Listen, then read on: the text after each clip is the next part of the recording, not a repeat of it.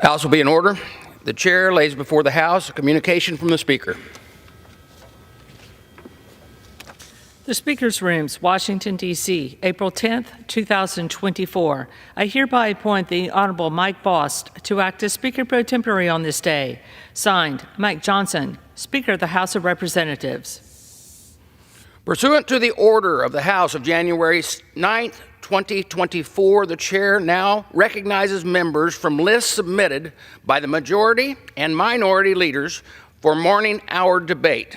The chair will alternate recognition between the parties, with time equally allotted between the parties and each member other than the majority and minority leader and the minority whip, limited to 5 minutes, but in no event shall debate continue beyond 11:50 a.m.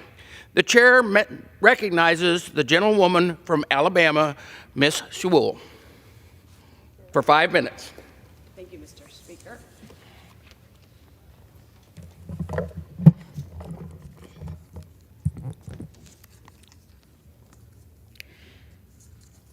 Mr. Speaker, I rise today to pay honor and tribute to the extraordinary career of a faithful servant leader, the Reverend Dr. Tommy L. Lewis, as we celebrate his retirement as the senior pastor of Bethel Missionary Baptist Church in Pratt City after 42 years of service.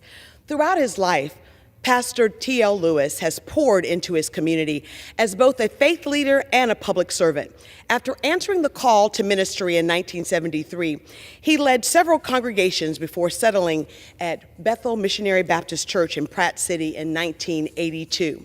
As pastor, Dr. T.L. Lewis worked to expand Bethel's congregation and deepen its impact by establishing a new worship center in 1990, which included a sanctuary with a seating capacity of 1,800. And he commissioned a family life center, which became the Bethel Community Life Center, that garnered thousands of dollars from both the state and federal to support community development and educational initiatives. After a tornado destroyed these buildings in 2011, it was Pastor Lewis who rallied the community together and rebuilt a beautiful new sanctuary that was completed and consecrated on August 24th, 2014. On a personal note, I've been blessed to call Pastor Lewis a dear friend and a trusted spiritual leader and a mentor. It's because of him that so much has changed in Pratt City and Birmingham, and we are eternally grateful. I ask my colleagues to join me in congratulating Dr. T.L. Lewis on his retirement as senior pastor at Bethel Missionary Baptist Church in Pratt City after 42 years. Mr. Speaker, I rise to honor a trailblazing leader, Dr. Glenda Baskin Glover, as she retires after 11 years as president of Tennessee State University in Nashville, Tennessee. The first woman to ever hold this position, Dr. Glover has spent her career breaking down barriers and shattering glass ceilings. A native of Memphis, Dr. Glover has accomplished a career both in academia and in business. She is one of 2 African-American women nationwide to hold the combination of PhD, CPA, and JD. As president of Tennessee State University, Dr. Glover oversaw significant growth and further solidified TSU's status as one of America's preeminent HBCUs. And her efforts have earned her the role of vice chair of President Biden's HBCU Board of Advisors. On a personal note, I know Dr. Glover as my sorority sister and as my mentor. Among her many affiliations, she is a lifetime member of Alpha Kappa Alpha Sorority Incorporated and served as its immediate past international president. It was my mother, Nancy Gardner Sewell, who mentored Dr. Glover in her ascension and was so proud of her when she became the international president of Alpha Kappa Alpha Sorority and as president of TSU. I ask my colleagues to join me in celebrating the retirement of Dr. Glenda Baskin Glover, the first woman president of Tennessee State University. I know that her retirement does not mean the end of her commitment to community service. I know it will allow her some much-needed rest and time to spend with her family and friends. We wish her nothing but the best in her future endeavors. Thank you, and I yield back the balance of my time. Gentlewoman yields back. The chair now recognizes the gentleman from Pennsylvania, Mr. Thompson, for 5 minutes. Well, thank you, Mr. Speaker. Mr. Speaker, I rise today to recognize the incredible work of the National Community Action Foundation as they celebrate 60 years of community action. Virtually every county throughout the country has a community action agency, which are organizations charged with fighting poverty at the local level. Today, I want to recognize some of the incredible work these agencies do at the local level to create opportunities for people to move from poverty to financial independence.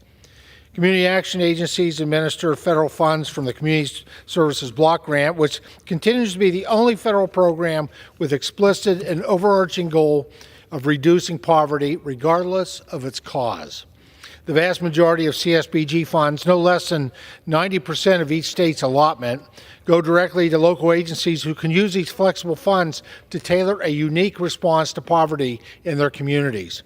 Community action agencies are highly successful at leveraging their CSBG allotments to obtain a wide array of other public and private dollars, showing the immense benefits of supporting successful public-private partnerships.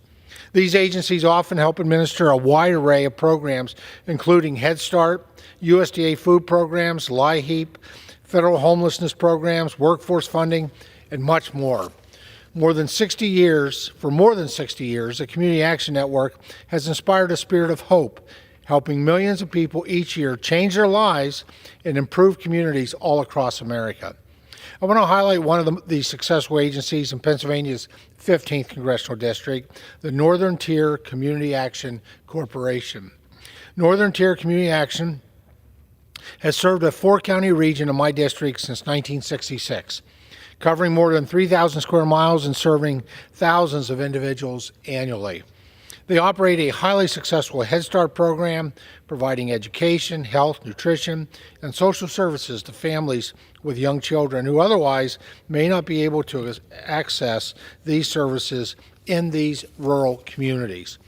Northern Tier also provides housing assistance to families facing imminent loss of their existing housing or who are currently homeless, and they help connect low-income individuals to everything from food to energy assistance.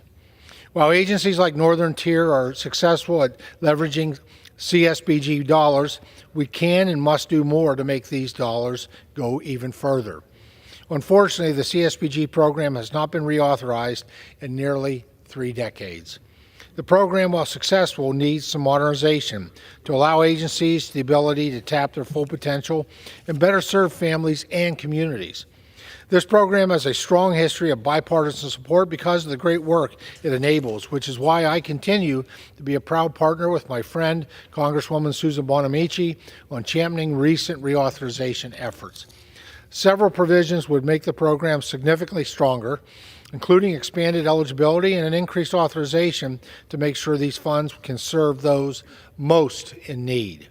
It is also critical that community action agencies maintain local control over planning and activities and avoid a top-down, one-size-fits-all approach. I'm also excited about the possibility of a new broadband navigator program within CSBG in response to the broadband and digital needs of low-income families and communities. It is time for Congress to renew our nation's commitment to reducing poverty by reauthorizing the Community Services Block Grant Program. Thank you once again to the National Community Action Foundation and the community action agencies across the country who serve those most in need every day. Thank you, Mr. Speaker, and I yield back to the balance. The gentleman yields back, and the chair recognizes the gentlewoman from Washington, Ms. Perez, for 5 minutes.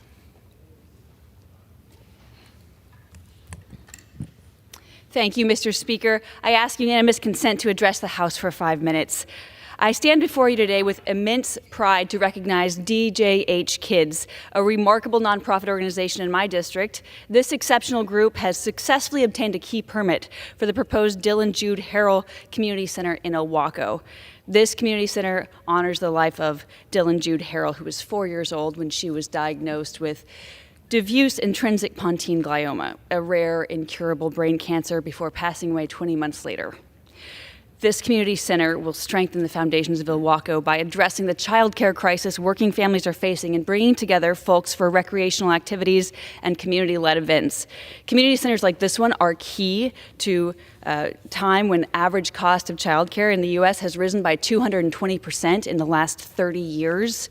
I ask my colleagues to join me in congratulating the folks at DJH Kids and the entire team supporting Dylan Jude Harrell Community Center. I'm excited for what the future of Ilwaco has in store. Mr. Speaker, I rise today in honor of the remarkable resilience and dedication of Deputy Drew Kinnison of the Clark County Sheriff's Department. With his 15-year tenure, Deputy Kinnison embodies the essence of a public servant. Just a year following an incident that led to the amputation of his left leg above the knee, Deputy Kinnison made a return to patrol duty. His injury resulted from a duty-related accident where a falling tree branch trapped him in his patrol vehicle. It was the efforts of his fellow SWAT team members and emergency responders that saved his life, in a moment which reflected the best of those who serve our community. Deputy Kinnison remained positive and determined to return to service throughout his recovery. His journey is a testament to his character and his passion for service. I stand with my community in honoring his unwavering commitment to duty and wish him success as he works towards rejoining the SWAT team. Deputy Kinnison embodies the best of Southwest Washington and our law enforcement community, and we extend our heartfelt gratitude for his service and the inspiration he provides to us all. Mr. Speaker, today I rise to honor a remarkable individual in my district, Mr. Doug Bill Schwartz, a distinguished World War II veteran who recently celebrated his 100th birthday. Bill's service journey began in the Navy, where he achieved the prestigious rank of radioman first class. While stationed on the USS Clark Mills, While serving on the USS Clark Mills, the vessel was struck by a torpedo in the Mediterranean and sunk. Remarkably, Bill survived this dire situation, being rescued by a British tug, and his service journey didn't end there. Bill's service took him to the USS Kingsbury and from there to Hiroshima. Following World War II, Bill met and married his beloved Nancy in 1947, and they were happily married for 68 years. During this period, Bill was called back to the Navy to serve in the Korean War as a seaplane tender in Japan. After his Navy career, he worked for the Federal Home Loan Bank as a loan examiner. In recognizing Bill Schwartz today, we honor not only his personal journey, but also the indomitable spirit and sacrifice of countless veterans who have selflessly served our nation. Bill's story serves as an example of courage, resilience, dedication, and to the principles we all hold dear as Americans. Mr. Speaker, today I rise to recognize Sergeant Alec Langan, a graduate of Washougal High School in my district, one of the 5 Marines who was killed on February 6th in a helicopter crash in a training flight near San Diego. Sergeant Langan graduated from Washougal High School, where my son would attend high school in 2018. He enlisted out of high school. Becoming a Marine was a lifelong dream of his, following in the footsteps of his father. He was promoted to the rank of sergeant in October 2022 and was a crew chief for the CH-538E Super Stallion helicopter, just like his dad. Over his career, he earned several decorations, including Navy and Marine Corps Achievement Medals, a Good Conduct Medal, and many, many others. Sergeant Langan's story serves as a reminder of the sacrifice our military members and their families face while they serve our nation. To his family and loved ones, both in Washougal and across the country, I will never understand how deeply you feel his loss every day. But I assure you that Sergeant Alec Langan's sacrifice and example for our country will not be forgotten. Thank you, Mr. Speaker. I yield back. Senator Fidelis, the gentlewoman yields back. The chair now recognizes gentlewoman from Iowa, Dr. Miller Meeks, for 5 minutes. Thank you, Mr. Speaker. I rise today to celebrate Cameron Sattler, a standout athlete from Clinton High School. This weekend, Cameron broke another school record in the 3,000-meter run with the time of 10 minutes, 20 seconds, 34 microseconds, showcasing her exceptional talent and dedication. Her coach, Tony Steen, praises her relentless work ethic and mental toughness, which has propelled her to success. But Cameron's achievements are not hers alone. They reflect the collective effort of the entire River Queen team, who secured the 2nd place overall at the Assumption Invitational. From sprinting to field events to relays, the Queens demonstrated their strength and versatility, inspiring us all with their potential for even greater success. Let us applaud Cameron her teammates, and their coaches for their outstanding achievements and continue to support and celebrate the success of our young athletes. Thank you, Mr. Speaker. I rise today in celebration of Iowa City High School student Jackson Robertson's recent honorable mention for win for C-SPAN's 20th annual Student Cam competition. Every year, C-SPAN invites middle and high school schoolers to think critically about issues that affect their communities and the nation. This year's theme was looking forward while considering the past. Robertson's 6-minute documentary, Prescribing Change, America's Healthcare Crisis, skillfully examines the impact of underinsurance and lack of health coverage, highlighting healthcare accessibility, rural healthcare challenges, prescription costs, and chronic illness rates in the United States. Robertson's proposed solutions include prioritizing preventative care and reforming the fee-for-service model. As a doctor, rural healthcare issues are near and dear to my heart, which is why I asked my colleagues to join me in celebrating this incredible achievement and wishing Jackson Robertson future success as he continues to examine complex issues that affect Iowans. Mr. Speaker, I rise today in honor of Gold Star Spouses Day, which was this past Friday, April 5th, 2024. In 2010, Congress designated April 5th as National Gold Star Spouses Day to pay tribute to the surviving husbands and wives of fallen service members. I wanted to recognize the Iowa family of Navy Explosive Ordnance Disposal Petty Officer First Class Joseph Adam McSween, who, along with his teammates, gave the ultimate sacrifice during Operation Iraqi Freedom in April 2007 when their vehicle was struck by an enemy rocket. Erin McSween is Adam's surviving Gold Star spouse and proud mother of 2 girls, Lily and Gwyneth.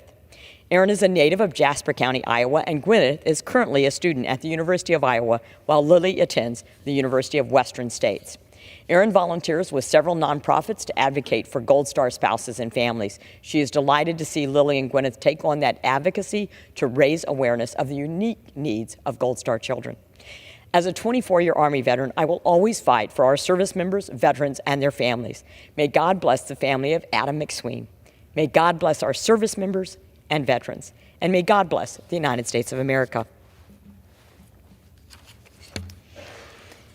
Thank you, Mr. Speaker. I rise today to celebrate the University of Iowa women's wrestling team, which finished the season strong at the 2024 National Collegiate Women's Wrestling Tournament with 6 collegiate champions and 12 All-Star Americans, as well as the team title for the most points. Despite only being inaugurated in 2021, Coach Chum and the entire athletics department have worked tirelessly to build up this program and make it among the most elite women's wrestling teams in the nation. Because of these incredible efforts, 6 champion Hawkeyes will be representing their school at the Olympic trials set to take place in Penn State University next week. And I visited with the family of one of those wrestling champions, Lily Huff, yesterday. So, Mr. Speaker, I ask my colleagues today to join me in celebrating these incredible Hawkeyes and wish them well as they work to secure a spot at the Olympics this summer. As always and forever, go Hawkeyes. With that, I yield back. The gentlewoman yields back. The chair now recognizes the gentlewoman from Michigan, Ms. Tlaib, for 5 minutes. The most successful internet affordability program in our nation's history will soon run out of money unless Congress acts. 23 million families rely on an affordable connectivity program in our country. If Congress doesn't reauthorize this funding, the program will run out of money in a matter of weeks. This is deeply concerning for thousands of our residents who depend on this program for internet access. In Michigan's 12th district alone, this program has benefited 110,000 households, reducing broadband costs in the district by $52.1 million annually. Losing this access would jeopardize the well-being and opportunities, Mr. Speaker, for an estimated 64 million Americans, especially our seasoned residents. This is why it's so important, and I co-sponsored the Affordable Connectivity Program Extension Act and urge Speaker Johnson to bring this bill to the floor for a vote. Access to internet is a necessity for our communities, not a luxury. From education to employment to scheduling healthcare appointments to access to health services, everyone deserves affordable internet access. We cannot let this crucial resource expire and leave our residents disconnected. Mr. Speaker, disability rights are human rights. Everyone in our country and around the world, including people living with disabilities, deserve to lead a fulfilling life with dignity. I am committed to dismantling the barriers and injustices our neighbors with disabilities face to ensure our country is living up to our values of equity, and equal rights of all people. Our neighbors with disabilities cannot receive quality health care they need and deserve when medical facilities lack accessible equipment like examination tables, weight scales, dental chairs, and radiology devices. I can't even imagine. This is why I joined my sister in service, Congresswoman Ayanna Pressley, in urging the Justice Department to address this issue and help disability community access equitable health care. I am so grateful for her leadership and partnerships.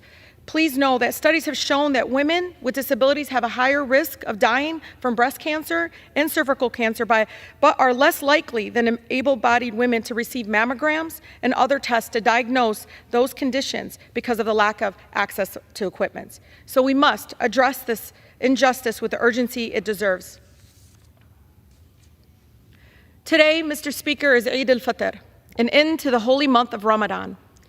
Eid Mubarak to all my fellow Muslims in Michigan's 12th Congressional District, across the country and the world. May Allah accept our fasts and deeds of the past month and forgive us for our shortcomings. To my colleague, this Eid is not the same for the Muslim communities that you represent. Gaza is on their minds and hearts today as they witness the starvation and ethnic cleansing of Palestinians continue. The images of children in Gaza celebrating Eid on top of rubble of their homes, the schools, and masjids that no longer stand brings them to tears. I urge you to please listen to them. Listen to the fellow Americans of Muslim faith when they urge you to not just pray, but also demand a permanent ceasefire. Saving lives should not be controversial.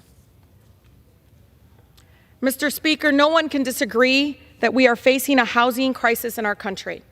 Today, the average renter now pays over 30% of their income towards rent. And 78% of Americans are living paycheck by paycheck. In Metro Detroit alone, there are 3 extremely low-income renter households for each unit that is both affordable and available. Our investment in public housing have long been insufficient. The Detroit Housing Commission needs hundreds of millions of dollars in capital improvements, but they only have $12 million annually to spend. I introduced the Public Housing for the 21st Century Act to ensure that public housing developers have access to the latest best practices using local policy tools and financing. When it comes to homeownership, after 2008 financial crisis, Michigan experienced the largest decrease in black homeownership compared to any other state in the country. The black homeownership rates in Wayne and Oakland counties in my district dropped more than 10 percentage points. This is a crisis that must be addressed. This is Fair Housing Month. I'm urging my colleagues to please support the largest investment in funding for HUD's affordable housing and homelessness program for the next fiscal year. Yields back. For what purpose? The chair now recognizes a gentleman from Virginia, Mr. Klein, for 5 minutes. Thank you, Mr. Speaker. I rise today in celebration of the 100th anniversary of Page Memorial Hospital. For the last century, Page Memorial Hospital has dedicated their resources to serving residents of Page County and beyond. This year, Page Memorial was named a Top 100 Critical Access Hospital by the Chartist Center for Rural Health. As a critical access hospital, they provide a wide range of services that are vital to maintaining good health and inspiring overall wellness across Virginia's 6th District. In 2014, the hospital moved into a new 67,000 square foot replacement facility, which features private inpatient rooms, an expanded emergency department, and greatly enhanced transitional care program for patients who require additional nursing and rehabilitation care after being discharged from the hospital. The hospital also has a state-of-the-art outpatient rehab center, which brings all of the physical, occupational, and speech therapy services together to provide patients with better coordination of care while increasing patient safety. I'm so grateful to have them serving Page County and all the folks across Virginia's 6th District. Thank you, Page Memorial Hospital, for 100 years of care, and I wish them the best and most successful 100 more to come. Mr. Speaker, I rise to congratulate the Salem High School forensics team for making history by winning its 18th consecutive state championship. The team dominated the Class 4 field with a 40-17 win over the runner-up. These champions include senior Cade Lakin, who led the team with his third straight serious duo championship this year with sophomore Bella Porch. Along with Porch, Salem had several first-time state champions, including LeBron Parcell in extemporaneous speaking, Claire Rawlins in impromptu speaking, Noah Lovern in storytelling, Charlie Bain in humorous, and 8th grader Tara Farakpour in prose. Since 2004, Salem has won 99 individual event championships in forensics. Coach Mark Ingerson has done an incredible job of driving home the importance of teamwork amongst the students, and his leadership has bolstered the team's success. Congratulations to the participants, parents, coaches, and staff for this incredible win and making this milestone possible. Mr. Speaker, I'm proud to recognize the remarkable students of the Kate Collins Middle School and Waynesboro High School Beta Clubs for their outstanding achievements and winning first place at the Virginia Beta Convention in Hampton. The young Virginians from Kate Collins Middle School showcased their exceptional talent and skills, with Preston Stacy winning first place in accessory design and Emma Loyanko securing second place in on-site art drawing. The team of Parker Newton, Archer Kraft, Asher Shepard, and Sophia Williams earned second place in musicology. I also want to celebrate the Waynesboro High School's Beta Club, returning triumphantly to the state convention for the first time since 2019. The Quiz Bowl team, made up of Jacob Hostetter, Tack Shepard, Josh Short, and Colton Redifer, showed unparalleled academic prowess, earning first place and being crowned state champions. I wish them the best of luck as they advance to the National Beta Club Convention in Savannah, Georgia. Please join me in congratulating these remarkable students and their advisors for their exceptional achievements. Mr. Speaker, I rise today to congratulate the Glenver High School men's swimming and diving team from Virginia's 6th Congressional District for their remarkable win at the Virginia High School League Class II Championship. Their victory, by a significant margin of 238 points, underscores their hard work, dedication, and team unity. These champions include Avery Thompson, Ashton Meadows, Landon Cairns, and Keys Van Gerven, and Connor Wilkes, who also won 4 individual state titles. The victory is a testament to the support of coaches, parents, and the community, reflecting the values of perseverance and teamwork we hold dear. Congratulations to the Glenver men's swimming and diving team on their championship win, an inspiring achievement for athletes and all constituents across Virginia's 6th District. Mr. Speaker, I rise today to address a matter of grave constitutional importance. The Senate holds a solemn duty to conduct the impeachment trial of Department of Homeland Security Secretary Alejandro Mayorkas for high crimes and misdemeanors, a charge the House has clearly laid out. Our decision to impeach Secretary Mayorkas is not one we have taken lightly. For nearly a year, the House Committee on Homeland Security has meticulously uncovered the depths of the border crisis. The findings are unequivocal. Secretary Mayorkas has willfully disregarded the laws of the United States, betraying the trust of the American people and the very Constitution he swore to uphold.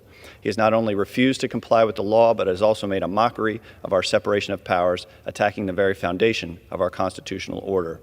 As the House managers deliver the articles in the next few weeks, I remain hopeful that the Senate will take up this matter with the seriousness it deserves for the sake of our Constitution, our security, and our American principles. I yield back. The gentleman yields back. The chair now recognizes the gentleman from Illinois, Mr. Schneider, for 5 minutes. Mr. Speaker, I am proud that the United States was the first country to recognize the newly declared state of Israel nearly 76 years ago, merely 11 minutes after its creation.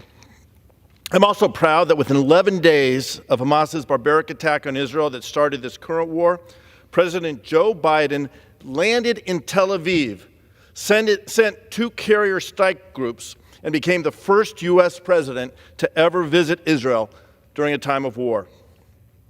On October 7th at approximately 6:30 a.m., Hamas launched thousands of rockets at cities across Israel, sending millions of Israelis into bomb shelters and safe rooms while providing cover for a swarming army of Hamas terrorists who invaded the country and launched a genocidal attack, brutally murdering more than 1,200 people, wounding more than 3,000 others, and taking more than 250 hostage into Gaza. In the 6 months since Hamas started this war, Israel has been fighting for its existence on many fronts, facing attacks and threats from Gaza, Lebanon, Syria, Yemen, Iraq, and Iran. And it's more than just the mortars, rockets, missiles, and drones threatening Israel. Israel's enemies have two key strategies in their campaign to destroy and delegitimize the Jewish state. One, distort the truth with canards and libelous accusations against Israel and the Jewish people. And two, isolate Israel in global forums and in the world of public opinion. South Africa is perversely accusing Israel of genocide in the International Criminal Court of Justice. Of course, when you lift the veil of this grotesque distortion of the truth, you see that Iran is also behind South Africa's actions, just like Iran finances and fuels Hamas, Hezbollah, and the Houthis. Meanwhile, in cities around the world, as well as here in the United States, anti-Israel protests are replete with calls for the elimination of the Jewish state, most clearly manifest in the chant, "From the river to the sea, Palestine will be free." And look no further than the rally just last Friday in Dearborn, Michigan, where the crowd chanted not only death to Israel, but death to America. I am grateful for the leadership and moral clarity of the Biden administration, as well as the mayor of Dearborn, when they roundly condemned this hateful rhetoric. Israel's enemies, from Hamas, Hezbollah, and Iran, to groups here in the United States like SJP, AMP, and JVP, are doing everything they can to demonize, delegitimize, and ultimately destroy the only Jewish state on earth. But let's be clear. The war Hamas started on October 7th is not just a war against Israel. Iran's vision is not just the destruction of Israel, but the conquest of the entire Muslim world and the defeat of the West.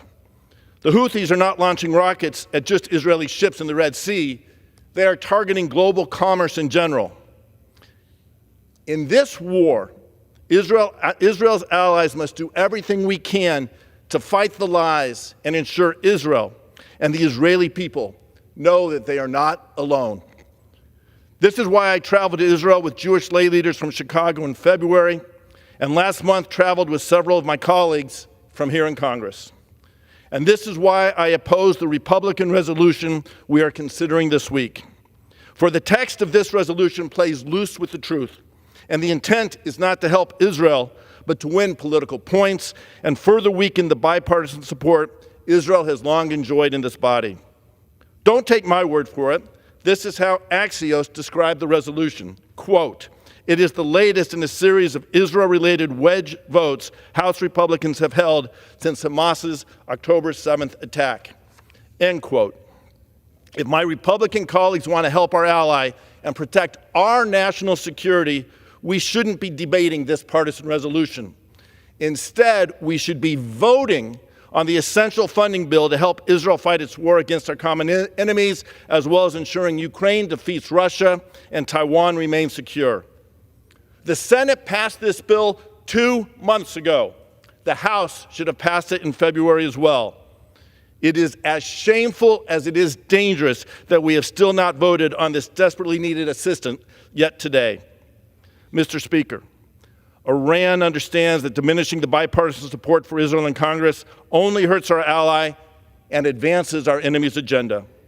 Why are Republicans so willing to play into the hands of Iran and Israel's other enemies?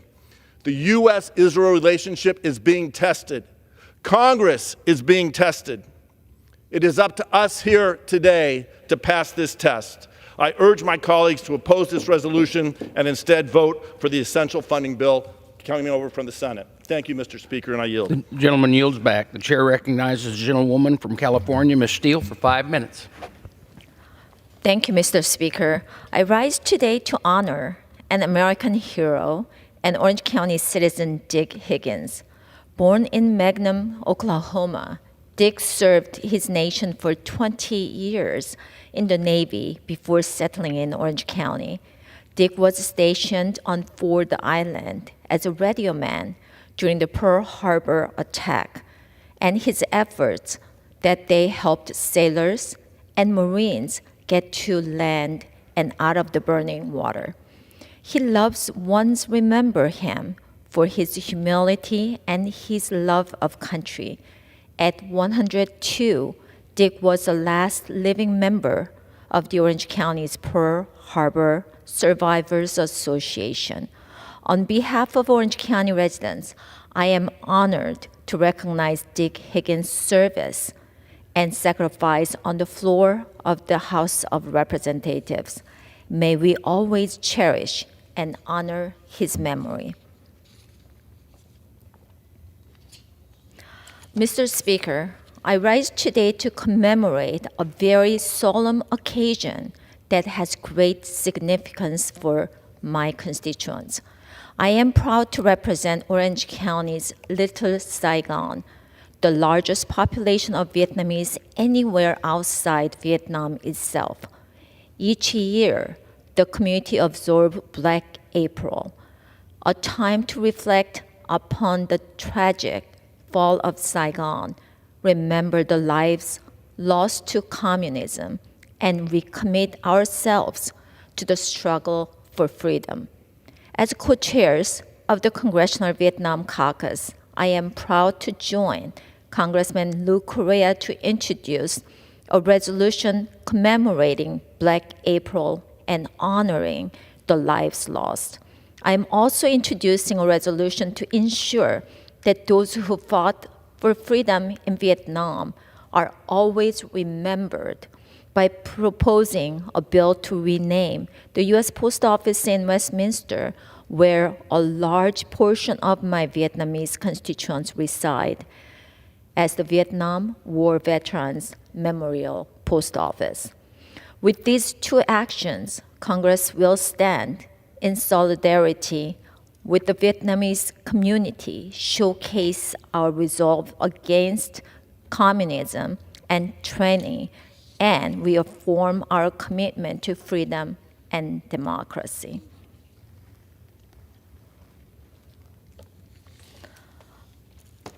Mr.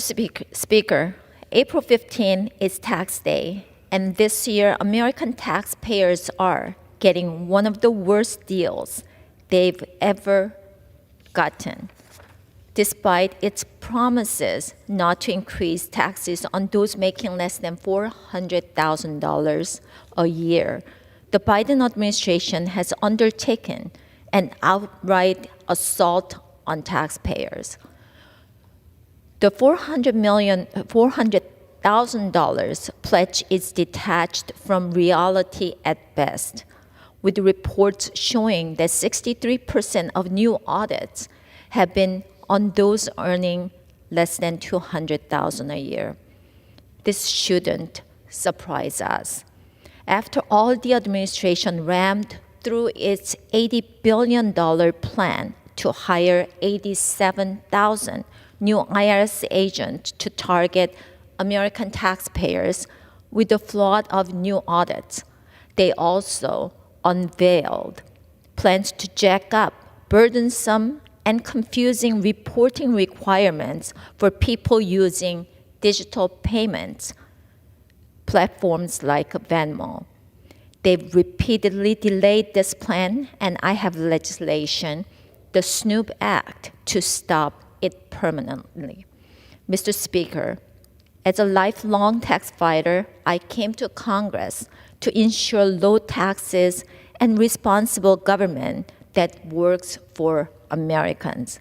I urge the administration to join me in that work and end its war on American taxpayers. Thank you, and I yield back. Gentlewoman yields back. The chair now recognizes the gentleman from Kentucky, Mr. McGarvey, for 5 minutes.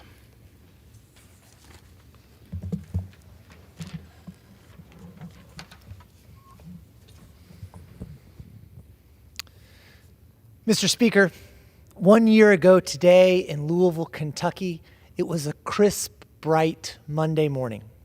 The Easter sun had silently set the night before on blooming dogwoods and azaleas, and a new day had sounded in, with only the squeaking of school bus brakes interrupting the birds chirping to signal the changing of the seasons. The perfect spring awakening to welcome families back to school from spring break while ushering the rest of us into work with a sense of rebirth and renewal. Louisville is lucky to be blessed with such scenes of beauty on an annual basis. The sounds, sights, and smells are familiar and wonderful. Instinctively, We know that antihistamines are coming out of our bathroom cabinets and Derby is right around the corner. Spring is when Kentucky's natural beauty, pageantry, and homegrown hospitality are on display for the world to see. This is why it was so shocking. You never think it's going to happen in your community, that no one could do this. But this is why we truly did not think it was possible. Not in Louisville, not now. But on April 10th, 2023, a lone gunman with an assault rifle walked into the Old National Bank on Main Street in Louisville, Kentucky, and opened fire on his colleagues. Spring's ritual beauty was shattered by the unfamiliar booms of an AR-15, the acrid smell of smoke, sirens, and screams. 5 people were killed. Josh Barrick, Dina Eckert, Jim Tutt, Juliana Farmer, and my friend, Tommy Elliott. These 5 innocent lives were taken from us far too soon. Josh was a loving husband and young father. Juliana Farmer was expecting another grandchild. Dina Eckert was known for her generosity and her compassion. Jim Tutt was a community leader. And Tommy Elliott, who was a longtime friend of ours, loved life, people, jokes, and stories. All will be missed.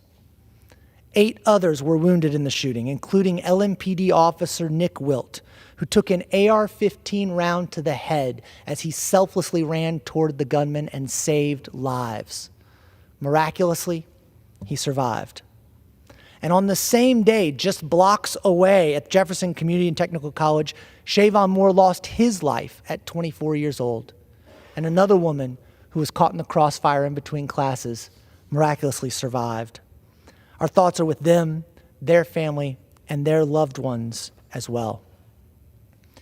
It's been 1 year since we lost Tommy, Josh, Juliana, Jim, Dina, and Siobhan. They've been missed at milestones such as birthdays, graduations, and holidays, and every moment in between. But we will never forget them. Their memories live on in all of us who remember and love them. And as we honor those we lost, our community remains so grateful to every first responder who arrived on the scene that morning and leaped into action. They saved lives. To the Louisville Metro Police Department, the Louisville Fire Department, the FBI, EMS, and the U of L Hospital Trauma Team, thank you. Thank you for your incredible service to our community on April 10th, 2023, every day before and every day since. I stand here today not just as a member of Congress, but as a lifelong Louisvillian whose community joined the long list of cities touched by senseless, preventable gun violence. But it's not just mass shootings that rock communities. Everyday gun violence in Louisville and across our country has taken far too many lives too soon. Gun violence is now the leading cause of death in children. Children. There is so much more we can and must do, like combating the root causes of crime and expanding mental health services, as well as pushing common sense gun reforms, like universal background checks, extreme risk protection orders, and banning assault weapons.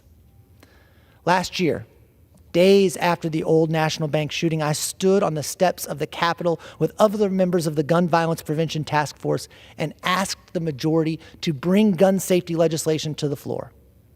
I'm here today asking again for my colleagues across the aisle to work with us, like they have before, to make our communities safer. Gentlemen, Reflecting time on has what expired. this day means to me and our community, I'm reminded of how strong Louisvillians are. Friends, neighbors, and loved ones gentleman's came time together has to expired. support one another through an unimaginably tough time. It's been 1 year since our Gentleman's community time has experienced expired. a mass shooting. The gentleman at is Old no longer National Bank. recognized. The House will be in order.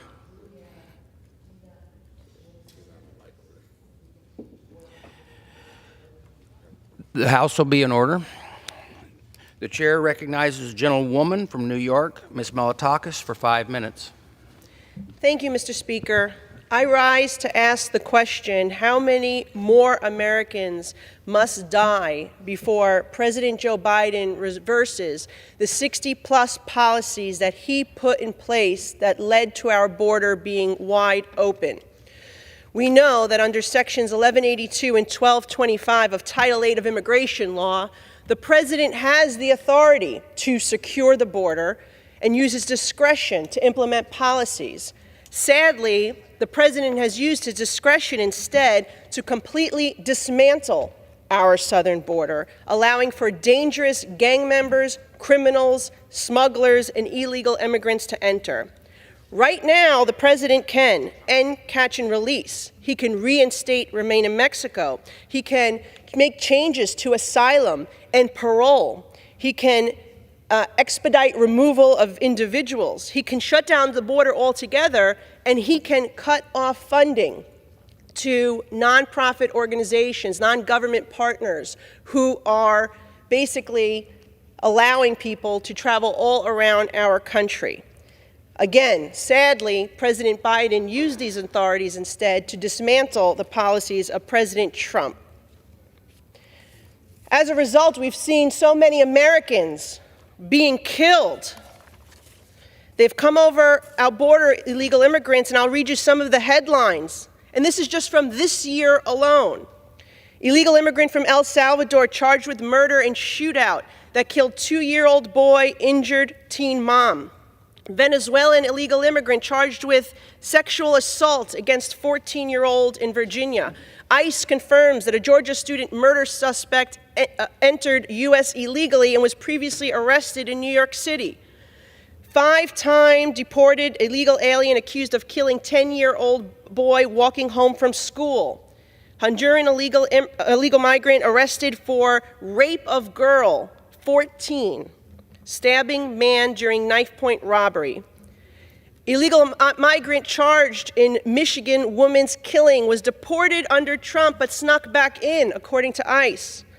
Illegal immigrant deported 8 times with 11 arrests, now charged with murder in Ohio. These are just some of the victims of President Biden's open border policy. If we go into last year, we can talk more about an illegal immigrant who had an outstanding warrant for attempted strangulation, approached a car and shot a woman 7 times because she wouldn't hang up the phone when he asked her to. An illegal immigrant was charged with sadistically murdering a 16-year-old Texas high school, stabbing her to death and dumping her body in the bathtub, and her body was discovered by her mother. An illegal alien released by the Biden administration was arrested for raping an 11-year-old girl, strangling her to death after knocking on the door of her home. An illegal who entered our country under the Biden administration was charged with driving a minivan into a school bus full of children, flipping the bus and killing an 11-year-old boy. An illegal alien repeatedly stabbed and mutilated individuals and then dumped them in a field in Daytona Beach, Florida. And an illegal immigrant was arrested for murdering a 57-year-old, a mother of 3, and a grandmother of 4 in Texas. This is a 5-minute speech. I'm only allowed 5 minutes, or else I can go on and on and on. So again, I will ask, how many more murders of Americans, whether it be by stabbings, drunk driving, shootings, or fentanyl, will it take before the President reverses his dangerous policies at our southern border? Or the Senate takes up our legislation, H.R. 2, the Border Security Act, which would require him to take action at the border. Giving the President a little more discretion, as the Senate has suggested, is not going to resolve the issue because the President is not using the discretion he currently has. We need to require him to take these actions to reinstate the policies of the previous administration that were working, common sense policies, and stop this President from giving parole to individuals who are dangerous gang members who are wreaking havoc in cities like mine in New York. I yield back. Thank you very much. Gentlewoman yields back. The chair now recognizes the gentleman from California, Mr. Kahana, for 5 minutes. Thank you, Mr. Speaker. Mr. Speaker, the doomsday clock is set at 90 seconds to midnight, the closest it's ever been.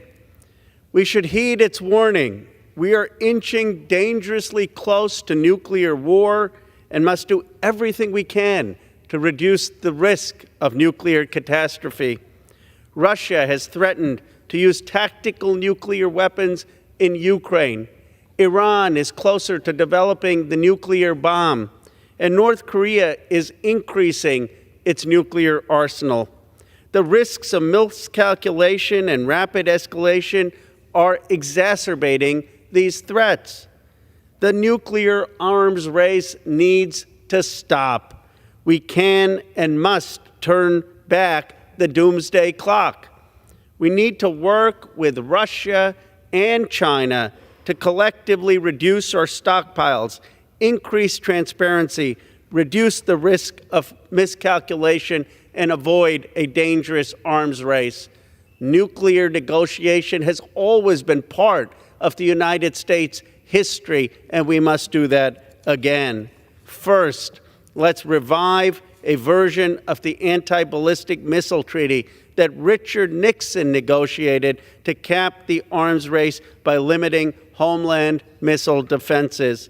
This will reduce pressure on the United States, on China, and Russia to build more nuclear weapons. Unfortunately, President George W. Bush withdrew from the treaty in 2002. We need to negotiate to re-enter. Second, we must re-enter the Open Skies Treaty that was first proposed under Dwight Eisenhower and signed by President Bush Sr. Open Skies authorizes treaty parties, including the United States, to conduct unarmed flights that provide opportunities to monitor others' nuclear capabilities. Donald Trump withdrew from this treaty that Republican presidents had negotiated in 2020. We need to get back in. Third, we should restore the Intermediate Range Nuclear Forces Treaty and expand it to include China. This was Ronald Reagan and Gorbachev's achievement, and yet Donald Trump withdrew from this treaty in 2019. We need to get back in. Fourth, we need to resume implementation of the New START Treaty negotiated under President Barack Obama to limit the number of deployed strategic nuclear warheads. Putin suspended New START in 2023, ripping up the last remaining nuclear treaty with the United States. He did this because of our support of Ukraine. We need to pass funding for Ukraine to defend its sovereignty, end the war justly, and renegotiate New START with Russia and China. And lastly, we must negotiate with Russia to agree that both of our countries will adopt a no first use policy. We'd be joining China and India, who already have this posture, unlike Russia and the United States. Adopting a no first use policy only if Russia agrees as well would clarify that our nuclear weapons are for deterrence and avoid unintentionally escalating a crisis. Maintaining the nuclear triad as deterrent should not bankrupt us. We must cut the costs of modernization that are excessive and that are going to defense contractor lobbyists. The Air Force's new Sentinel ICBM program is already 37% over budget, costing taxpayers $132 billion. That's money that could be going to feed our kids in school, to be helping pay for college or vocational education, or to be paying for childcare. I call on my colleagues in Washington to help avoid a global catastrophe and a nuclear arms race, to look to previous presidents like Eisenhower, Reagan, Bush, Obama, and Clinton, and negotiate as statesmen to reduce the risk of nuclear war. We must stop this arms race. We must take our weapons off hair trigger alert. We must spend our tax dollars here at home where Americans most need it. And we must ensure diplomacy prevails, not nuclear war. As President Reagan and Gorbachev said, a nuclear war cannot be won and must never be fought. Thank you, Mr. Speaker, and I yield back my time. Gentleman yields back. The chair now recognizes the gentleman from South Carolina, Mr. Norman, for 5 minutes. Thank you, Mr. Speaker.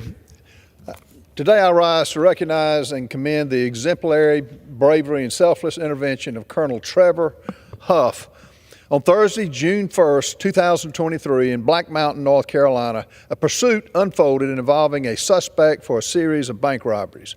The situation then escalated as the suspect crashed on Interstate 240 after driving on the wrong side of the road, ending a high-speed pursuit. The immediate and fearless actions of Colonel Huff began after the crash when the suspect attempted to hijack an elderly woman's vehicle on the interstate, and she was stopped by the traffic. Colonel Trevor Huff, a dedicated United States Army veteran with an impressive nearly 30-year service record, he stepped in. Without hesitation, Mr. Huff ran toward the unfolding danger to intervene and protect the innocent victim of the carjacking. As the suspect attempted to steal the car, Mr. Huff managed to pull the suspect from the vehicle while two other veterans put the victim's car in park intended to the victim herself. With incredible bravery, Mr. Huff overpowered and immobilized the suspect on the ground.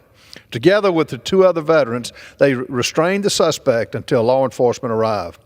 Mr. Huff's military training proved invaluable in this critical moment. His quick thinking and decisive actions not only prevented a potential tragedy, but also ensured the safety of others while on the interstate. Mr. Huff's heroism did not end there. He remained vigilant, he assessed the situation, and displayed remarkable composure in the face of potential danger to himself.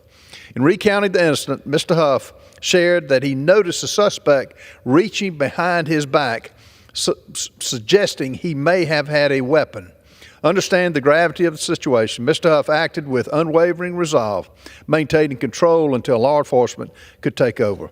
It is with great admiration and gratitude that we acknowledge the exemplary bravery of Mr. Trevor Huff. His selfless actions exemplify the highest ideals of duty, of honor, and of service to others. This nation is indebted to individuals like Mr. Huff, whose commitment to the well-being of his fellow citizens reflect the strength and the character that make America great. I extend my sincere appreciation to Mr. Huff and all those who stand ready to act in the face of danger, embodying the spirit of service that defines the American people.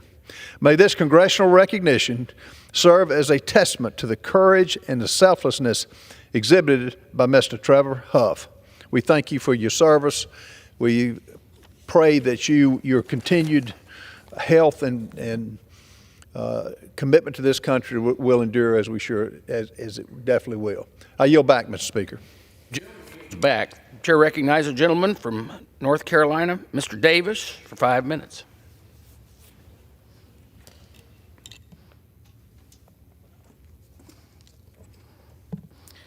Thank you, Mr. Speaker.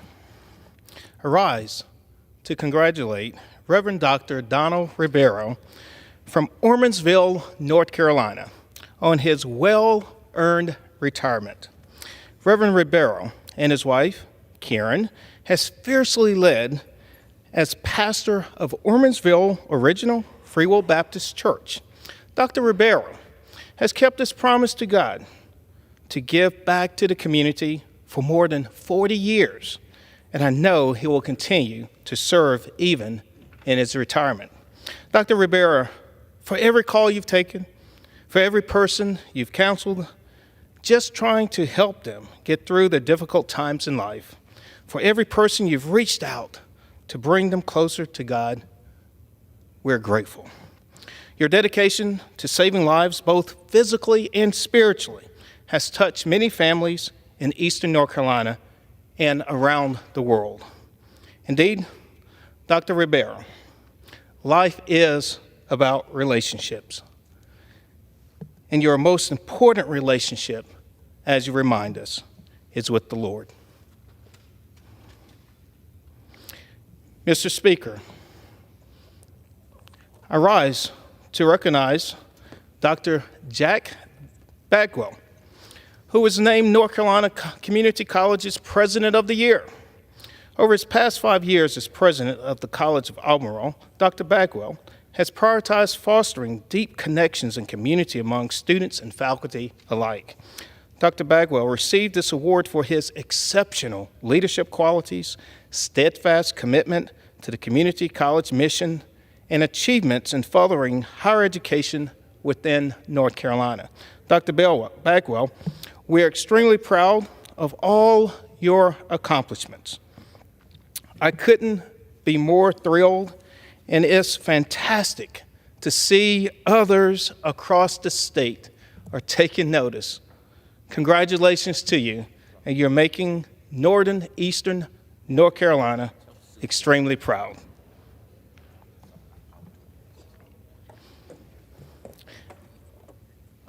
Mr. Speaker, I rise to recognize North Carolina Player of the Year, Zam Jones, who is living proof that you can never underestimate the power of Eastern North Carolina.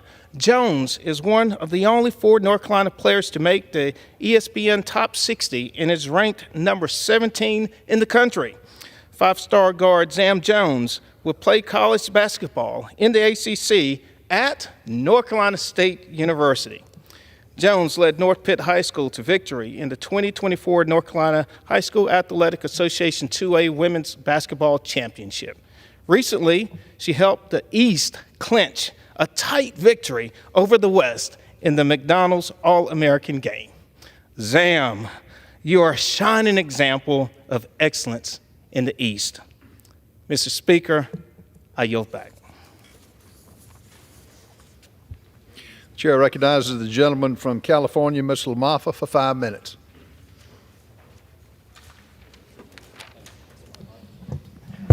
Thank you, Mr. Speaker. So, in the D.C. newsroom for National Public Radio, which is the central hub for NPR's coverage of politics and news, it just came out that they have amongst their staff 87 registered Democrats in their editorial positions and 0 Republicans. 87 to 0. Now, Joe DiMaggio's hitting streak was amazing at 56 games in a row. Pete Rose in the 70s at 44 games in a row. 87 to 0. Now, I suppose, should it matter what the political makeup of people are in these positions? You know, not really, I guess, in a real sense. We're not talking reality in Washington, D.C., are we? We're not talking about a non-biased media that covers this place, that covers what politicians do, and the slant that people are going to hear it when they're out there in their cars, their homes, or wherever, picking this up in the various forms of media. So what do we know about NPR? It receives funding from the taxpayer and tries at the same time to be claiming to be objective. It receives it via the Corporation for Public Broadcasting, which the CPB, receives about $525 million of taxpayer dollars. About 50% of their funding. The other half comes from corporate donations, the same corporations that Democrats love to say evil things about, but oftentimes these days are doing bad things. So it's pretty hard to figure out where they're coming from. But what we've seen in recent years in reporting is a strong bias against Republicans and conservatives coming out of NPR, Corporation for Public Broadcasting, when they cover the political front here. The bias against anything that's not a far-left view is clear. In fact, the bias of NPR is so clear that even a left-leaning editor in their organization, is where this came out, is raising alarm about the clear and consistent bias. This person is very concerned about it and is now being dismissed. NPR has already issued many statements and articles dismissing the critique, including this morning, without any admission by NPR or acknowledgement of any wrongdoing or bias, and certainly they have no intent to reform or even reflect upon what this looks like and sounds like. Let us remember that NPR embraced the Russiagate conspiracy theory without question, and they dismissed the Hunter Biden laptop story without proper scrutiny. All these things have been proven otherwise, haven't they? They also have NPR actively working to dismiss and attack information about the true origins of the COVID-19 virus, as well as the early treatments could have probably saved and helped many lives when they dismissed ivermectin and other forms, instead calling it horse paste, when as recently as 2015 it won a Nobel Prize for the amazing work they did with ivermectin. In the last decade, NPR's own audience has shrunk and become more intensely left-wing, gradually pushing out conservative listeners with nonstop ideological programming, bias in reporting, and injecting far-left ideas into previously non-political programs. So it's not just that quirky little radio station you hear in a musty bookstore or at a used record store or something like that. It's taken a really hard twist to the left. They claim to be neutral in a public platform to consider all things and consider all perspectives, but unfortunately it isn't that way anymore. They're desperately burning up their own credibility to try and keep up with the demands of the far left in its ranks that continue to shift farther and farther left. That's what this person on their organization came out and said. For 25 years, they have lost the American people with this shift. Pretty sad. So perhaps instead of calling it National Public Radio, it should be called National Progressive Radio, the term Democrats on the far left use for themselves. Though I've never really seen where the word progress fits in with some of the programs and ideals coming from the so-called progressives. NPR being funded by taxpayer dollars is a serious betrayal of the public trust. The American taxpayer should no longer be subsidizing this propaganda, which fails to even pretend to be unbiased anymore, and is appealing to a smaller and smaller group of people, unfortunately. Too bad, because the idealism of it years ago it was created looked a heck of a lot different and was indeed something everybody could find enjoyment in. I yield back. Pursuant to Clause 12A of Rule 1, the Chair declares the House in recess until noon today.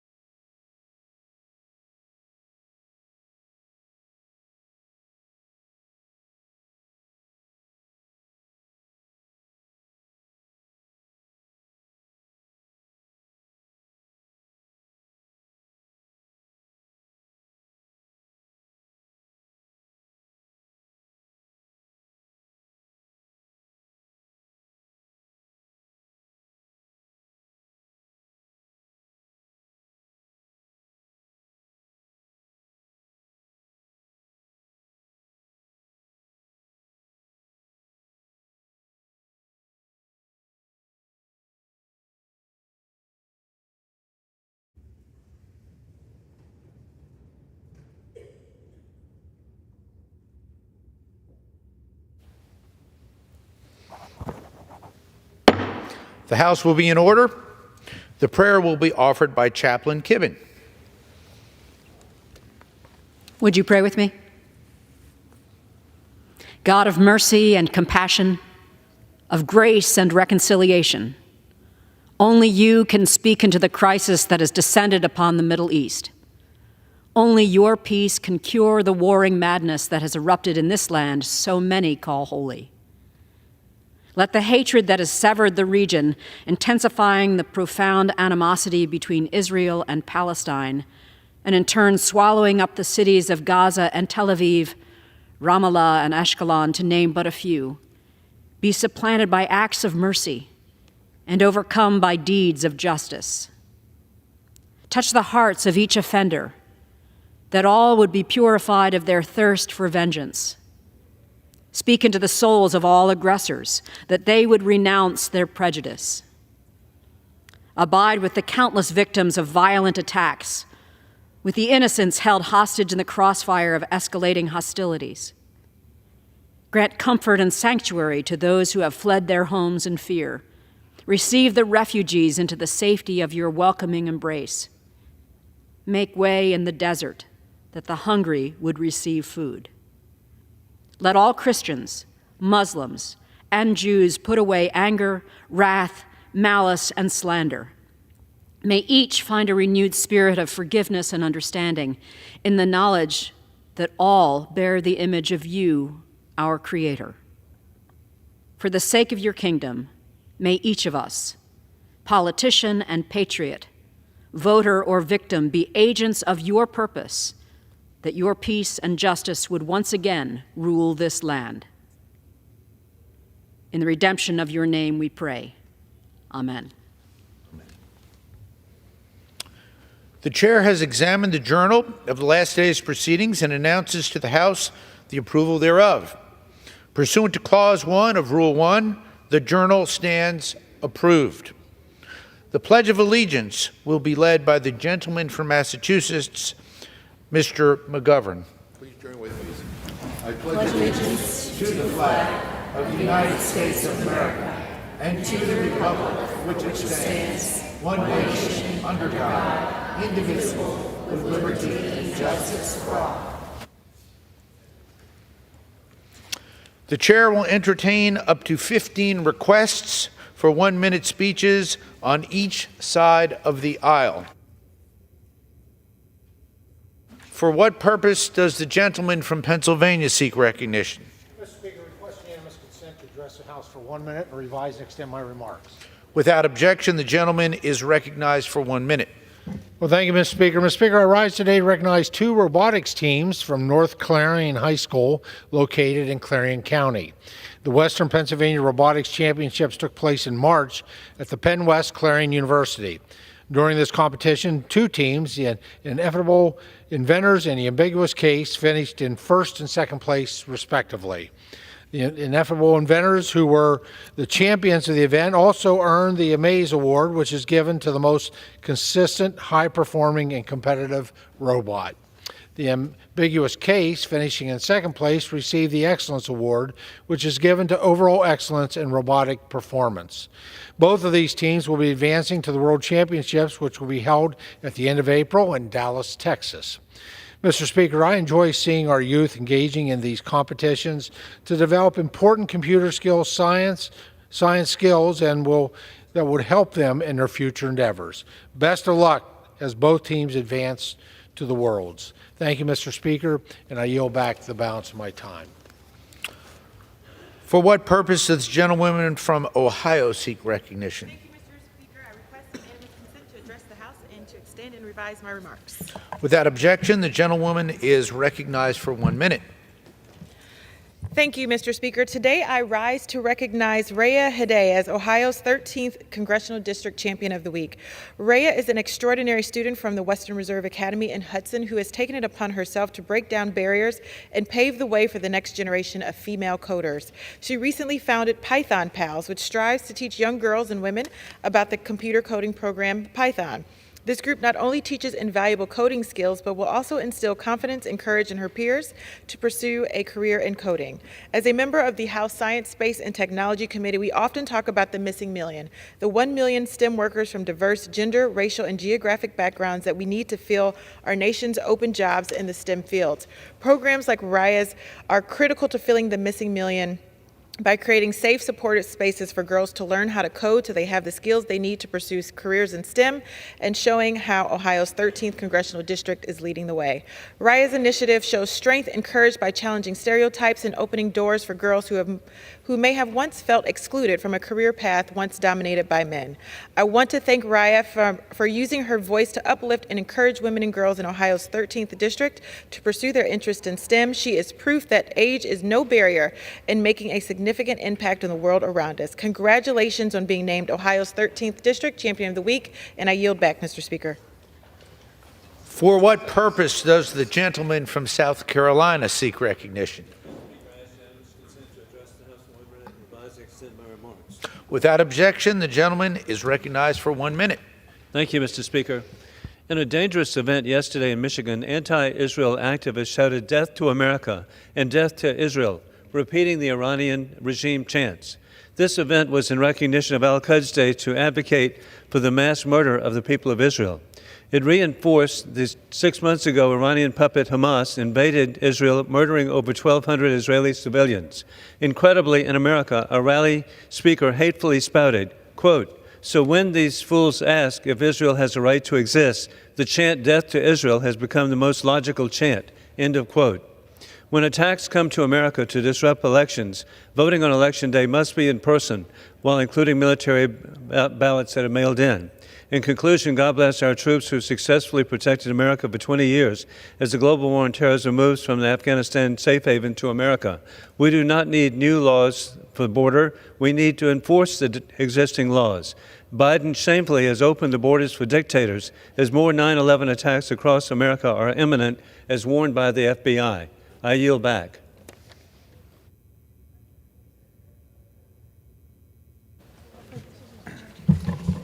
For what purpose does the gentleman from Massachusetts seek recognition? Ask unanimous consent to address those for 1 minute and revise and extend my remarks. Without objection. Mr. Speaker, I rise today to congratulate the North High School boys basketball team for the remarkable accomplishment of winning back-to-back Massachusetts Division I state championships. I want to recognize Principal Sam Fanfan, Coach Petway, and all the players on their historic run. Last year, they were the first public school team from my home city of Worcester to win a D1 state championship. North High forward Carl Hens Belliard graduated that year and went on to Salem State University to continue his academic athletic career. Tragically, Carl Hens lost his life to senseless gun violence last fall. It was heartbreaking for the North High community and the entire city of Worcester. The team dedicated this season to Carl Hens and emerged more determined than ever. On March 17th, the Polar Bears went to the state championship and won their 45th straight game to cap off a perfect 24-0 season. Mr. Speaker, the talent, work ethic, and resilience of this team has made all of Worcester proud. I yield back. For what reason does the gentlewoman from Texas rise? Mr. Speaker, I ask unanimous consent to address the House for 1 minute. Without objection, the gentlewoman from Texas is recognized for 1 minute. As the IRS's tax filing deadline quickly approaches, safeguarding the rights of taxpayers across our nation is top of mind for me and for all Americans. I rise today to advocate for H.R. 6332, the Strengthened Taxpayer Rights Act of 2023. At the heart of this bill, it is simple, yet powerful principle. Taxpayers have a right to a fair and impartial appeals process. H.R. 6332 restores accountability and fairness to the appeals process by ensuring that taxpayers have a say in who does and who does not get to participate in their own appeals conference before the IRS's Independent Office of Appeals. In passing the Strengthened Taxpayer Rights Act, we should send a clear message. The rights of taxpayers are non-negotiable. I urge my colleagues to stand with me and recommit to fairness, justice, and the fundamental rights of every taxpayer. Thank you. For what purpose does the gentleman from Tennessee rise? Why rise? I'm sorry, I'm jumping the gun there. Mr. Speaker, I ask unanimous consent to address the House for 1 minute and to revise and extend my remarks. Without objection, the gentlewoman is recognized for 1 minute. Thank you, Mr. Speaker.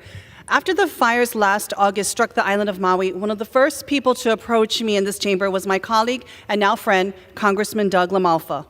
Few districts have experienced the tragedy of wildfires like California's first. And prior to the Maui fires, the Camp Fire held the record as the deadliest American wildfire of the last century. This past recess, I participated in a bipartisan exchange with Congressman LaMalfa. I went to the town of Paradise. I learned of the challenges and opportunities in recovery. I saw schools and homes that had burnt, rebuilt, and I left feeling hopeful. Congressman LaMalfa also joined me in Lahaina, attending the dedication of the new temporary school, even breaking in the new basketball court, playing ball with our governor. I must add, neither of them will be quitting their day jobs. He walked with us through Lahaina, met with our community, and answered their many, many questions. There is a definite comfort knowing that while the road ahead for our communities is long, we aren't on it alone. I'm honored to have a trusted partner and friend in Congressman LaMalfa, and I look forward to the work we will do together. Thank you, Mr. Speaker, and I yield back. For what reason does the gentleman from Tennessee rise? Thank you, Mr. Speaker. I rise and ask unanimous consent to address the House for 1 minute. Without objection, the gentleman is recognized for 1 minute. Thank you, Mr. Speaker.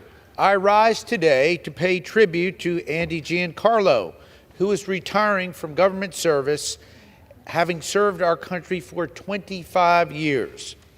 When Angie told me about her retirement, I told her I would support her, especially if she chose to reconsider. Alas, she's retiring, so I would like to take this opportunity to honor her 13 years spent on the House Appropriations Committee. It's hard to put our appreciation into words, but as appropriators, we are at our best when we express it in numbers. As professional staff and clerk, Angie helped usher 12 energy and water bills through successful passage of the House and 14 bills through final enactment. Conservatively, that means she also had to directly consider over 600 amendments to get there. I will spare everyone on the accounting on all these talking points that it entails, but rest assured, Angie had correct comma placement in every single one of them. The countless hours Angie dedicated to the committee made this place a better place, and we greatly appreciate it.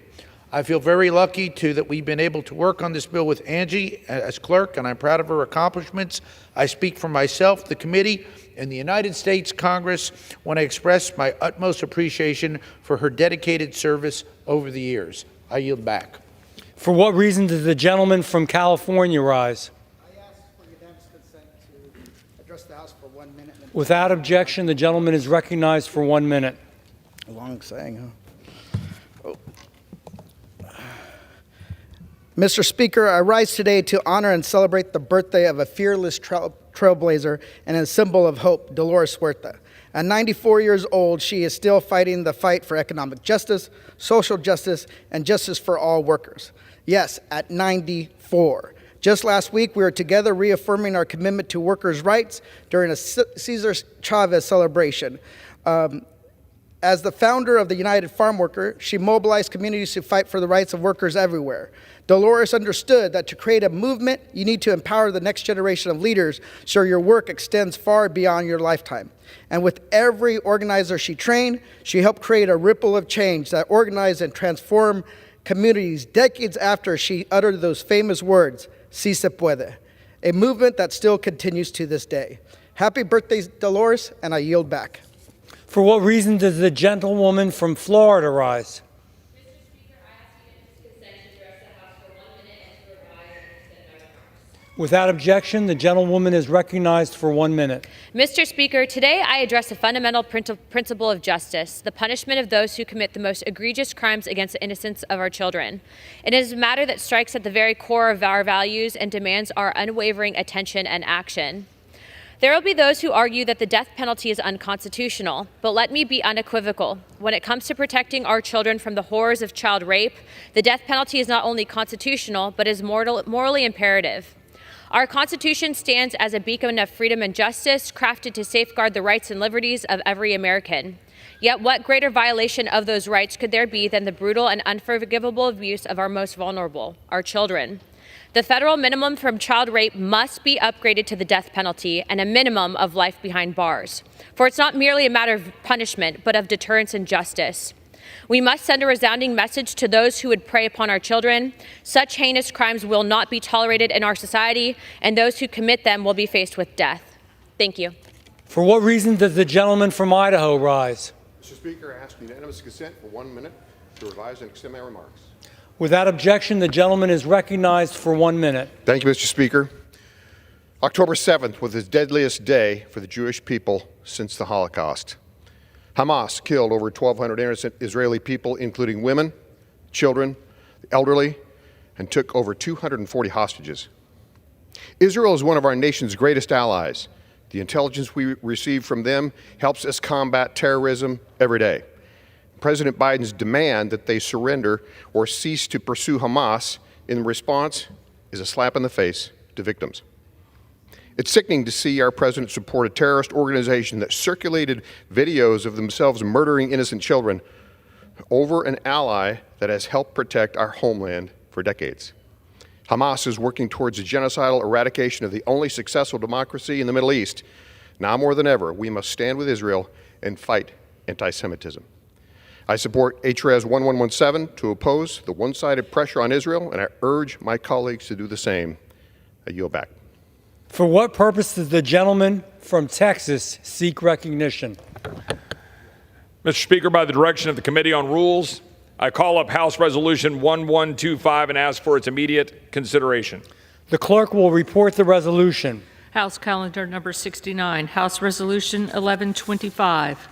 Resolved that at any time after adoption of this resolution, the Speaker may, pursuant to Clause 2B of Rule 18, declare the House resolved into the Committee of the Whole House on the State of the Union for consideration of the bill H.R. 7888 to reform the Foreign Intelligence Surveillance Act of 1978. The first reading of the bill shall be dispensed with. All points of order against consideration of the bill are waived. General debate shall be confined to the bill and shall not exceed 2 hours, equally divided among and controlled by the chair and ranking minority member of the Committee on the Judiciary or their respective designees, and the chair and ranking minority member of the Permanent Select Committee on Intelligence or their respective designees. After general debate, the bill shall be considered for amendment under the 5-minute rule. The bill shall be considered as read. All points of order against provisions in the bill are waived. No amendment to the bill shall be in order except those printed in the report of the Committee on Rules accompanying this resolution. Each such amendment may be offered only in the order printed in the report, may be offered only by a member designated in the report, shall be considered as read, shall be debatable for the time specified in the report, equally divided and controlled by the proponent and an opponent, shall not be subject to amendment, and shall not be subject to a demand for division of the question in the House or in the Committee of the Whole. All points of order against such amendments are waived. At the conclusion of consideration of the bill for amendment, the committee shall rise and report the bill to the House with such amendments as may have been adopted. The previous question shall be considered as ordered on the bill and amendments thereto to final passage without intervening motion except one motion to recommit. Section 2. Upon adoption of this resolution, it shall be in order to consider in the House the bill H.R. 529 to extend the customs waters of the United States from 12 nautical miles to 24 nautical miles from the baselines of the United States, consistent with Presidential Proclamation 7219. All points of order against consideration of the bill are waived. The amendment in the nature of a substitute recommended by the Committee on Ways and Means, now printed in the bill, shall be considered as adopted. The bill as amended shall be considered as read. All points of order against provisions in the bill as amended are waived. The previous question shall be considered as ordered on the bill as amended and on any further amendment thereto to final passage without intervening motion except one. 1 hour of debate equally divided and controlled by the chair and ranking minority member of the Committee on Ways and Means or their respective designees, and 2, 1 motion to recommit. Section 3. Upon adoption of this resolution, it shall be in order without intervention of any point of order to consider in the House the resolution, House Resolution 1112, denouncing the Biden administration's immigration policies. The resolution shall be considered as read. The previous question shall be considered as ordered on the resolution and preamble to adoption without intervening motion or demand for division of the question, except 1 hour of debate equally divided and controlled by the chair and ranking minority member of the Committee on the Judiciary or their respective designees. Section 4. Upon adoption of this resolution, it shall be in order without intervention of any point of order to consider in the House a resolution, House Resolution 1117, opposing efforts to place one-sided pressure on Israel with respect to Gaza. The resolution shall be considered as read. The previous question shall be considered as ordered on the resolution and preamble to adoption without intervening motion or demand for division of the question, except 1 hour of debate equally divided and controlled by the chair and ranking minority member of the Committee on Foreign Affairs or their respective designees. The gentleman from Texas is recognized for 1 hour. Mr. Speaker, for the purpose of debate only, I yield the customary 30 minutes to the gentlewoman from New Mexico, pending which I yield myself such time as I may consume. During consideration of this resolution, all time yielded is for the purpose of debate only. Mr. Speaker, I ask unanimous consent that all members have 5 legislative days to revise and extend their remarks. Without objection. Mr. Speaker, today the Rules Committee reported out a rule for 4 pieces of legislation. H.R. 7888, Reforming Intelligence and Securing America Act. This legislation authorizes Title VII, reauthorizes Title VII, Section 702 of the Foreign Intelligence Surveillance Act for 5 years from the date of enactment. This bill is far from perfect, but we're going to have a lot of debate on that bill in just a moment in the rule and in 2 hours later, and I'm going to come back to that in a moment. There are 3 other pieces of legislation. First, H.R. 529, Extending Limits of U.S. Customs Waters Act.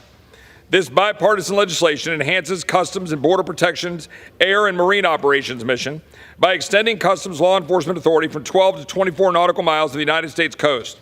This will help CBP combat unlawful activity in coastal waters at a time when we have significant problems with respect to our borders. H.Res. 1112, denouncing the Biden administration's immigration policies. This resolution denounces President Biden's open border policies, calls on the administration to immediately put in place policies that will end the crisis at our southern border. This is an important message. It's an important statement, but I hope this Congress will speak with one voice against an administration that refuses to enforce the law. This resolution is one statement along those lines. H.Res. 1117, opposing efforts to place one-side pressure on Israel with respect to Gaza. This resolution affirms that Israel, our greatest ally in the Middle East, has the right to defend itself against Hamas and makes clear that the House of Representatives opposes efforts to place one-sided pressures on Israel to implement an immediate ceasefire. This resolution is necessary because this administration, regrettably, embarrassingly, this administration took a seat, sat down, abstained in the face of the horrors that we saw unfold on October 7th to our friend Israel.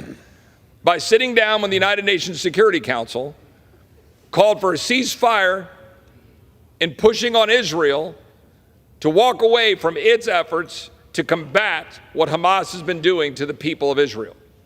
We should speak with clarity as the Congress of the United States that we stand in solidarity with the people of Israel, and this resolution is one way in which we can do that. I reserve.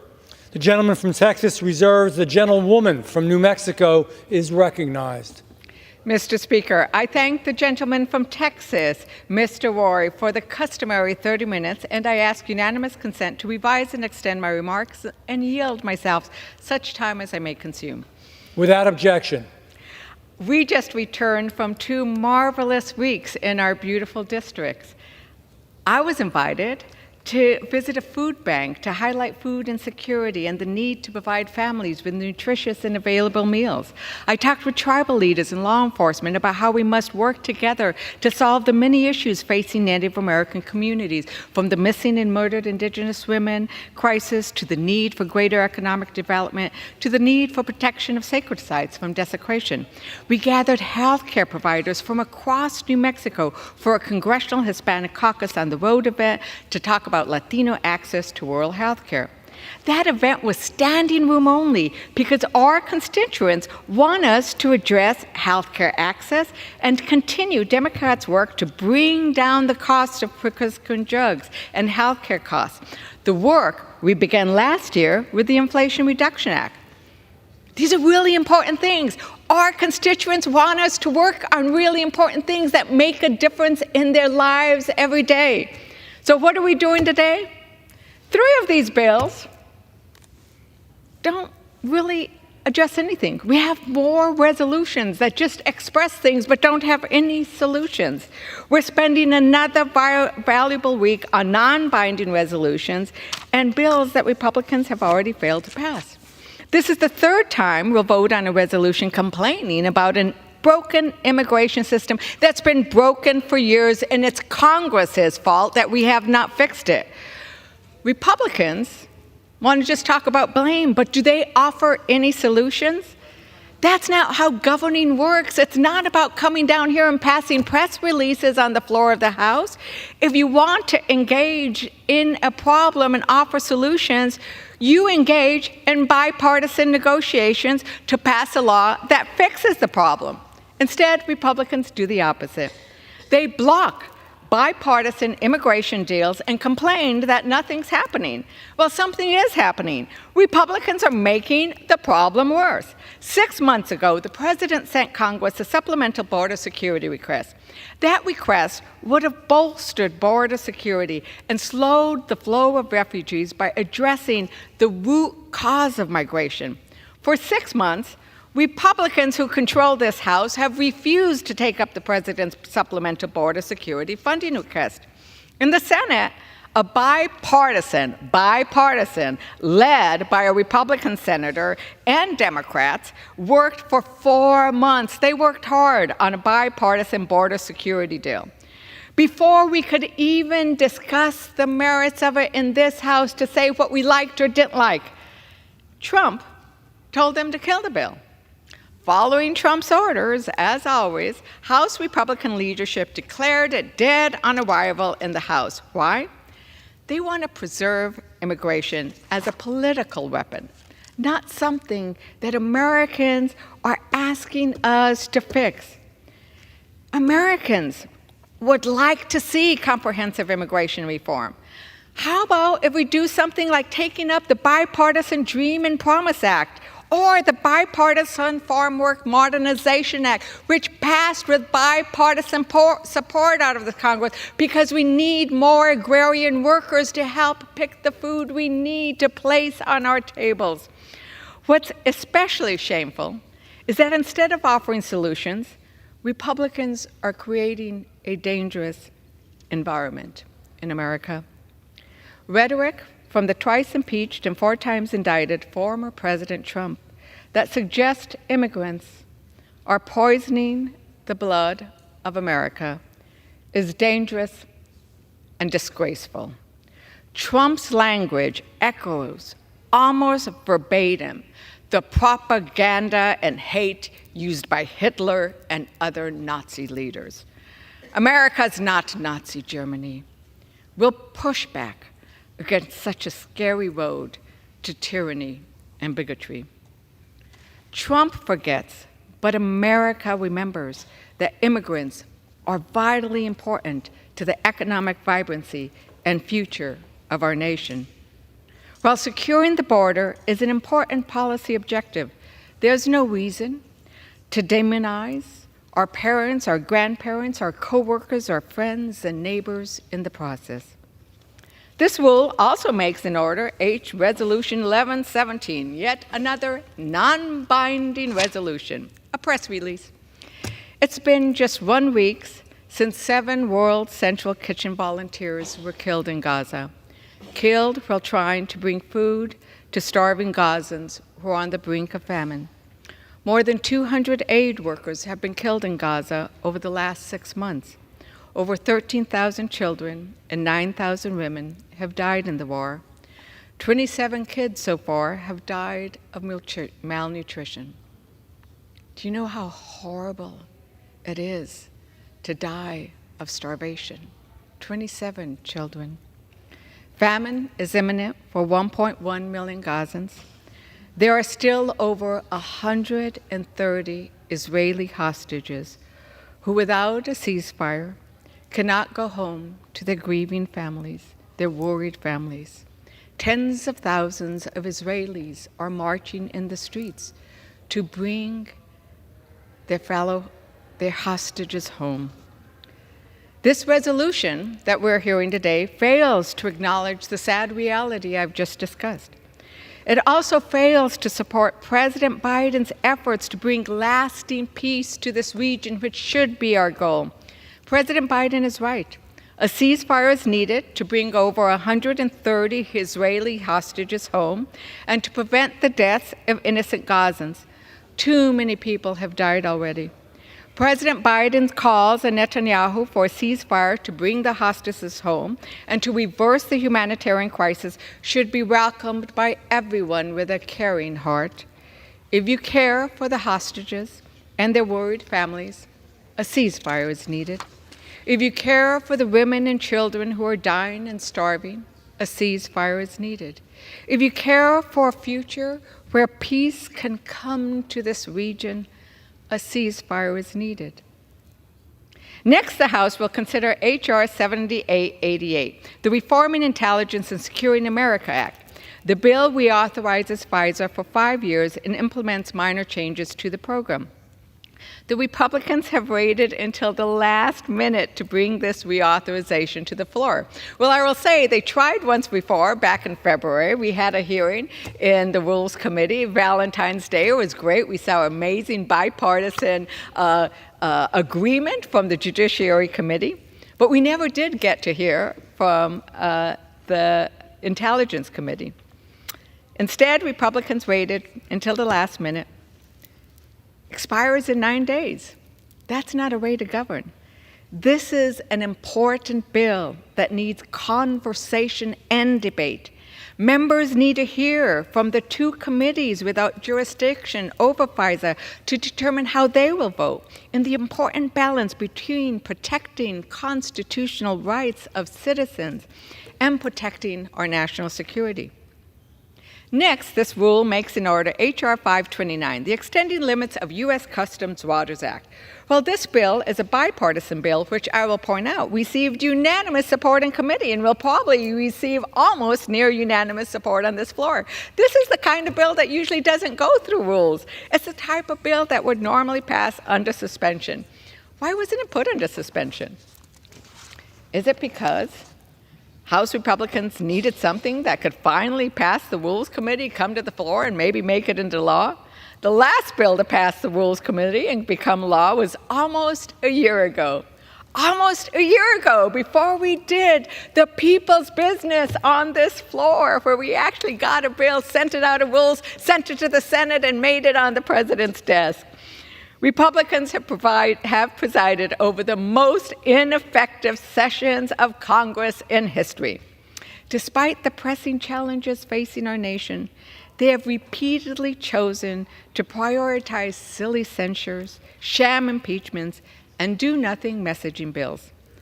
That's no way to run the House. That's no way to run the people's House and address the people's business. Meanwhile, Democrats have kept our focus on delivering for the American people and implementing the incredible laws we passed last Congress when Democrats controlled this House, which was, by the way, the most successful and most productive in recent memory. We, in the last years, have carried the vote to make sure the U.S. didn't default on its debt last year. Democrats carried bills to fund the government and keep it running and to protect against draconian spending cuts. Democrats always stand ready to work across the aisle to tackle important issues. This includes coming together to work on a bipartisan solution, comprehensive solution to fix the border, to secure the border, to lower costs. We hope that our colleagues will work with us. With that, Mr. Speaker, I urge my colleagues to vote no on this rule, and I reserve the balance of my time. The chair would remind members to refrain from engaging in personalities towards presumptive nominees for the office of President of the United States. The gentlelady reserves. The gentleman from Texas is recognized. I thank the Speaker. The reason that we have a resolution on the floor to stand and say that we believe that the Biden administration is failing to carry out its duty to secure the border of the United States because it's true. Because the American people need to know that and see us speaking with one voice. And the reason that we have a resolution on the floor saying that we should stand with Israel is because the administration walked away from Israel, abandoned them in a vote, in the Security Council vote, by abstaining. That's the truth. That's why these resolutions matter. That's why they're here on the floor. But we're going to have a lot of debate here about the Foreign Intelligence Surveillance Act. And on this, I think there's a lot of bipartisan agreement. There are a lot of bipartisan concerns about the size and scope of government. I think it is important to remember, James Madison wrote to Thomas Jefferson, May 13th, 1798, quote, "Perhaps it is a universal truth that the loss of liberty at home is to be charged against danger, real or pretended, from abroad." The founders knew what they were doing. The founders intentionally built into the United States Constitution protections for us, protections for the people. Unfortunately, the legislation before us doesn't do what is necessary to answer the question, to secure the people's rights. There are amendments that are in order that might get the legislation there. Remember, Section 702 allows the NSA to surveil non-U.S. individuals and organizations abroad if a significant purpose is to acquire foreign intelligence information, which it defines as information related to the conduct of U.S. foreign affairs. Remember, there are some 230,000 targets that the government has, the blob, the intelligence community has, that they're targeting over there, overseas, targeting externally. But here's the problem. They're collecting information here in the United States on those individuals. We don't know who they are. I asked the Judiciary Committee chairman and staff, do you all know who they are? Have you gone into a SCIF? Have you seen who they're targeting? And the answer is no. We don't know who they're targeting. Then information is collected in communication to those individuals, which necessarily brings American citizens into the mix. So the question is, what do we do about it? Remember this, and then I want to recognize my friend from Kentucky. The Privacy and Civil Liberties Oversight Board report released last year stated, quote, "Ordinary Americans may be in contact with Section 702 targets for business or personal reasons, even if the Americans have no connection to or reason to suspect any wrongdoing by their foreign contacts." That is an important issue. That is at the heart of the debate. And what we have right now before us is a rule to bring forward reauthorization of legislation passed so that we can go try to protect our country, supposedly looking outward, but it has ensnared American citizens and their information. And that is why we're here, and the question is whether we're going to have the ability to amend it to ensure that American citizens can be protected. And with that, I would yield 3 minutes to the gentleman from Kentucky. The gentleman yields. I recognize the gentleman from Kentucky. I thank my colleague from Texas. Today we're voting on a resolution that will bring forward reauthorization of a program that's been abused for decades, the FISA 702 surveillance program. Before we vote on that program, though, this resolution that we're voting on now prescribes that we will bring forward an amendment to require warrants if you want to spy on Americans, if you want to use this database as a backdoor to look at the privacy, the private information of Americans, you would need a warrant if this amendment passes. Now, there's some people who say, oh, getting a warrant is too hard. It'll slow us down. You'll put America in danger. Listen, I've been in the SCIF, the classified area, where they're supposed to tell us the problems with requiring a warrant, and they never have told us a single example of where getting a warrant would be a problem to national security. In fact, we've got a provision in the warrant amendment that says in exigent circumstances, you can skip that step.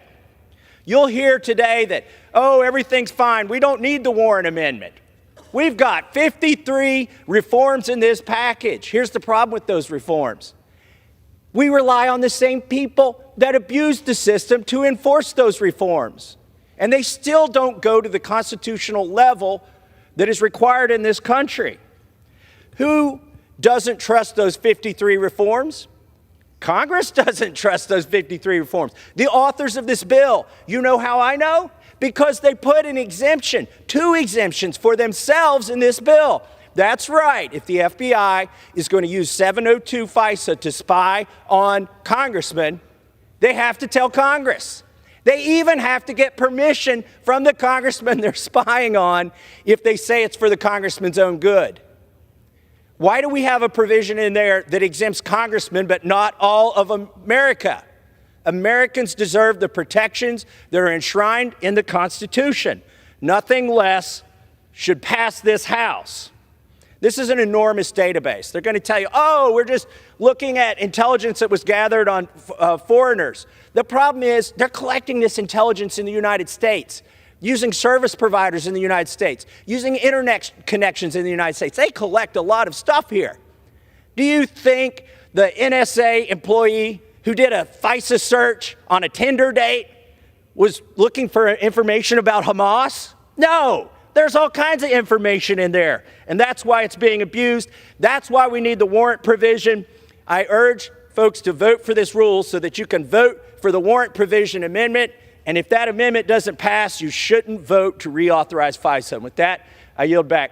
Reserve. The gentleman from Texas reserves. The gentlewoman from New Mexico is recognized. Mr. Speaker, it is my great honor to yield 5 minutes to the gentleman from Massachusetts, the distinguished ranking member of the Committee on Rules and a mentor, Mr. McGovern. The gentleman from Massachusetts is recognized. Thank you, Mr. Speaker. I want to thank the gentlelady for yielding. Mr. Speaker, this place is so broken. It's pathetic. And it's interesting to listen to the gentleman from Texas who's now managing this rule, who regularly lectures us on the importance of regular order and making sure that we have a more open process. And the rule that he is bringing before the membership today, 4 measures, 3 of these measures are being brought to us under completely closed rules. No amendments are made in order. 3 of the bills weren't even considered by committees of jurisdiction. No hearings and no markup, and yet here we are. What a wonderful process to celebrate. I mean, this place is not functioning. We don't even know whether this rule that we're spending time debating today will even pass because there's such disarray on the Republican side. It is a pathetic way for this Congress to be run. But, Mr. Speaker, I could be here all day talking about the dysfunction on the other side, but I want to rise today to applaud 2 public servants who I think have made this institution a better place. First is our senior professional staff member and Director of Member Services, Eric Delaney, who will have his last day with us this Friday. Eric is a Philly native and an alum of Binghamton University, New York, and he has spent over 18 years working for the American people here on Capitol Hill. Like many staffers, Eric's journey began when he became a legislative assistant working for Representative Ted Strickland and the people of Ohio. He spent 8 years as a senior advisor for Member Services under Caucus Vice Chair and then Chair Javier Becerra. He then served as Legislative Director for Representative Anthony Brown before joining the Rules Committee in 2018. Eric has an impressive resume, but let me also say he's also just a great guy and an integral part of our team.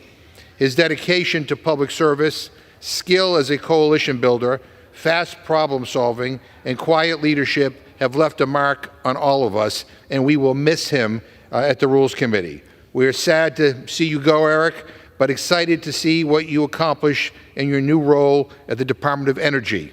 And on behalf of all of us, I want to thank you for your hard work and unwavering commitment to this institution. Mr. Speaker, I also want to congratulate my dear friend Tom Cole, who has officially been selected by the Republican Conference as the next chair of the Appropriations Committee. It is no surprise to me, given his skill as a legislator, his dedication as a public servant, and his decency as a person. I cannot think of any other person I would rather have chairing the Rules Committee, except me. But that's going to take a change in the majority, and that's up to the American people, not us. And it's not just in public. He has consistently demonstrated a tremendous respect for this institution, and he's always conducted himself in a way that demonstrates it. And it's not just in public when the cameras are rolling, but he does it in private, too. He's a man of integrity, a man of his word, and he works hard to do the right thing, even after the gavel comes down and the camera is shut off. To be honest, I wish there were more Tom Coles in Congress, because he knows the secret of legislating, which is you don't have to agree on everything to agree on something. The American people send us up here to work out our differences on their behalf, to do what's right for our country. It's a skill I've seen Tom Cole deploy time and time again to bring people together, to try to find common ground. And although Chairman Cole and I always don't see eye to eye, I think what we have done is show the American people that it's possible to disagree without being disagreeable. And I think that's worthwhile. I think it matters, especially in this time of polarization and partisan anger. And one more personal note, and I said this last night in the Rules Committee, I hope I don't get him in trouble for this, but I value Tom Cole's friendship and his respect his guidance and the example he sets around here. He conducts himself in a thoughtful, decent, and dignified manner. I am thankful for the staff that he has surrounded himself with. I think they reflect positively on him, and they are a credit to this institution. I hope he doesn't take them all away from the Rules Committee when he goes to Appropriations. But I look forward to continuing to work with him in his new capacity. And I think all of us can learn a lot from Chairman Cole, and we should all join in a bipartisan way in honoring his service to this institution and to this country. And with that, I yield back my time. Thank you so very much. Thank you very much for the words. I think they were very inspiring as to our wonderful leadership that we have had with Chairman Cole. And also, we're going to miss Eric. And with that, I reserve. The gentlewoman reserves. The gentleman from Texas is recognized. Well, I want to thank the gentleman from Massachusetts for his kind words for our colleague, Mr. Cole. We will, those of us on committee will miss working with the gentleman from Oklahoma.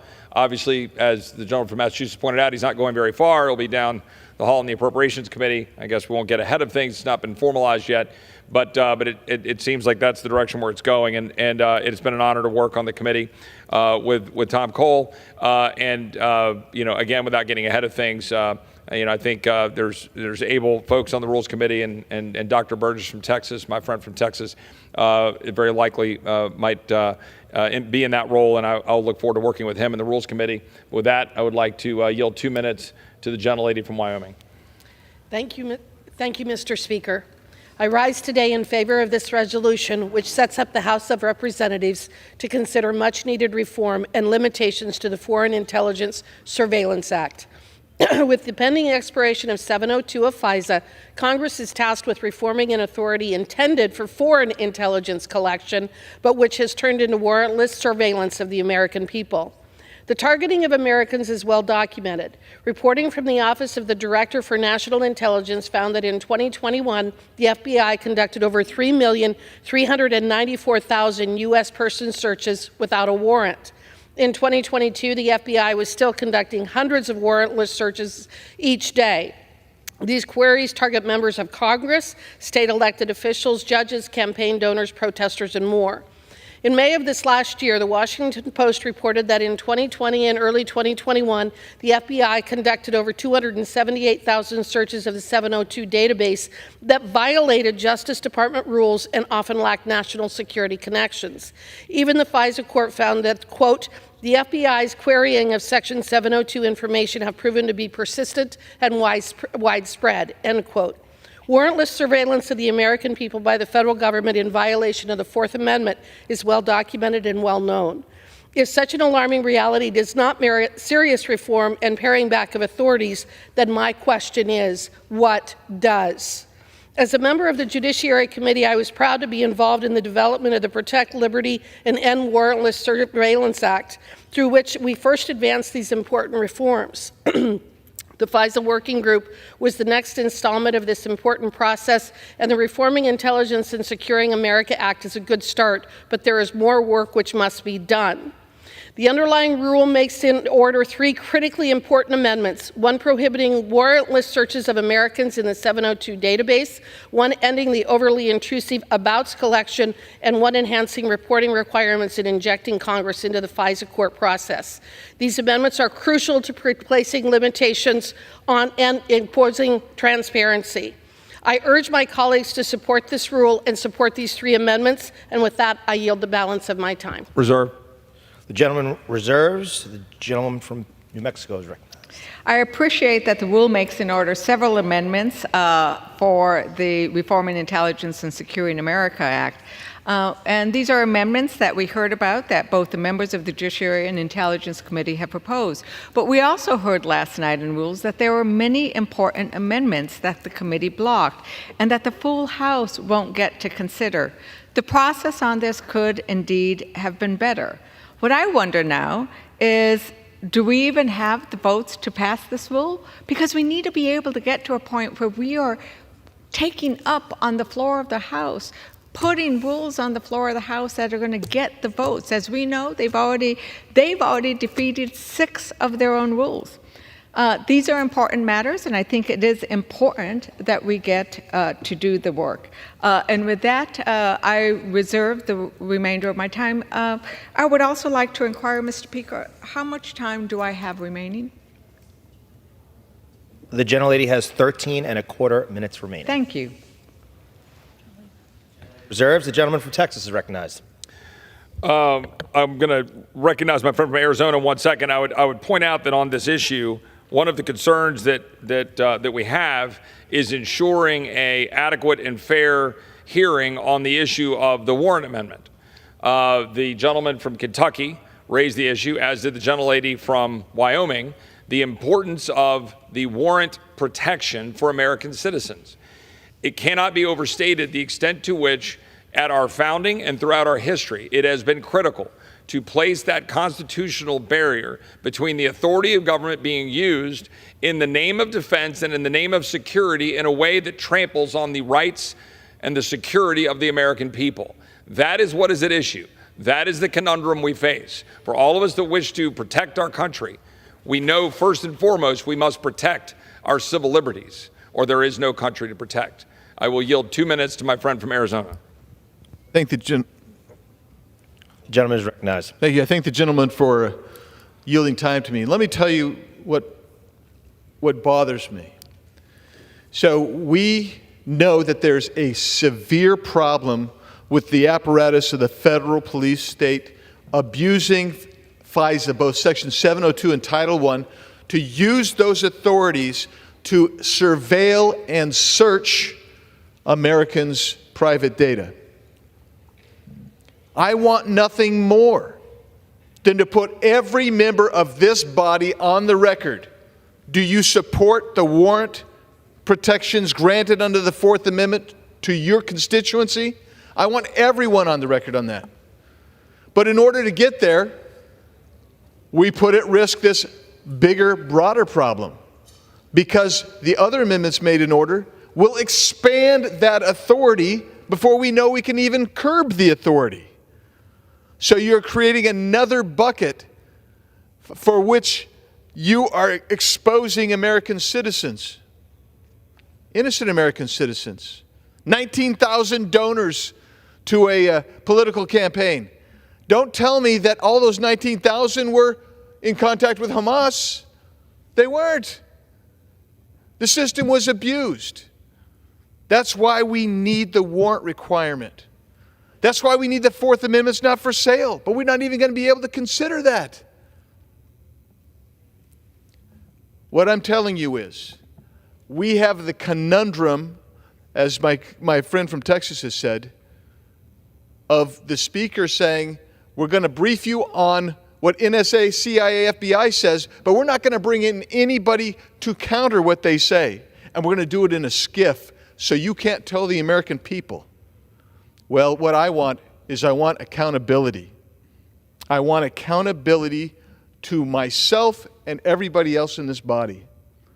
And that's why I'm leaning towards voting for this. But on the other hand, the real question is, are you going to go ahead and expand the authorities of the federal police state just because you want to vote? I yield back. The gentleman from Texas reserves. The gentlelady from New Mexico is recognized. Mr. Speaker, as we can see that there is strong consideration on some of the issues with regard to FISA, but we've also seen that we are so close to its expiration. And I really wonder whether the rule will pass. I haven't heard them talk about whether they think this rule will pass. As I noted, 6 rules have been killed on the Republican side. There was also a tweet that was recently issued by the presumptive presidential nominee. In all caps, it says, and I am simply quoting the tweet, not making any observations, but it says, I can't yell that loud, but kill FISA. It was illegally used against me and many others. They spied on my campaign. End quote. I wonder whether this House will continue to move forward on the business that must be done, or whether tweets will indeed lead to what action we are taking here today. Hopefully, we'll take action that needs to move forward. With that, I reserve. The gentlelady reserves. The gentleman from Texas is recognized. I want to inquire how much time is remaining on our side. The gentleman from Texas has 15 and a half minutes remaining. Thank the Speaker. With that, I would like to yield 2 minutes to my good friend from Pennsylvania. The gentleman from Pennsylvania is recognized. Thank you, Mr. Speaker, and I thank the good gentleman from Texas, and I'm here to remind myself and everybody that we each took an oath to uphold and defend the Constitution, and within the Constitution and the Bill of Rights is the Fourth Amendment. And I'll just read a portion of that for you all. The right of the people to be secure in their persons, houses, papers, and effects against unreasonable searches and seizures shall not be violated. Shall not be violated. It doesn't say, well, if we've got an important matter, we can violate it. If it's too difficult, if it takes too long, Mr. Speaker, we can violate it. It doesn't say that. It says it shall not be violated. Now, we're here to debate the rule today on this, and I will tell you I have concerns about the rule because we worked to make sure that amendments would be in order so that we could vote for them on the floor. Now, I have concerns about the rule, but assuming this rule passes and this bill comes to the floor, Mr. Speaker, the FBI and the intelligence agencies, just the last time there was a report out, spied on Americans illegally 278,000 times. And it's sure long past time that we do something about it. It is sure long past time. And I will tell you the fact that they're quibbling and fighting about having a warrant requirement, that they're fighting over protecting the data that they're purchasing. Not just on me, Mr. Speaker, not just on you, the people in the gallery, the people that are watching TV. Every single American, these intelligence agencies, without a warrant, are collecting your information for which they each took an oath to uphold and defend the Constitution, which says they can't do it. Mr. Speaker, this reauthorization is not reform. It is not currently reform. It might be reformed depending on the amendments available, but we already know that the one that protects your data from being bought by the FBI is not going to be allowed. Somebody has to stand up for the Constitution and the rights of the American people, and if I can't do anything else here in this House of Representatives, you can count me for standing up for that. And with that, Mr. Speaker, I yield the balance. Reserve. The chair will remind members that the rules do not allow references to persons in the gallery. The gentleman from Texas reserves. The gentlelady from New Mexico is recognized. Thank you, Mr. Speaker. And I, too, like many more, take sacred the oath that we have taken to preserve the Constitution. And I hope that as elections come up, And as we think about how we make sure that we preserve our democracy, that those words continue to ring throughout all of my colleagues' memories of what has happened on the floor of this House. And with that, I reserve. The gentlelady reserves. The gentleman from Texas is recognized. I'll yield 2 minutes to the gentlelady from Indiana. Gentlelady is recognized. Thank you, Mr. Speaker. I want to share with you why I have significant concerns why it's not addressing some material potential violation of Fourth Amendment rights of Americans. And it really has to do a lot with upstream collection. And I want to explain what it is. Upstream collection, where government, NSA, can go in the backbone and collect data about all Americans, whatever they want. And then they have to go through minimization procedures. And supposedly this minimization procedure is supposed to limit the data that they incidentally collect about Americans. Well, the challenge is no one ever audits and checks what they're doing. And if you remember what happened in 2016, where pretty much this minimization procedures didn't allow to collect about information. It means that if you have the name of some potential, terrorist in the body of your email, they can collect your data, but NSA still did it. They collected the data. And what's happened? We don't know what's happened, but we also know in 2022 that new technique was authorized where, according to the review of the Oversight Board, if used in a widespread way and not minimized, can be extraordinary, intrusive. So this is a very new sensitive technique, but there is no one ever check. And we know these agencies, how they failed so many times collecting data on Americans. We are turning the police state. This is the material flaw with this bill, and I want to raise significant concerns that it has to be addressed, or we just put in lipstick on a pig.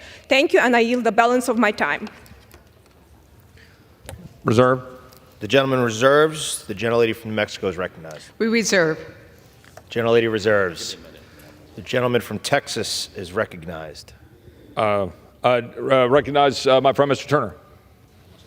How much time? For up to 3 minutes. The gentleman's recognized for 3 minutes.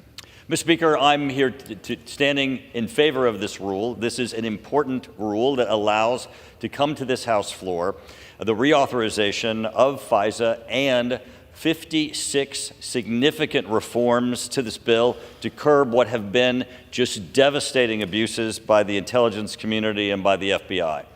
These reforms are essential to make certain that we can protect our most important national security tool at the same time of protecting American citizens and their civil liberties.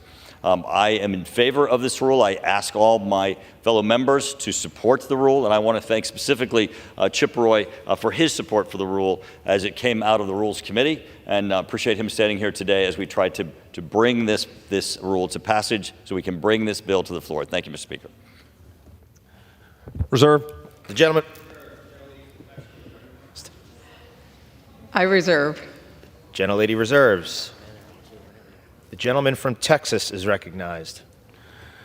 I thank the Speaker. I would point out before I recognize my friend from Ohio that the concerns that we're looking at here, I think, boil down to questions that people assert when they say, quote, lawfully collected information, so therefore you don't need a warrant to search the 702 data for United States citizens' information. I think that's really at the crux of the debate going on. And the rule that we have before us, which takes a product to respond to and make reforms and changes in response to some of the concerns raised, but then takes the critical and core component of warrant requirement and puts it off as an amendment subject to debate when there has been now some public pressure put on opposing the amendment. That's the conundrum that you're seeing unfold for the American people to understand why there's some hesitation here to proceed when we're proceeding with reforms that don't get to the engine of the reform. Reforms that might make some improvements, but those improvements are in the periphery.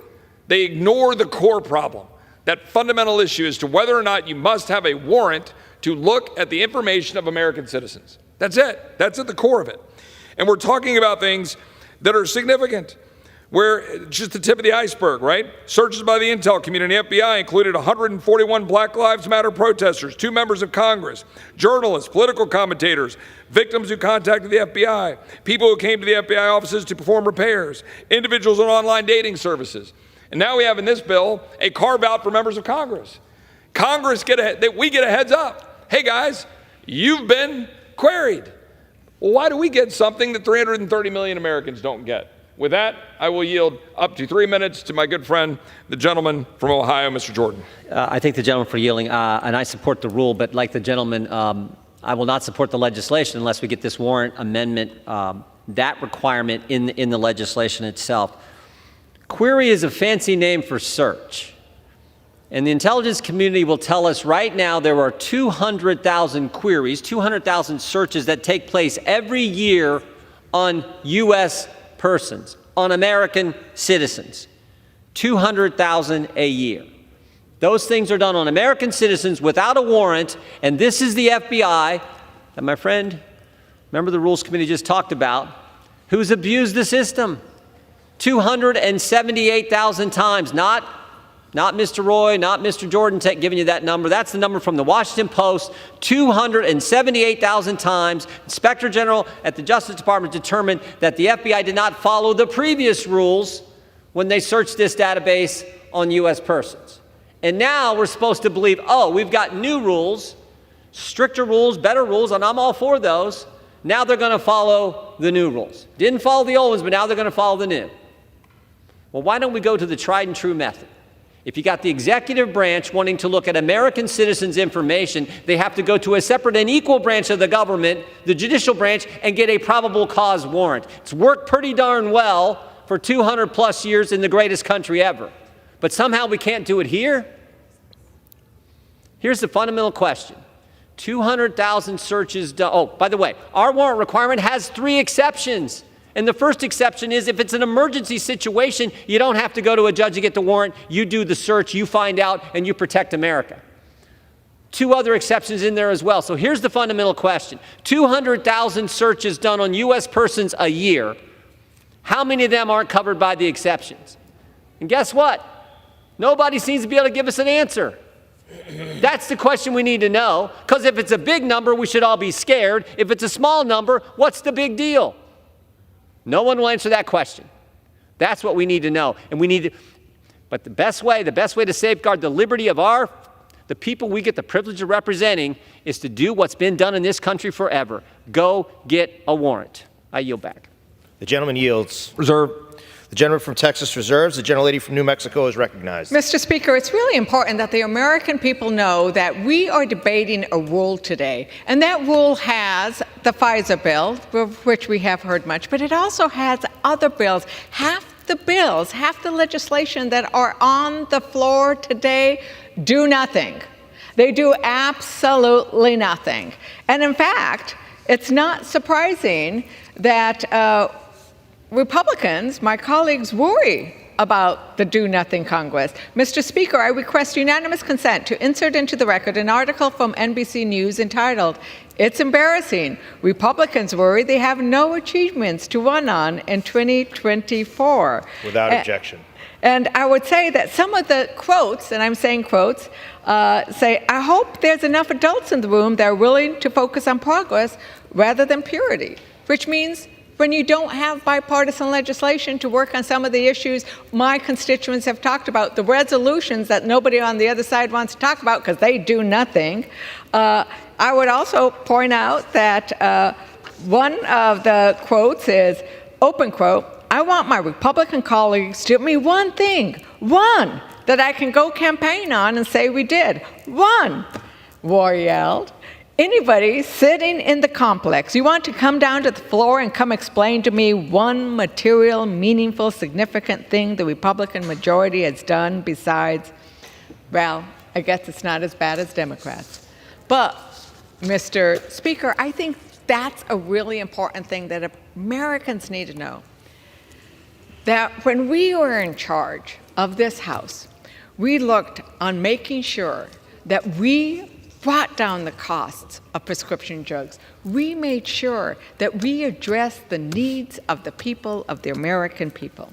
And with that, Mr. Speaker, I reserve. The gentlelady reserves. The gentleman from Texas is recognized. Ask how much time is remaining. The gentleman has 6 3/4 minutes remaining. Gentlelady from New Mexico has 9 3/4 minutes. I'll reserve. The gentleman from Texas reserves. The gentlelady from New Mexico is recognized. Previous question, which I hope we will, I will offer an amendment to the rule to bring up H.R. 12, a bill that would protect access to reproductive and abortion health care for the millions of Americans who need it. Make no mistake, Mr. Speaker, the far right and MAGA Republicans will stop at nothing short of a full abortion ban. As of this month, over a dozen states have restricted access to that critical health care, with some extreme states eliminating access entirely. Just yesterday, an Arizona Supreme Court upheld a 160-year-old law making it a felony to perform or induce an abortion at almost any time. This is inhumane. But do we think Republicans will stop at 15 states, 20 states? On the contrary, they won't stop until every single woman in this country is deprived of her right to make her own health care decisions in conversation with her faith, her family, and her doctors without government interference. That's why House Democrats are fighting to protect women, protect doctors, and protect patients who simply want access and to access needed care. H.R. 12, the Women's Health Protection Act, will prevent states from trampling on Americans' constitutional rights and keep fundamental health care services available across the country. Mr. Speaker, I ask unanimous consent to insert the text of my amendment into the record, along with any extraneous material, immediately prior to the vote on the previous question. Without objection. Mr. Speaker, to discuss our proposal, I yield 2 1/2 minutes to the gentlelady from Washington, Dr. Schreier. The gentlelady is recognized. Well, thank you to my friend and colleague, Representative Leija Fernandez, for her commitment to ensuring women's access to abortion care, no matter where they are in this country. And this is because extreme Republicans are doubling down on their out-of-touch, and I will repeat, extreme attacks on women as they march toward a national abortion ban. Make no mistake. By overturning Roe v. Wade, the Supreme Court deprived millions of women the freedom to make one of the most personal and important decisions of their lives. And as a physician, in fact, a pediatrician, I understand that reproductive health care, including abortion, is part of women's health care. There's simply no place for politics in the exam room. This is a personal decision between a woman and her doctor. It is not a government decision, and government should not be meddling in health care. This is a slippery slope, as we're already seeing. When there is a claim by my colleagues, by my Republican colleagues, that life begins at conception, the moment a sperm touches an egg, boy, that's a slippery slope. We've already seen what that has done to IVF care. Families who desperately want, or parents who desperately want children are unable to have families now in Alabama because of this ruling. This is interfering with even more aspects of women's health care. Next is contraception. Again, make no mistake. As one of 2 pro-choice women doctors in Congress, you can count on me to do everything I can to protect women's access to safe abortion. And this is why the Women's Health Protection Act, which will keep government out of this most personal and important medical decision, is so critical to pass. Thank you, and I yield back. The gentlelady yields. Reserve. The gentlelady reserves. The gentleman from Texas is recognized. Mr. Speaker, I'm prepared to close. The gentleman reserves. The gentlelady from New Mexico is recognized.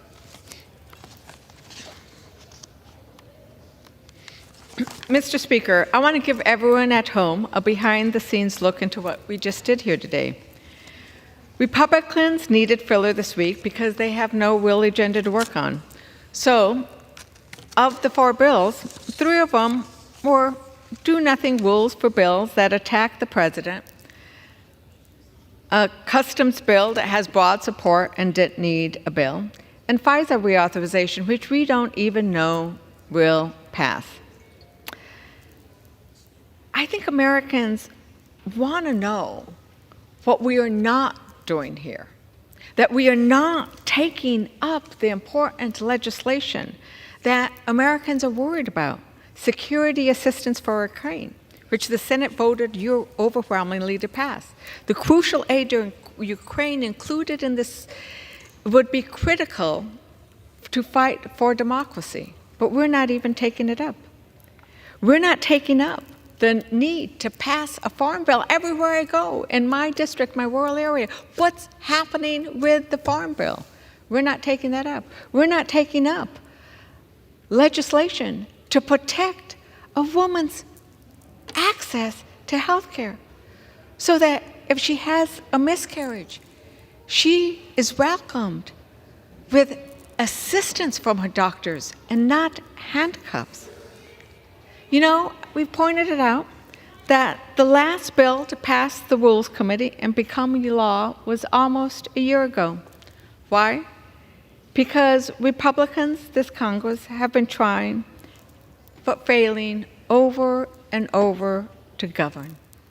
Democrats, in contrast, are willing to work across the aisle on bipartisan issues to attack the important issues our constituents know we need to get done. We cannot continue to have the kind of infighting that stops legislative action for us to get the work we need to get done. Mr. Speaker, because of all the important issues that were raised, that we need to take up, that women and people who love the women, who want to make sure they have the health care they deserve, vote no on the previous question. Let's take up the Women's Protected Health Care Act. Let's move on things that in every state, election after election, we know we need to get done. So I urge my colleagues to oppose the previous question and the rule, and I yield back the balance of my time. The gentlelady yields. The gentleman is recognized. I thank the Speaker. I'd like to kind of just summarize what we've got in front of us, particularly with respect to the foreign intelligence surveillance issue. That's where we have, I think, the most debate.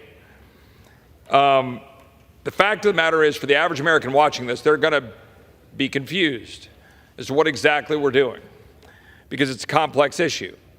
And I started this rule debate by quoting James Madison, who in 1798, I'll repeat, wrote to Thomas Jefferson and said, quote, "Perhaps it is a universal truth that the loss of liberty at home is to be charged against danger, real or pretended, from abroad." And I think that is the question that is before us right now. It is the balance that a nation struggles with if you're a republic like ours, a republic built on the back of liberty and our constitutional protections, that is trying to balance the need to stop evil abroad from attacking our people with protecting civil liberties at home. And what we have for the average American to understand is a big pot of collected information that is, in the words of the intel community, directed outward. And that large pot of information is directed towards some 230,000 people, individuals, entities abroad. But as I said earlier, we don't know who they are. We're not briefed on who they are. And when we try to go into that kind of level of briefing, it is often cloaked in the intel world. They just say, well, this is dangerous and this is important stuff. And, you know, so the Judiciary Committee chairman, for example, doesn't know who's on that list of 230,000 people. So from that list of 230,000 who we don't know, and which can expand or shrink at the whim of the intel community. We then take that information and communications with any of those individuals, if you're an American citizen, can get swept up and viewed by the intel community. That's where the abuses took place. And I've heard some of my colleagues saying, well, you're asking for a secondary warrant when we say that the warrant amendment here is critically important. But that misses the point that you've got an intelligence-driven apparatus to collect information abroad that then will sweep in communications by American citizens or U.S. persons into that database. Those communications can now be seen, can be viewed. And as I noted, the Privacy and Civil Liberties Oversight Board report released last year said, quote, ordinary Americans may be in contact with Section 702 targets for business or personal reasons, even if the Americans have no connection to or reason to suspect any wrongdoing by their foreign contacts. That is the problem. That is why the Judiciary Committee, which is the committee with primary jurisdiction, put in place additional protections in the form of a required warrant if you're going to look at the information of those American citizens. That is what was the wisdom of the very broad bipartisan 35-2 vote in the Judiciary Committee. That was removed.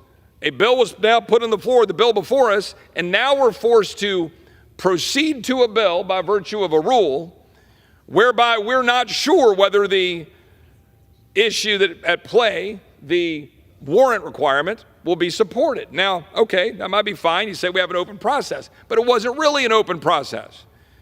It was a structured rule. It was provisions that were sort of cooked up to achieve the result. That's what we're looking at. And in truth, there are amendments that have been part of the rule that are the Intel amendments, which will expand FISA, which will expand the reach. And by all accounts, more likely than not will pass.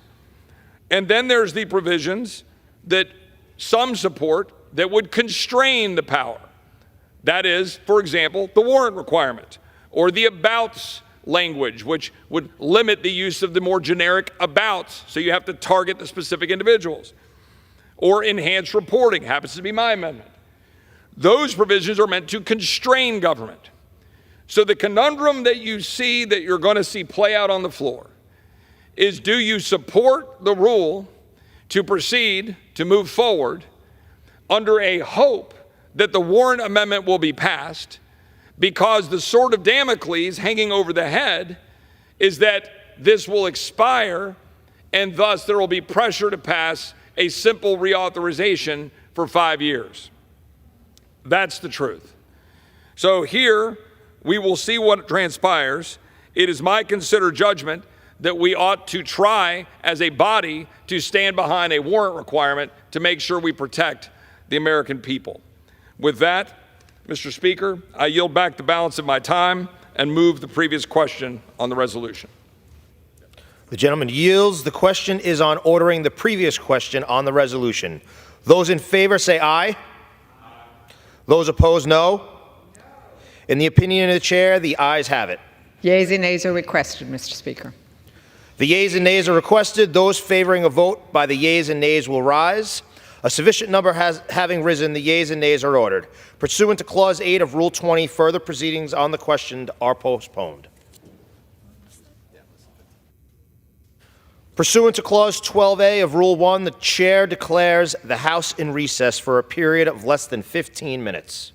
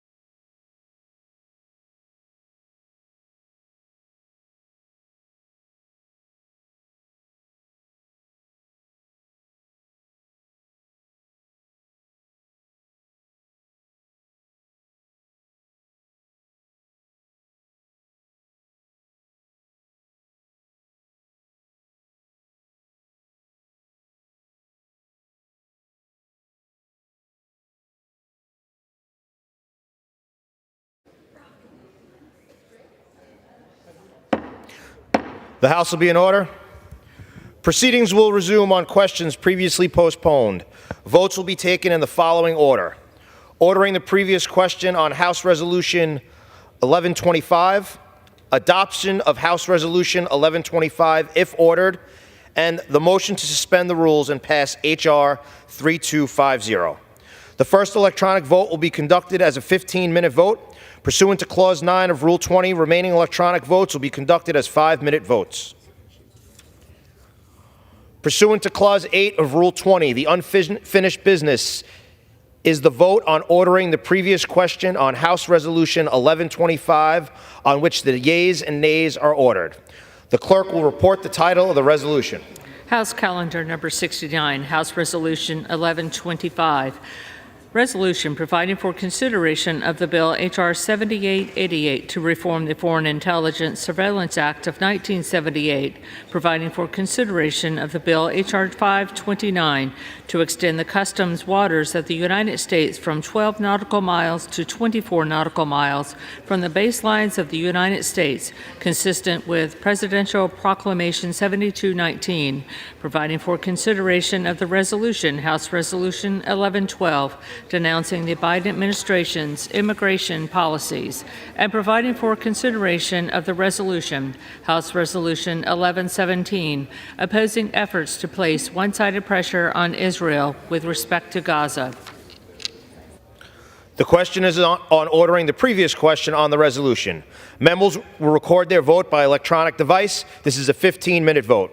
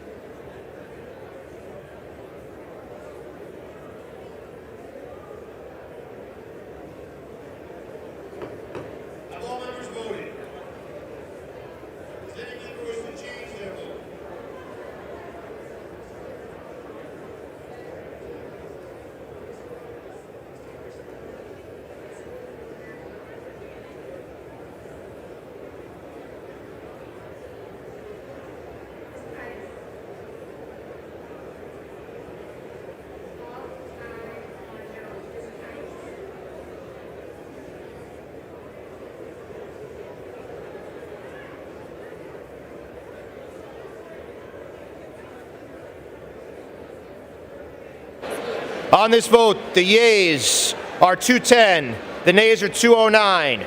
The previous question is ordered. The question is on the adoption of the resolution. Those in favor say aye. Those opposed, no. In the opinion of the chair, the ayes have it. Mr. Speaker, For what purpose does the gentlelady from New Mexico seek recognition? I ask for a recorded vote, Mr. Speaker. A recorded vote is requested. Those favoring a recorded vote will rise. A sufficient number having risen, a recorded vote is ordered. Members will record their votes by electronic device. This is a 5-minute vote.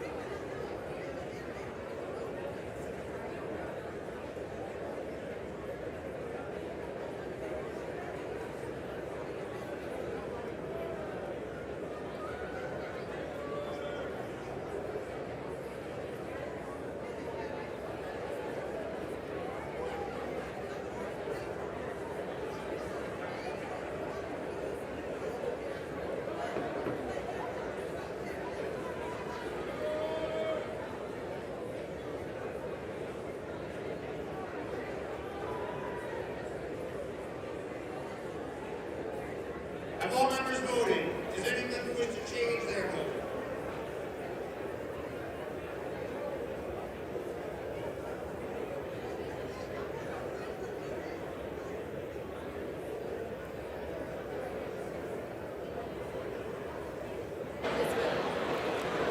On this vote, the yeas are 193, the nays are 228. The resolution is not adopted. Without objection, a motion to reconsider is laid on the table. Pursuant to Clause 8 of Rule 20, the unfinished business is the vote on the motion of the gentlewoman from Wyoming, Ms. Hageman, to suspend the rules and pass H.R. 3250, on which the yeas and nays are ordered. The clerk will report the title. House Calendar Number 68, H.R. 3250, a bill to recognize the Margaret Woodbury Strong Museum in Rochester, New York. The question is, will the House suspend the rules and pass the bill? Members will record their votes by electronic device. This is a 5-minute vote.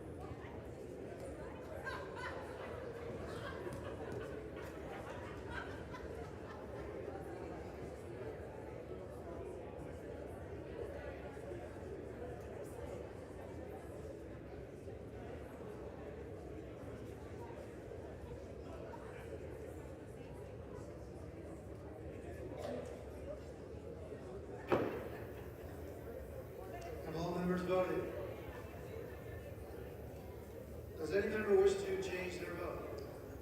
No, on Ms. Garcia of Texas.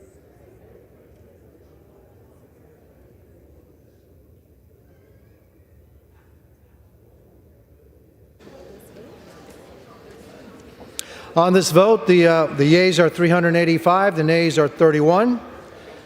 Two-thirds being in the affirmative, the rules are suspended, the bill is passed, and without objection, the motion to reconsider is laid on the table. For what purpose does the gentleman from Georgia seek recognition? Mr. Speaker, I ask unanimous consent that the Committee on House Administration be discharged from further consideration of H.Res. 1126 and ask for its immediate consideration in the House.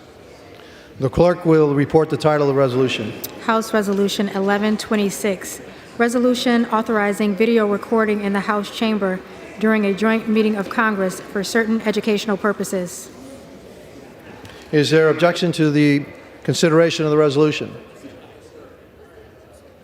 Seeing none, without objection, the resolution is agreed to, and the motion to reconsider is laid on the table.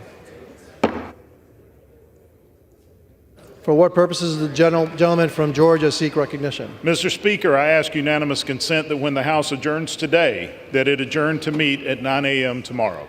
Without objection.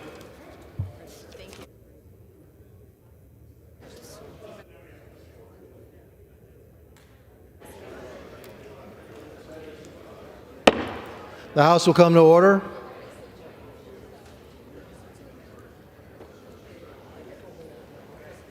The House will come to order. The Chair will now entertain requests for 1-minute speeches. For what purposes does the gentleman from Georgia seek recognition? Consent to address the House for 1 minute to revise and extend my remarks.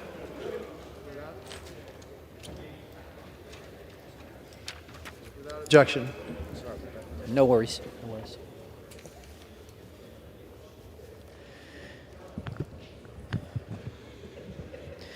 Mr. Speaker, I rise today to commemorate the life of Bill Foster. Bill was a longtime Savannah, Georgia resident, having been born and raised in the area. After graduating from Armstrong College Night School, Bill served our nation as a member of the Georgia Army National Guard. During this time, he was commissioned officer in the 118th Field Artillery Battalion. Following service, Bill worked with Thomas & Hutton Engineering as a land surveyor. During his employment, he contributed to multiple landscape development projects. Noting his skills and strong work ethic, the company appointed Bill as chairman of the board of directors, where he served until the time of his retirement in December of 1997. Bill embodied the characteristics of a true community man, having raised a wonderful family with his wife Peggy, while actively participating in local church operations and other community committees. Bill will be remembered for his civic leadership, his community involvement, and his service to our nation. Thank you, Mr. Speaker, and I yield back. For what purpose does the gentleman from California seek recognition? Without objection, the gentleman is recognized for 1 minute. Thank you, Mr. Speaker. We need to be unequivocally clear about one thing. Hamas is responsible for every single loss of life in Israel and Gaza since their barbaric attack on October 7. Hamas, conducting a war from beneath the homes and kitchens of citizens, is putting civilians in danger, not this ridiculous assertion made against Israel, which is merely defending itself against these sources of attack. There can be no ceasefire until Hamas surrenders, releases every hostage, and ceases firing at Israel and its innocent citizens. It is shameful that the Biden White House and Senate Majority Leader Schumer are walking back support of one of our greatest allies. Meanwhile, they're increasingly concerning pro-Iran Muslim Brotherhood influences inside our own State Department. Israel has an undeniable right to defend themselves from their attackers. The U.S. must continue to support military armaments, including Iron Dome missile defense system, and never encourage our ally to surrender to the terrorists who want them dead and to not exist. I yield back.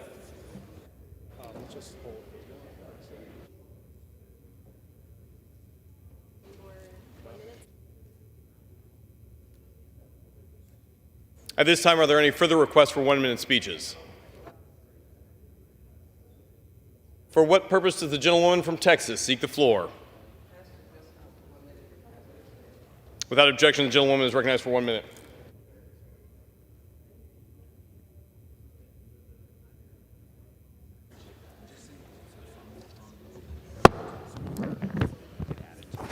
Speaker, I rise today to reinforce one of the most important positions that we have in the United States, and that is the Attorney General of the United States of America. That officer of the nation is to provide protection when it comes to fair voting laws, to structure a scheme of social justice and criminal justice interacting together, where you have justice in the eyes of the citizen, and of course, you have a response in the eyes of the person that is the perpetrator, that they're held accountable. So I call upon the Attorney General of the United States to defend this nation. Defend the nation on the grounds of more women's rights. Defend the nation on a better social voting rights structure that is not being defended.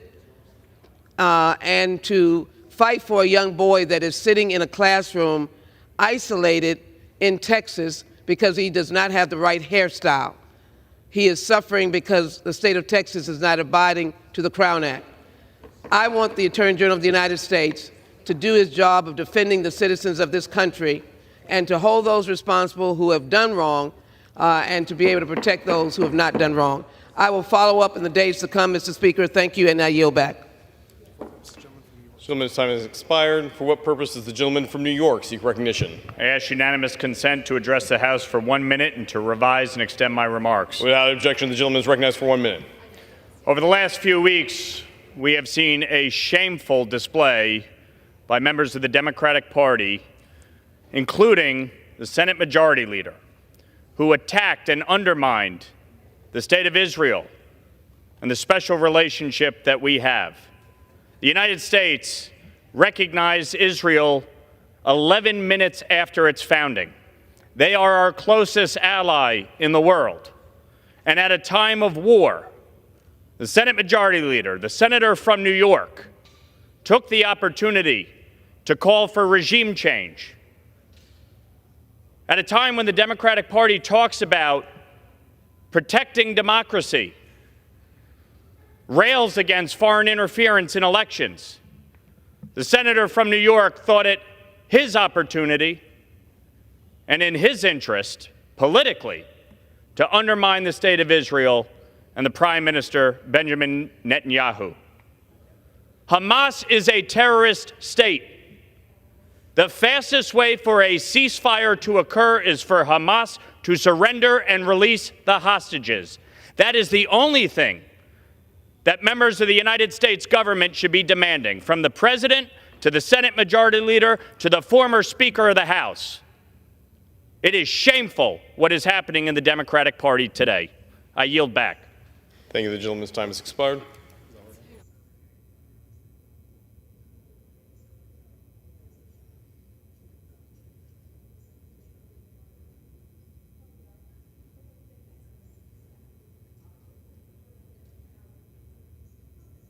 Speaker's announced policy of January 9, 2023. The gentlewoman from Texas, Ms. Jackson Lee, is recognized for 60 minutes as the designee of the Minority Leader.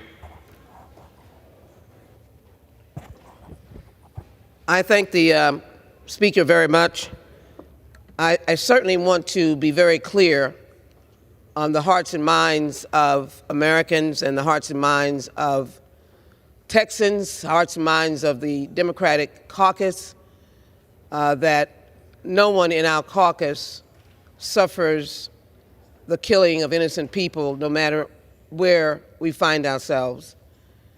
So I rise today to take great issue with any suggestion that our caucus, our Democratic caucus, would not fight for those who are the most vulnerable, and to recognize the Maryland delegation and the leader, Mr. Infumi, who comes to the floor to ensure that the voices of Marylanders are heard in helping to rebuild the Francis Scott Key Bridge, but also to ensure the representation of the American people that we do not discard our friends, but what we do is demand that our friends stand up for the vulnerable, that our friends love babies and women and children, and that we make sure that there is not an unequal mistreatment of individuals who are here in this country and who are overseas. So I must challenge any interpretation of Democrats as being anything but supportive of the president's policies, which are policies that believe in protecting human rights workers, and again, as I started out, by protecting those vulnerable persons in the, how should I say it, in the very vigorous war that is going on and the loss of life that we see. That is why you hear a difference of opinion in the Democratic Party. That is why you hear from the majority leader of the United States Senate a different voice, because that voice has to speak for, again, the most vulnerable. And at the same time, would we not want to have the nation acknowledge the tragedy that happened in Maryland, in the Baltimore harbor, where so many detrimental disasters could be forthcoming because of the terrible tragedy of the bridge coming down, the lack of money to be able to support a new system of construction, and as well to be able to pay for it. So here's a real story. Tragedy struck the Baltimore harbor some weeks ago. In striking the Baltimore harbor, we saw not only the Maryland delegation come together, but we saw the nation come together. And the nation has come together to be able to speak to the pain of the people that are in Maryland, that are in Baltimore, and in particular in the city of Baltimore. That's what happened. And so I am standing with and supporting Mr. Infumi, who comes to represent the Maryland delegation, to ensure that those funds are forthcoming and that they are not dismissed. I think it is extremely important that we know to help our various communities that are suffering from hurricanes, suffering from a particular type of disaster that no one had ever heard, which is the disaster of the collision of a cargo carrier, if you will, going into the Francis Scott Key Bridge that many of us remember as a source of the Star-Spangled Banner. And so I would not be here if I didn't think the value that I stand for is to stand alongside of Mr. Infumi to recognize that we are Americans first and that we're here to help those who are in their time of need, cannot help themselves. That is why the president immediately went to Maryland in terms of his voice, immediately spoke up on behalf of the people of Maryland and the people of Baltimore, and immediately spoke up on behalf of the Maryland congressional delegation, of which Mr. Infumi now will continue to lead. He immediately stood up to ensure, he stuck up because he was going to be a man of his word, but he stood up because he's a man of his word that he was going to be here to stand with the people, the great people of Maryland. So it's my privilege to have been able to yield back to the Speaker at this time and to indicate my support for the funding efforts to help the great people of the great state of Maryland. Let's do it together. That's what Americans do. We help each other and we work together. I yield back to the Speaker at this time. The gentlelady from Texas yields back under the Speaker's announced policy of January 9, 2023. The gentleman from Maryland, Mr. Fume, is recognized for the remainder of the hour as the designee of the Minority Leader. Thank you, Mr. Speaker. I also ask unanimous consent that all members may have 5 days in which to revise and extend their remarks and include extraneous material. Without objection. Thank you very much, Mr. Speaker. Let me begin by thanking the gentlewoman from Texas for her opening remarks of this special hour dedicated to make sure that we underscore the sense of tragedy, the sense of loss, and the sense of damage that has occurred as a result of the bridge collapse in Baltimore. And I want to thank her again for sitting in and standing in. Your remarks were very well received. We appreciate it. Thank you. Mr. Speaker, I rise today shortly to welcome other members again who will be coming over to be a part of this special order. And I want to call everyone's attention to the fact that somewhere around 1:30 a.m. on March 26th, the Dahlia, a large 985-foot cargo ship weighing 95,000 tons when empty, collided, as we all know now, tragically, with the Francis Scott Key Bridge in Baltimore. The Dahlia's collision with the Key Bridge caused its fatal collapse into the Patapsco River and has forced the Port of Baltimore to suspend vessel traffic until further notice. All of the shipping lanes, with the exception of the ones that the Coast Guard was just recently able to open, have been closed, and we don't expect that to change until sometime around the end of May if we are fortunate. Aside from that, I think it's always important to recognize that it was not the collapse of the bridge alone that troubled us, but it was also the loss of human life.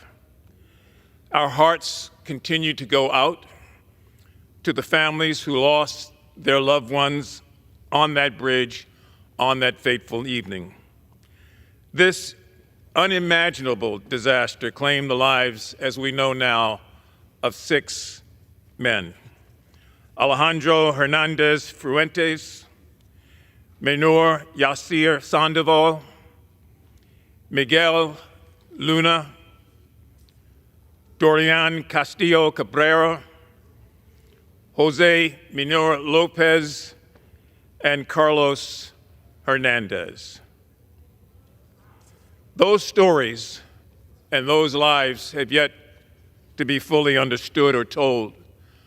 But those men, most of whom had been in this country 16 or 17 years, working in most instances 2 jobs, married with children and raising families, paying taxes, and doing what a lot of people would not want to do at 1:30 in the morning, that high up on a bridge, filling potholes. We, in the state of Maryland, continue to mourn them, as do people all over the country. And we know that they were indeed, as I said, husbands, somebody's father, somebody's brother. Their passing serves as a solemn reminder to cherish our own lives and the lives of those that we really deeply care about. These men gave their heart, they gave their sweat, and ultimately gave their souls. They leave behind 6 grieving families and loved ones that will never see them again. So those families can never get enough of our condolences and our prayers and our sympathies. I want to thank the largest Latino and immigrant organization in the Mid-Atlantic, Casa de Maryland, and its executive director, Gustavo Torres, and all of those who worked so hard to support those grieving families the day of the collapse and every day since then, both financially and emotionally. And I ask that we continue to lift them in prayer in a time of great tragedy that all Americans, regardless of where they are, to some extent feel, understand, and grieve for. I'd be remiss if I did not thank President Joe Biden, who called the governor and myself and other members of the delegation that morning to express his profound regret and his unstinting and unwavering support for finding a way to make things whole again, to rebuild that bridge and to allow those shipping lanes of commerce to be open. President Biden, since the beginning of this, has not wavered in his support of replacing that bridge. And not just for the sake of replacing a bridge and to open, as I said before, the channels of commerce, but to also find a way to give hope to all of the many people who are affected, the thousands of longshoremen, thousands of dock workers that do odd jobs, all of those in the communities of Turner Station and Dundalk, Maryland, who are right at the mouth of the bridge, as well as all those small businesses and business owners, the truck drivers and others, everyone affected when all commerce came to a halt. So thank you, President Biden. We have appreciated the simple eloquence of your example in this tragedy. We pledge to work with you and with the appropriate members of the Appropriations Bill or Appropriations Committee here in the Congress. In addition to the President, I want to thank Secretary Buttigieg, who also reached out early that morning as the sun rose and who was one of the first boots on the ground by noon. Secretary Buttigieg was initially responsible in making sure that the cleanup funds, the initial dollars, got appropriated and let right away, and they were sent and are being used now in cleanup of the massive amount of debris, which I'm going to talk about, which is almost unthinkable when you consider a bridge of that size. Administrator Guzman and the SBA, we thank you, and we thank all of those SBA officials who came over and who started working with small businesses who are severely impacted by this, as was the case with Acting Secretary Sue of the Department of Labor. Now, one of the things that we believe is very important, and I think it's important to mention right now, is that the United States Coast Guard and the Army Corps of Engineers immediately stood up a command team on the scene, immediately began working with Governor Wes Moore of Maryland, who, by the way, has just done an excellent job in marshaling all of the state's resources.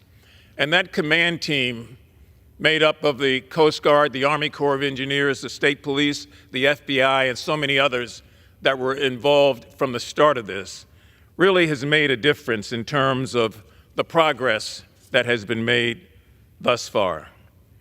The Maryland Department of the Environment and the Transportation Authority also very much a part of what took place. And so this unified command, as I indicated, were some of the first boots on the ground, and they've responded to this crisis day in and day out with diligence and with precision. Their work around the clock, 24/7, does not go unnoticed by our city, our state, or our nation. And we owe much dedication to those servicemen and servicewomen who, even at this hour, as I speak, are still very much involved, as they have been, in trying to find a way to open those channels. There are 51 divers in the water right now, going through the wreckage, trying to assess the danger in very dangerous, dark, and murky circumstances. We still have 3 individuals who have not yet been recovered. And so the work of those divers is particularly important so that these families might be able to bring closure to all that's going on. I mentioned Governor Wes Moore. I want to speak more about him and his team and the members of the Maryland delegation who have worked in lockstep with one another to get us to this point. My thanks to both senators in the other body, Senators Cardin and Van Hollen, the entire House delegation, Congressman Hoyer, Congressman Ruppersberger, Congressman Raskin, who you'll hear from in just a moment, Congressman Sarbanes, Congressman Andy Harris, Congressman Trone, Congressman Glenn Ivey, and myself. I'd like, if I might, before I talk more about the state's effort and what we are really dealing with when we think of this collapse, it's more than just concrete and bricks and steel falling into the ocean. It has disrupted supply chains across this nation that we hope to reopen and to reestablish.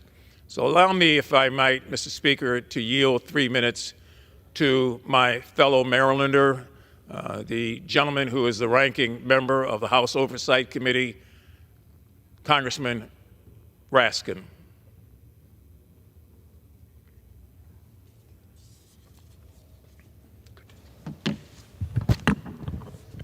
Thank you very much, Mr. Mfume. I am grateful to you for your extraordinary leadership through this catastrophe and for convening us for this special order hour this afternoon.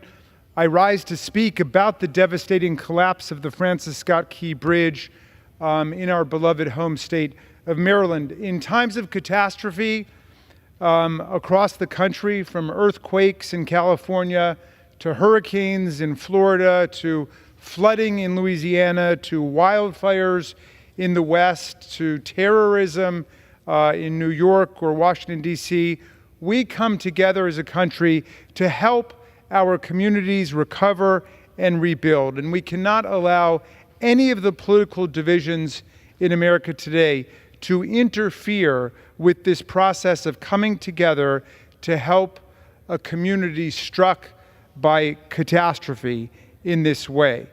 Disasters befall all of our states and all of our districts, and they are not partisan in character. We have got to stick together to support all of our communities, and that's what we are going to do in Maryland, and we're going to do as a nation to rebuild the Baltimore Francis Scott Key Bridge. I want to thank Governor Moore's administration, the Coast Guard, Secretary Buttigieg, the Army Corps of Engineers, first responders, the Maryland Transportation Authority, everyone who's working overtime to address this disaster. The Unified Command convened by the Coast Guard has been hard at work removing the bridge debris from the river and restoring access to the port. Salvage and recovery operations are ongoing in a very difficult and complicated process. The Dali vessel, weighing 213 million pounds, is the same size as the Eiffel Tower, with pieces of bridge weighing as much as 4,000 tons laying on top of it. The water is frigid and murky, complicating the ongoing and heroic rescue efforts that began immediately. I want to thank President Biden and his administration for their exemplary leadership in the face of this catastrophe and his characteristic commitment to help the local community rebuild. The President has directed his administration to move heaven and earth to rebuild the bridge and to recover the port as rapidly as possible. And within hours of receiving Maryland's request, the DOT and the FHA swiftly approved $60 million in initial aid. I also want to acknowledge the devastating loss of the 6 construction crew workers who were killed in this nightmare when they were working what seemed like a routine nighttime shift fixing potholes. Our thoughts continue to go out to their families and all of their loved ones. We have a long road ahead of us to rebuild the bridge in Maryland, and our bipartisan congressional delegation stands ready to do everything which needs to be done to restore full access to the port and rebuild the bridge. I want to thank you again, Mr. Mfume, for your extraordinary leadership, and thank all of our colleagues who've expressed their support and their sympathy for the people of Maryland dealing with this crisis. Thank you for standing with us, and I yield back to you.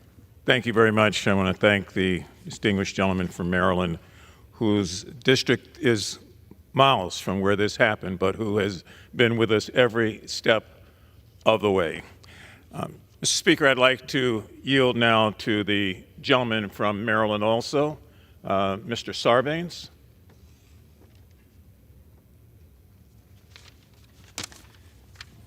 Thank you very much. Yielding 3 minutes. Thank you very much, Congressman Mfume, and I want to thank you for organizing this very important and special tribute. It's a tribute, as you've already heard, to the 6 hardworking men who lost their lives during this collapse of the bridge on March 26.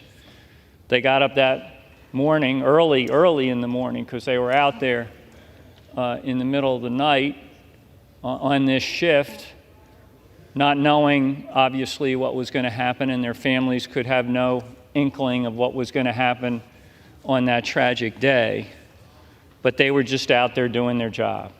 And I want to thank you in particular because in every setting now, every public statement you've made, you've led with concern and focus on those 6 workers that were lost. They were husbands, they were dads, they were brothers, friends, and our deepest condolences go out to their families who are feeling that incredibly profound loss. This is also a tribute to the first responders who sprung into action, and as a result, were able to save other lives on the day of that collapse. And they continue, these first responders, to search for the remaining bodies of those that were lost under very dangerous conditions because they want to reunite them with their families and their loved ones. So they will be remembered as heroes, and they deserve today's tribute. We also want to pay tribute to the response, the immediate response. Within minutes of this disaster, President Biden made clear that the nation was going to step in and step up. And he put his team, led by Secretary Buttigieg and others, on the task. And in Baltimore, we could feel that embrace and that support right out of the gate. So this is a tribute to the executive branch response. It is a tribute to President Biden and his team. It's also a tribute to Governor Moore, who also stepped up that day and frankly every day since to show the solidarity of this response and this unified command. So we're going to push through this. And, you know, Baltimore gets knocked down sometimes, but we always stand back up. That's the grit of Baltimore. And in this case, we know we can't stand up by ourselves. We need President Biden. We need Governor Moore. And we need the United States Congress to be part of a national response for a national project to restore the channel and the port of Baltimore, which is so critical to the economy of our city, our state, our region, and the nation, and then ultimately, as we know, to rebuild the Francis Scott Key Bridge. So that's why we're here paying tribute in the way we are today. And again, I want to thank my colleague, Congressman Mfume, for organizing this opportunity for us today. And with that, I yield back. I thank the gentleman, and I thank him for his interest, his work, his dedication to this mission that is before all of us, and that is to rebuild this bridge and open the lanes of commerce once again so that our nation's economy is not affected in ways that would cause us unwanted and unnecessary harm. Mr. Speaker, I'd like at this point in time to yield 3 minutes to the Speaker Emeriti of the United States House of Representatives.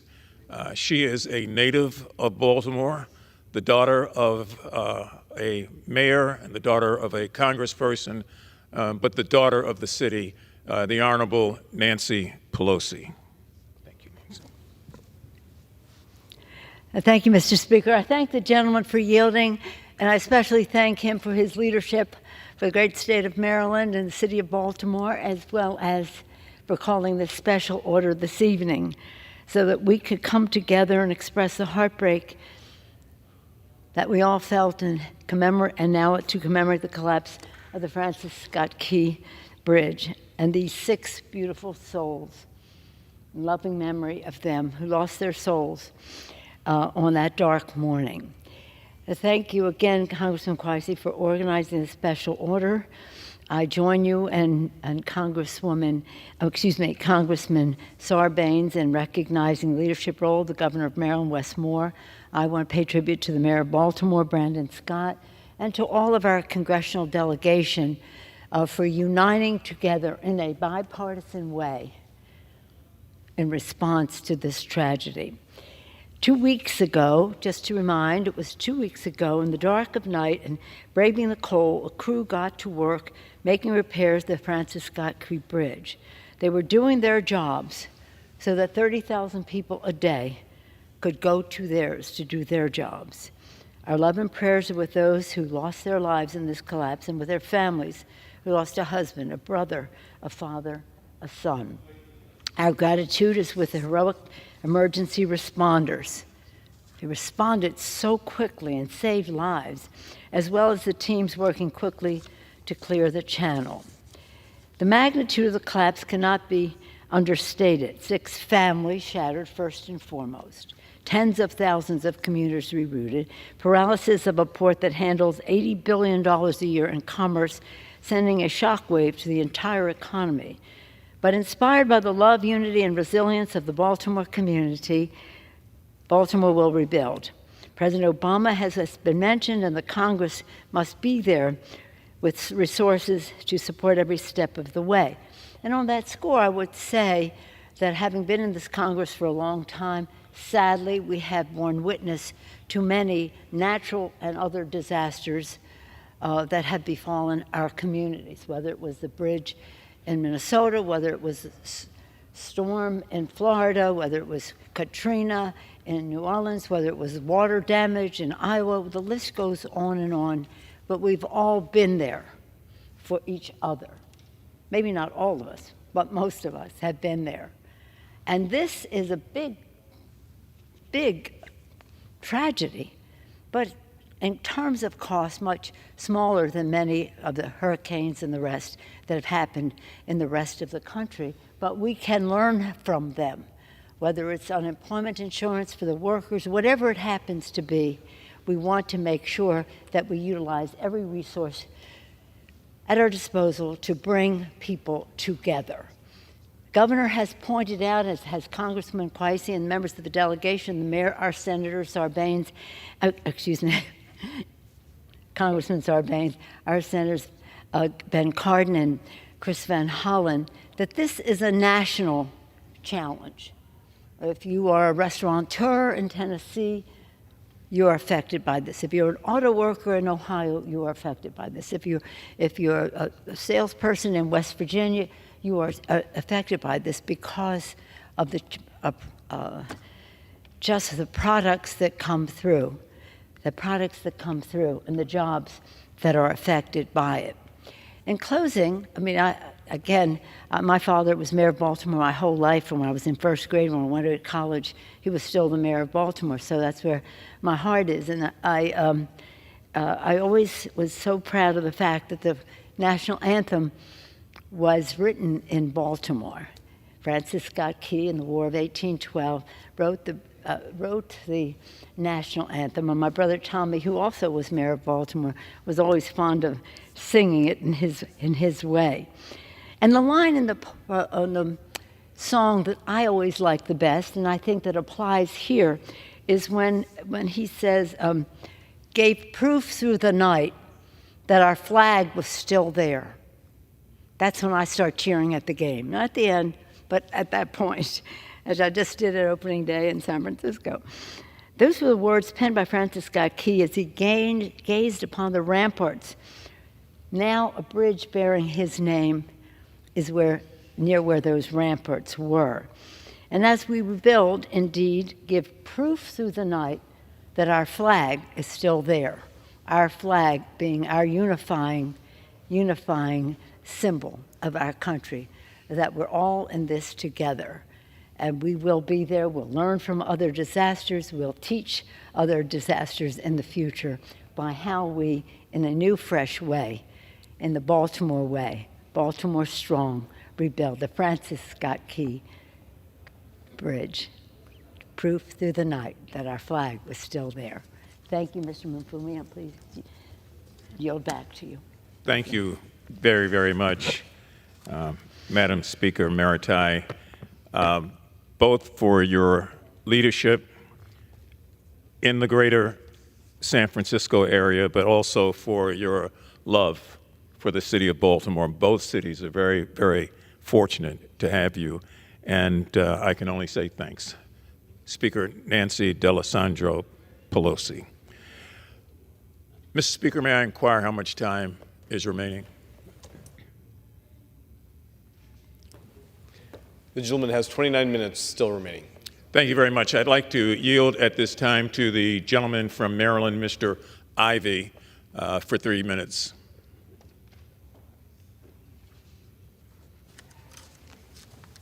Thank you, Mr. Speaker. I thank the gentleman for yielding, and I want to thank him for organizing this special order hour. And I also want to join with the comments that have already been made with respect to condolences to the families of the 6 lives that were lost. I remember when I heard about it that morning, there were 8, I think, that were missing initially, and I remember praying at that time that they would survive, even though the emergency services made immediate efforts to try and save them and blocked off the road so that no other people were going to meet that fate. I know that we've lost 6 at this point. So it's a sad moment. It's a tragic evening, and we certainly want to extend our condolences to them and their families and their communities. Gustavo Torres and some of the other officials and leaders in those communities recognize the impact that was had, and we certainly want to tell them that we support them. We're going to work hard to help them make it through this tragedy in every way that we can. I also want to commend Governor Moore, who's been outstanding in the way he's handled this event, and the leadership he's provided has been quite impressive, I think. He's really risen to the occasion. I knew he was a talented leader, but I think he's demonstrated that repeatedly during this time. And I want to thank the Biden administration, too, for taking immediate steps. The president himself came out, I think, that same day and made the commitment to make sure that the bridge got rebuilt, that the federal government was going to make 100% efforts to cover those costs, and that he was going to do everything in his power to make sure that that happened quickly, that we weren't going to wait for the litigation to take place, because I think the last time there was a bridge collapse, the litigation took 10 years to resolve. So thank goodness he's decided to move it forward immediately, because we need that money now. We need to rebuild it. You've heard about the economic impact on the region, and I think that's certainly the case. So making initial and quick steps to make that recovery happen, I think, is critical. I did want to say this, too. That morning, I got calls from reporters about the tragedy, and some were asking for initial responses. But some also asked me about comments that people had made with respect to the collapse of the bridge. One candidate for Congress said, DEI did this, and he called Mayor Brandon Scott the DEI mayor. One right-wing provocateur said, foreign agents of the United States attack digital infrastructures. Another individual says, looks deliberate to me. A cyber attack is probable. World War III has already started. And then lastly, a Utah State representative, this is what happens when you have governors who prioritize diversity over the well-being and security of our citizens. And I told that reporter then, and I want to say it on the House floor now, that I thought those comments were beyond disgusting and irresponsible, and that I thought it was a sad moment. I know we're having very partisan times here in the United States, and certainly here in the House, but I think this is a moment where we need to rise above that. And I want to thank my Republican colleagues who did just that and are doing just that now. Andy Harris stood with us. Congressman Andy Harris stood with us yesterday. We had a press conference where we had the Biden administration present, the governor was present, the House and Senate delegation from Maryland were all present, and he was there too and voiced his support for full recovery of the bridge. And I want to say this just to end. The voices that I just mentioned a moment ago, those are not the representative voices of my colleagues here in Congress. I think they understand that this is not about red states or blue states. This is a moment where this is about the United States of America. And it's times like this where we have to turn to each other and not on each other so we can rise above the tragedy and move forward together.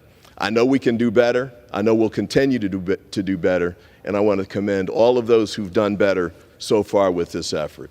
So thank you for yielding, and I now yield back.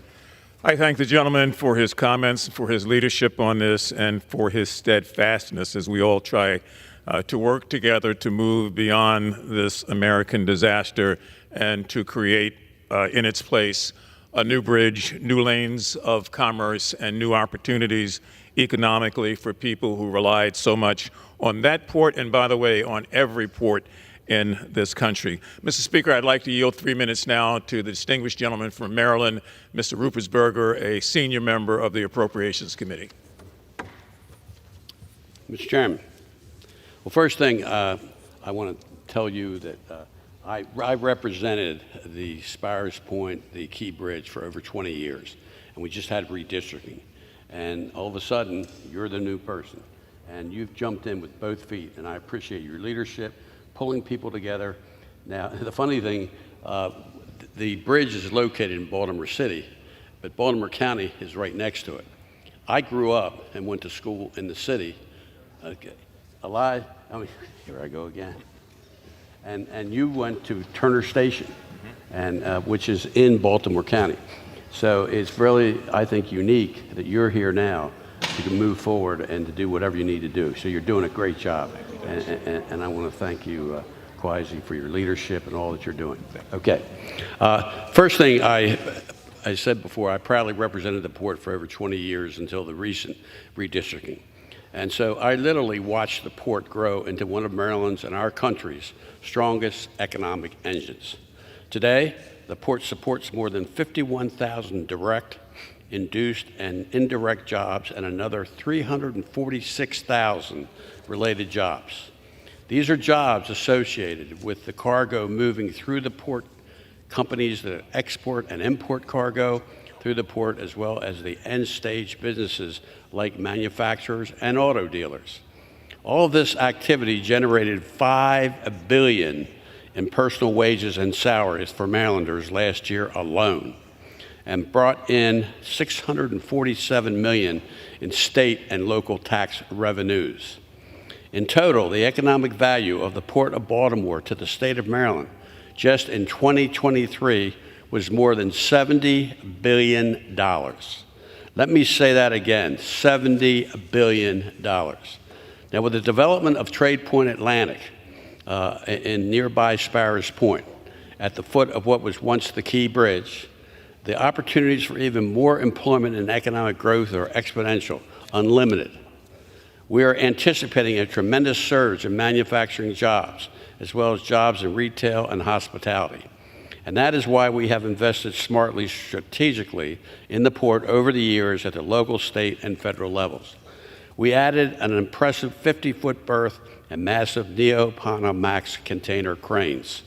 We upgraded terminals. We are expanding the Howard Street Tunnel so that it can hand double-stack trains going to and from the port with cargo. Last year, the federal government awarded the port $47 million for a new roll-on and roll-off pad, an offshore wind project, and other upgrades for the port for the Key Bridge and the Port of Baltimore.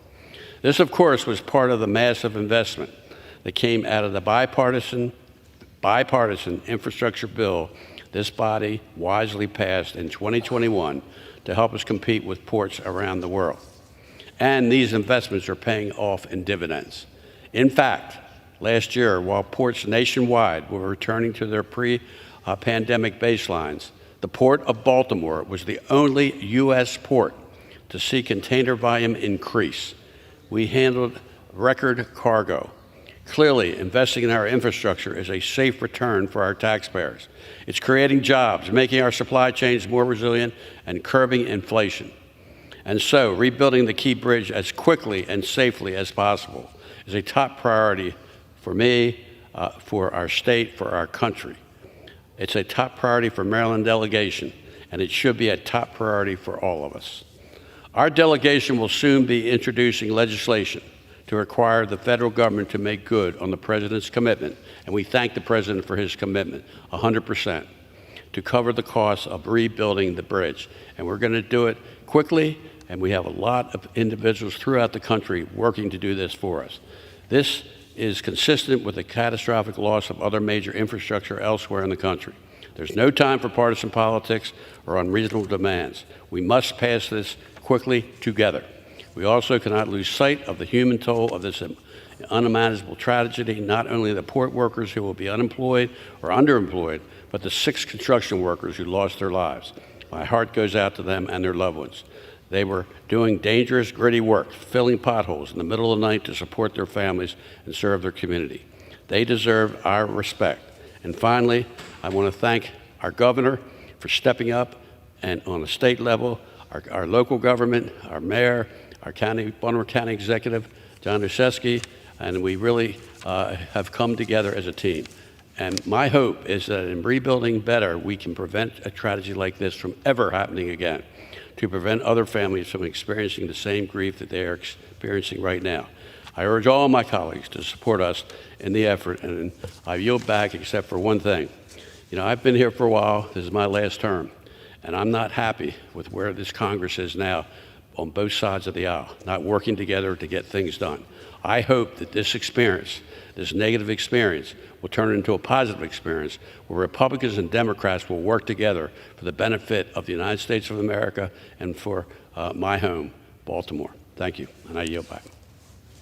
I thank the gentleman for his words. We thank him also for his service to this body for almost 2 decades. We wish him well as he goes forward.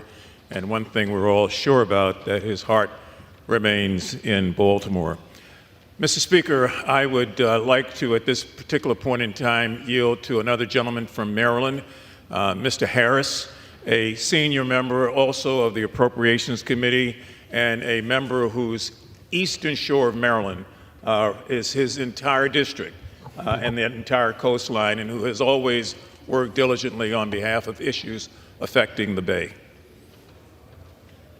Mr. Speaker, I want to thank the gentleman for yielding time to me. Today, I rise, as fellow members of my delegation have, to speak regarding the collapse of the Francis Scott Key Bridge, and especially to honor the memory of the hardworking men who lost their lives the morning the bridge collapsed. These hardworking men were fellow Marylanders, husbands, fathers, brothers, and friends, and their passing serves as a solemn reminder to cherish our own lives and the lives of those we love deeply. Mr. Speaker, the Maryland Congressional Delegation stands united as we mourn those lost and extend our heartfelt condolences to their grieving families. I also want to take a moment to recognize Maryland's brave first responders, whose heroic actions saved lives the morning the Key Bridge collapsed.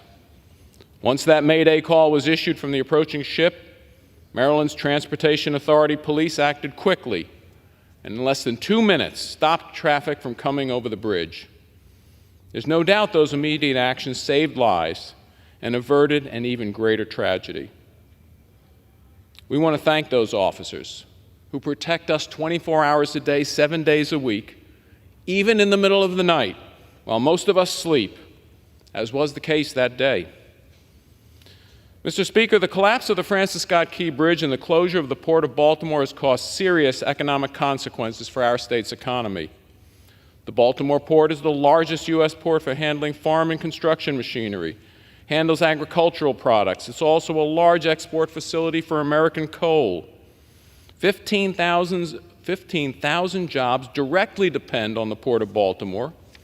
And I want to especially thank the Army Corps of Engineers for their quick and tireless work to get the channel cleared so that the port can reopen as soon as possible. As we continue to work on the cleanup phase of the bridge collapse, it's important that we seek maximum liability from those foreign companies who owned and operated the ship that crashed into the bridge. As I have long said, American taxpayers in both Maryland and across the country should not be held responsible to pay for the cost to rebuild the bridge if indeed there was negligence on the part of those foreign-owned shipping companies. Mr. Speaker, in closing, tragedy knows no partisanship.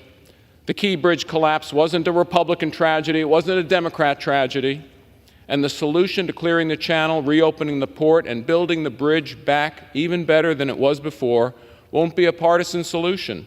It'll be a bipartisan one.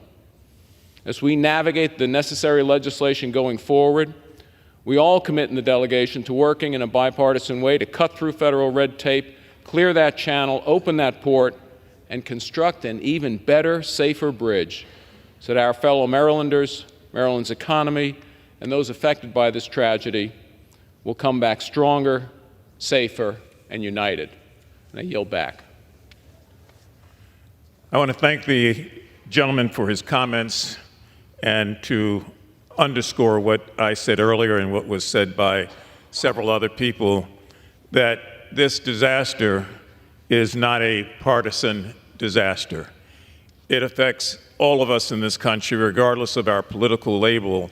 And I just want to commend the gentleman from Maryland, Mr. Harris, for his steadfastness on this. And I'm going to take a few moments to talk about several other members on both sides of the aisle who have, through their example, demonstrated the best way to go about dealing with a disaster like that, and that is to do it lockstep together. Mr. Speaker, I want to recognize the other gentleman from Maryland, Mr. Steny Hoyer. I want to recognize him and yield 5 minutes. He, as you know, is former minority leader. He is, for those who don't know, the dean of the Maryland delegation. Steny?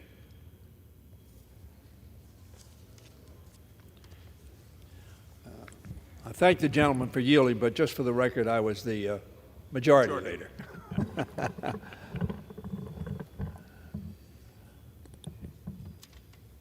Late at night,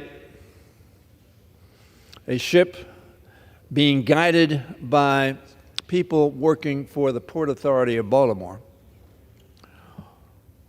lost control of a gigantic ship. Unable to propel it or guide it, they called immediately to the Transportation Authority, as Mr. Harris pointed out. And the good news for, we don't know how many people, but perhaps hundreds, they acted quickly. We had a tragedy for the loss of 6 lives. Working on that bridge to keep it in good shape and safe shape. Tragically for them, that gigantic ship that had lost power and lost the ability to steer it took down a significant portion of the Francis Scott Key Bridge, causing their deaths. And that we lament and send our thoughts to their families. That was the immediate tragic effect. But the effect of this bridge and the sections of the bridge falling into the channel and precluding ingress and egress had international consequences. Certainly consequences to the state of Maryland. Certainly consequences to the United States of America. This port being one of the busiest ports in America. And as the previous speakers have said, carrying a variety of critically necessary products and creating a dynamic economy, not only around the port itself, not only in Maryland, but internationally. So I rise to join my colleagues, and you might be surprised that this is bipartisan, nonpartisan in approach. But it is because, as Mr. Harris again said, this is not a partisan tragedy. This is a tragedy for those who lost their lives, those who have lost their immediate economic, whether they were owners or shippers or whatever, or longshoremen and others working for the port. As a result, we in Maryland believe this is, as we would believe if it were another port that had been so damaged, that this is a question that the entire country needs to address. We've done that before. We did it in a Minnesota bridge fell on an interstate, and we acted. And we acted as a nation, 100% paying for that Minnesota repair. We hope that and believe that the Congress will do the same. We are pleased that President Biden, in a very short time after the accident occurred, said that's what the nation would do and that's what he would recommend. I want to congratulate our governor, who has set up essentially a command center. And I think every American citizen would be extraordinarily proud, not only of those people who acted within a minute of stopping traffic, of hearing the danger from the ship itself, but also the Coast Guard, the not the Board of Public Works, but the Army Corps of Engineers. They acted within literally hours of the accident, putting the machinery to fix it and open this port and to take care of the people who work for the port and are advantaged by the port. And they're on the job today. They'll be on the job tonight. They'll be on the job tomorrow morning. And our Secretary of Transportation, who oversees the Port Authority, indicated to us just a few days ago when we had a hearing that they are hoping to open this port to 80% of the shipping that would use this port, not this big tanker. They need a deeper draft, but a 30-plus feet draft by the end of May. That is government at its best. In the press conference we had, and I will close with this, the biggest tragedies in many instances bring out the best of government, best of people, in helping one another overcome that tragedy. So I thank the gentleman for taking out this special order. This happened in his district, but it affects 434 other districts, That's right. the nation, and countless countries. So I thank him for his leadership, for his strong voice, and for galvanizing the Maryland delegation, along with the governor of our state, Governor Moore, to meet this challenge and make it better. Thank you. I thank the gentleman from Maryland, the former Majority Leader of the United States House of Representatives, for his comments, his friendship, but also for the effort he has put forward as a part of what we call Team Maryland. Again, a bipartisan effort to correct this tragedy. And Mr. Speaker, I'd like to yield 2 minutes to the gentleman from Illinois, Mr. Garcia. Mr. Speaker, I thank Representative Mfume and my colleagues from Maryland for organizing this special hour. I bring heartfelt condolences from Chicagoland. Next to me is a picture of the 6 men who died in this accident. They were doing construction work on the bridge as it collapsed. All 6 of them were immigrants from Mexico, El Salvador, Honduras, and Guatemala. Dorlian Cabrera, Miguel Luna, Maynard Sandoval, Alejandro Fuentes, Carlos Hernandez, Jose Lopez. Like far too many immigrants, they encountered tragedy working in the country they came to seeking a better life. Immigrants keep our country moving. Immigrants power our economy, but immigrants are more than just their labor. Latinos are disproportionately in high-risk jobs like construction, and we cannot wait for tragic accidents or death to recognize immigrants' humanity.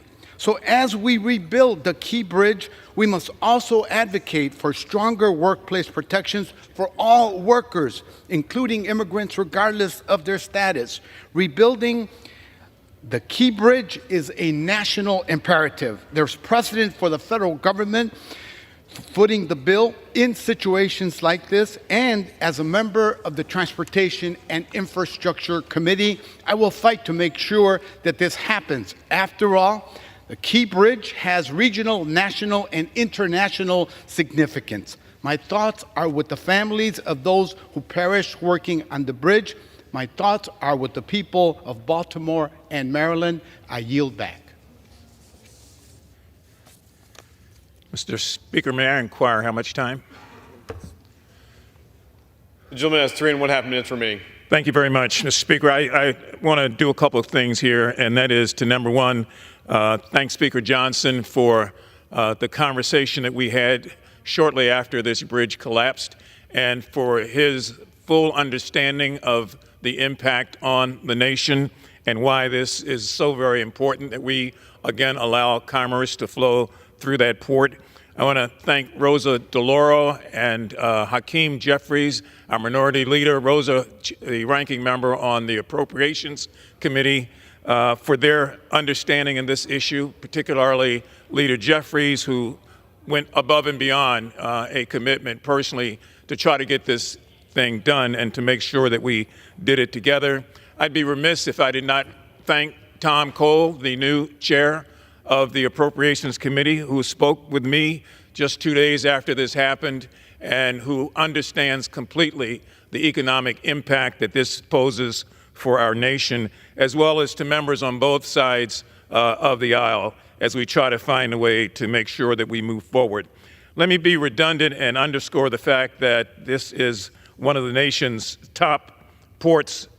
It's the largest estuary that it sits over, meaning the Chesapeake Bay and the Patapsco River, but the port itself is a significant contributor to our economy, and it's the #1 port in terms of roll-on and roll-off of automobiles, new automobiles. It's a great exporter of titanium, of sugar, of coal, and of a number of other imports. I want to also, as well as exports, I want to also say that it's been a pleasure working with our governor, working with Mayor Brandon Scott of Baltimore, County Executive Johnny O of Baltimore County, Bill Ferguson, the President of the Senate in Maryland, and Adrian Jones, the Speaker of the House, who have pushed through emergency legislation to help us to assist all of the dock workers that are affected, all of the small businesses that are affected, and helping us to move toward some sort of resolution of this issue. I began my remarks by saying that we must not ever forget the human souls, the lives that were lost that day. And again, as we think about this well into the future, I hope that all of us remember that this was a bridge, but this was more than just a bridge. It became a graveyard also. And so because of the suffering that these families have endured, I would ask everyone all over the nation to join us in understanding that this is not a partisan issue, that we must find a way together to get through this, that we must protect our nation's supply chains and all of that risk that it poses for consumers in our society, and that we can do it together. There will be a process to determine the funding mechanisms and the funding ratios. That will all be a part of some of what the Appropriations Committee will do, I'm sure. But more than anything else, this becomes a milestone, and I hope that we look at it as a problem that occurred that was solved by the work and by the potential and by the input of everybody who cared, no matter where, in fact, they were or are. I thank you, Mr. Speaker, and I would, at this point, yield back to the chair. Gentleman yields back. Under the Speaker's announced policy of January 9th, 2023, the gentleman from Utah, Mr. Moore, is recognized for 60 minutes as the designee of the Majority Leader. Thank you, Mr. Speaker. I ask unanimous consent that all members may have 5 legislative days in which to revise and extend their remarks and include extraneous material on the topic of the special order. Without objection, so ordered. Thank you again, Mr. Speaker. House Republicans are advancing important measures on the floor this week. We continue to work hard for our constituents and the American people. We continue to push the Biden administration to address the ongoing crisis at the border and increase our domestic energy production capabilities. We're standing by Israel and denouncing President Biden's efforts for a one-sided pressure on Israel with respect to Gaza. This is a Hamas-led travesty, and we need to make sure that we continue to have and focus on the evils that Hamas terrorists have created and the turmoil that they've created in that region. So a lot to get to. I appreciate many of my colleagues for being willing to share some thoughts today, and I will first turn the time over, if the gentleman is ready, from California, Mr. Lamalfa.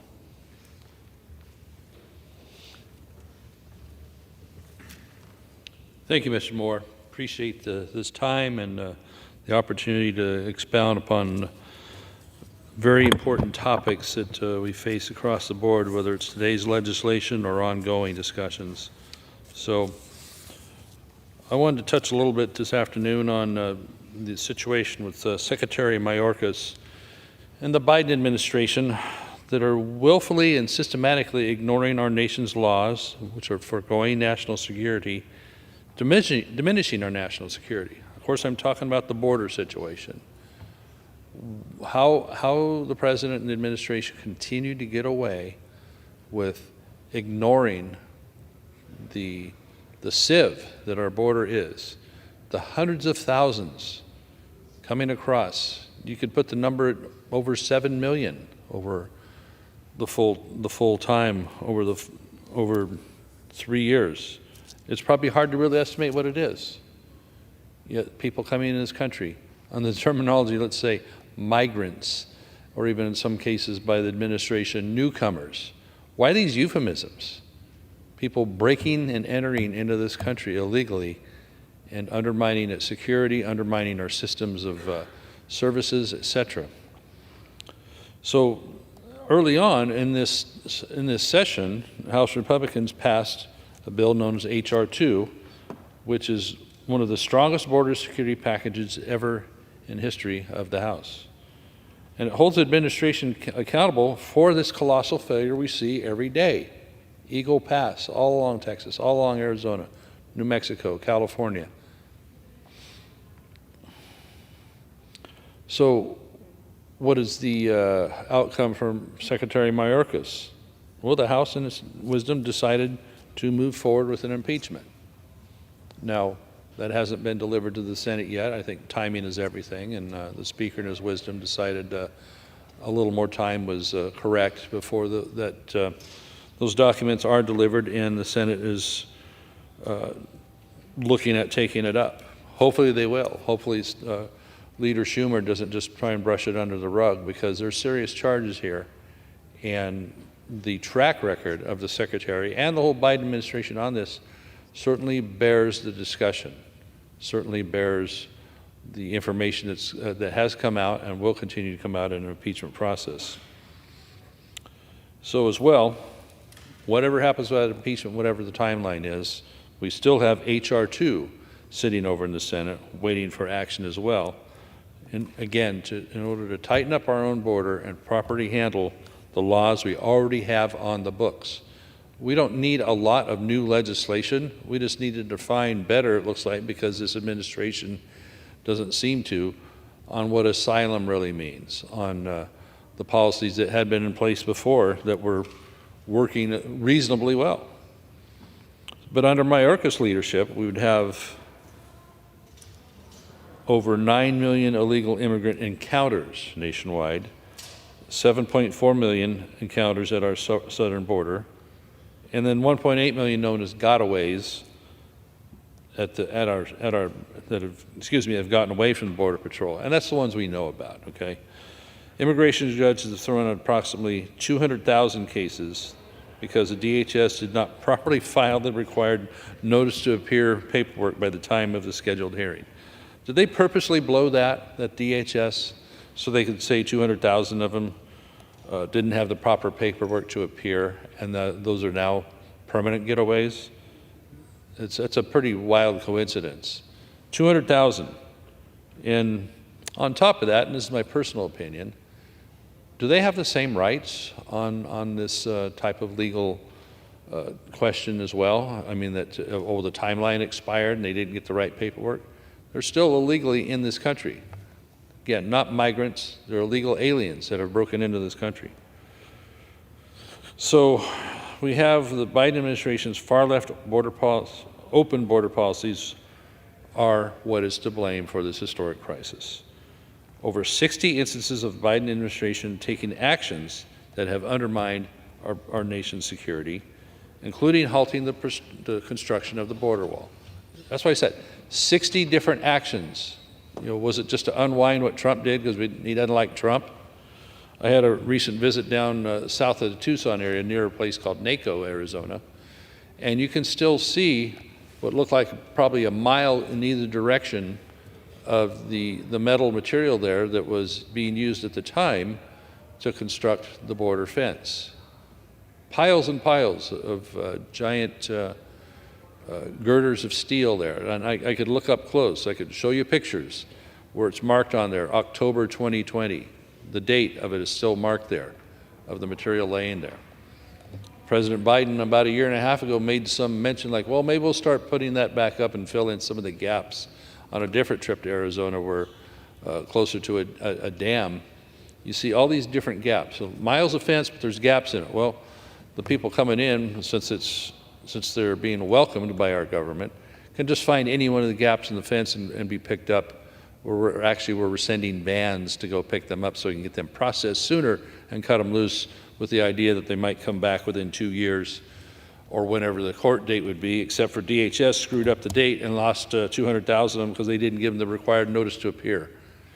So in the meantime, we're trying to hustle them into the country as fast as possible through the actions of Biden's directives with border personnel. So they announced on May 10 of last year that it would allow for some release of migrants in the U.S. with no way to actually track them. The Department of Homeland Security has now admitted that 40% of catch and release migrants have just flat disappeared into the country. The Senate must hold the trial for Secretary Mayorkas' impeachment because he needs to be held accountable. You can't just ignore our laws like that and make a joke out of it. This is, again, our security, the fentanyl that's coming in, the people that are going to be part of terrorist cells that are known, the people that they have caught and turned away from very questionable, very dangerous associations. So this is no joke. This is no just, shouting in the wilderness. This is very real. And how, again, this administration continues to get away with it blows my mind, and a lot of minds of the American people out there. How can this be happening? So President Biden lately is talking about, well, does he have the authority to make a move on further enforcing the border? Well, it's an executive action. The laws are on the books. We've legislated on that. We've put forward funding on that. And so the president, his action is to execute and to enforce the laws that are on the books. If we would execute and enforce them properly to the fullest extent we could as a country, we wouldn't have nearly the problem that we are seeing right now. So in the meantime, we legislate here. H.R. 2 is sitting over in the Senate. I urge the senators to take that up and move in a direction that will further define and tighten our laws so we'll have a much more secure border. So with that, call your United States senators, have them move H.R. 2. Thank you for the time. I yield back. Thank you to the gentleman from California. I always appreciate his participation. I will now yield so much time as the gentleman from Maryland may consume. Mr. Harris. Thank you very much, Mr. Speaker. I thank the gentleman for yielding me time. This afternoon, I'm going to talk a little about Bidenomics. It's interesting. The president doesn't talk about Bidenomics anymore. He thought about a year ago it'd be a neat thing to talk about, but I guess the problem is reality struck. Just over a month ago, President Biden stood just right in front of where you stand now, Mr. Speaker, in this very chamber to give his State of the Union address. He declared, and I quote, "Our economy is the envy of the world." Well, just today, the Consumer Price Index, a key inflation index, came in, quote, hotter than expected. And oh, by the way, that's not good news for Americans. It actually increased to 3.5%. Again, higher than it's been the past few years. It's been higher than it's been in 40 years. As we all pay more for almost everything in Joe Biden's economy, let's take a really close look at the economy that Joe Biden built. Well, when Joe Biden took office, the national debt was $28.7 trillion, a huge amount of debt. But now it's approaching $35 trillion, or more than $250,000 of debt for every American household. Now, in my district, that debt is higher than the average mortgage in my district. So the average family, actually, the mortgage is the least of their debt worries now. Now it's the federal debt. The CBO projects that by 2031, $2 trillion deficits will be the norm. But I would suggest, Mr. Speaker, that as usual, the CBO gets this wrong because this year it's going to be way over $2 trillion. In fact, over the last calendar year, so from last beginning of April to this beginning of April, the federal debt has increased over $3 trillion under Joe Biden's watch. Joe Biden's new spending initiatives, just the new spending initiatives in the budget he just proposed, adds up to a price tag of $5.5 trillion more over the next 10 years. And that's just new spending. Doesn't count the ongoing growth of existing federal programs that he projects in his budget. Together, all this new spending is going to drive up federal deficits to 10% of GDP, a level we have only seen in the modern era during the national emergencies of COVID and World War II. Now, since Joe Biden took office, inflation has risen to historic levels, and make no mistake, Bidenflation is a direct result of Joe Biden and the Democrats' out-of-control government spending. Just a couple of days ago, J.P. Morgan Chase's CEO, Jamie Dimon, no friend of this side of the aisle, warned in a letter to his shareholders that interest rates could rise to 8% or higher. He also mentions drivers of persistent inflation being military conflict throughout the world and fiscal deficits. Well, let me tell you something. The Biden administration are absolute champions of military conflicts throughout the world and fiscal deficits. The bottom line is, as we both know, as we all know, under the last administration, there were no hot wars. The Middle East actually was becoming more peaceful, not less peaceful. The Russians were not advancing in Ukraine. All changed with this administration. And the resulting military spending that's going to be necessary worldwide will drive inflation even higher. And that's not my word. That's the word, again, of the CEO of J.P. Morgan Chase. I think a person who understands how this economy works. Now, President Biden's economy is affecting Americans of every age, and we all know it. In fact, according to a recent survey, 1 in 8 retirees now plan to return to work this year because they simply can't afford retirement anymore. Inflation has driven up costs of everything: groceries, gasoline, housing, rent, everything. And a recent study in the Wall Street Journal showed that a $100 grocery list from 2019, and for those of you keeping score, that was during the last administration, now costs $137. And anybody who goes to the grocery store, Mr. Speaker, anybody who's watching us today who goes to the grocery store knows this is true. They know what a loaf of bread costs. They know what a dozen eggs cost. They know what a gallon of milk costs. They know what everything, when they go down the aisles, they know everything is more expensive under Joe Biden's watch. If Joe Biden thinks the economy he built is, quote, such an envy, maybe he ought to take a walk through a grocery store. Within the first 2 years of this administration, Joe Biden and the House Democrats passed their so-called American Rescue Plan. I don't think we feel too rescued, to be honest with you. And the so-called Inflation Reduction Act, which is the real laugh because everybody knows inflation isn't reduced from where it was in the last administration. And both those send federal government spending sky high. Again, what Jamie Dimon warns us is going to lead to a prolonged inflationary period and high interest rates. Lastly, I want to talk about energy prices. Because when you go to the gas pump, you got to buy diesel, you got to put in your farm tractor, you got to buy diesel, you put in your truck. You know what it costs now. About 50% more than it did under the last administration. Energy prices, your electric bill, your heating bill, everything is going sky high because of this president's policies. Make no mistake, Joe Biden's out-of-control spending, his spending agenda, and his economic policies have made life simply unaffordable for American families. I yield back. Thank you, sir. I'll even bring up another anecdote that when you hear voices like President Obama's economic advisor Larry Summers talk about, there's one equation when you enact that much government spending like that happened in President Biden's first 2 years. There is only one outcome when you enact that much spending with no offsets. American Rescue Plan, Inflation Reduction Act, like you mentioned, immediately create that type of relief spending that is unnecessary, immediately create inflation. That's what we've experienced. House Republicans oftentimes don't get the credit that we deserve for taking back the majority and putting an end to all of that additional spending that was enacted so quickly as soon as the Democrats had the White House, House, and Senate. They do those bills under reconciliation. They don't require the filibuster anymore, and they passed over $3 trillion that way on party line vote.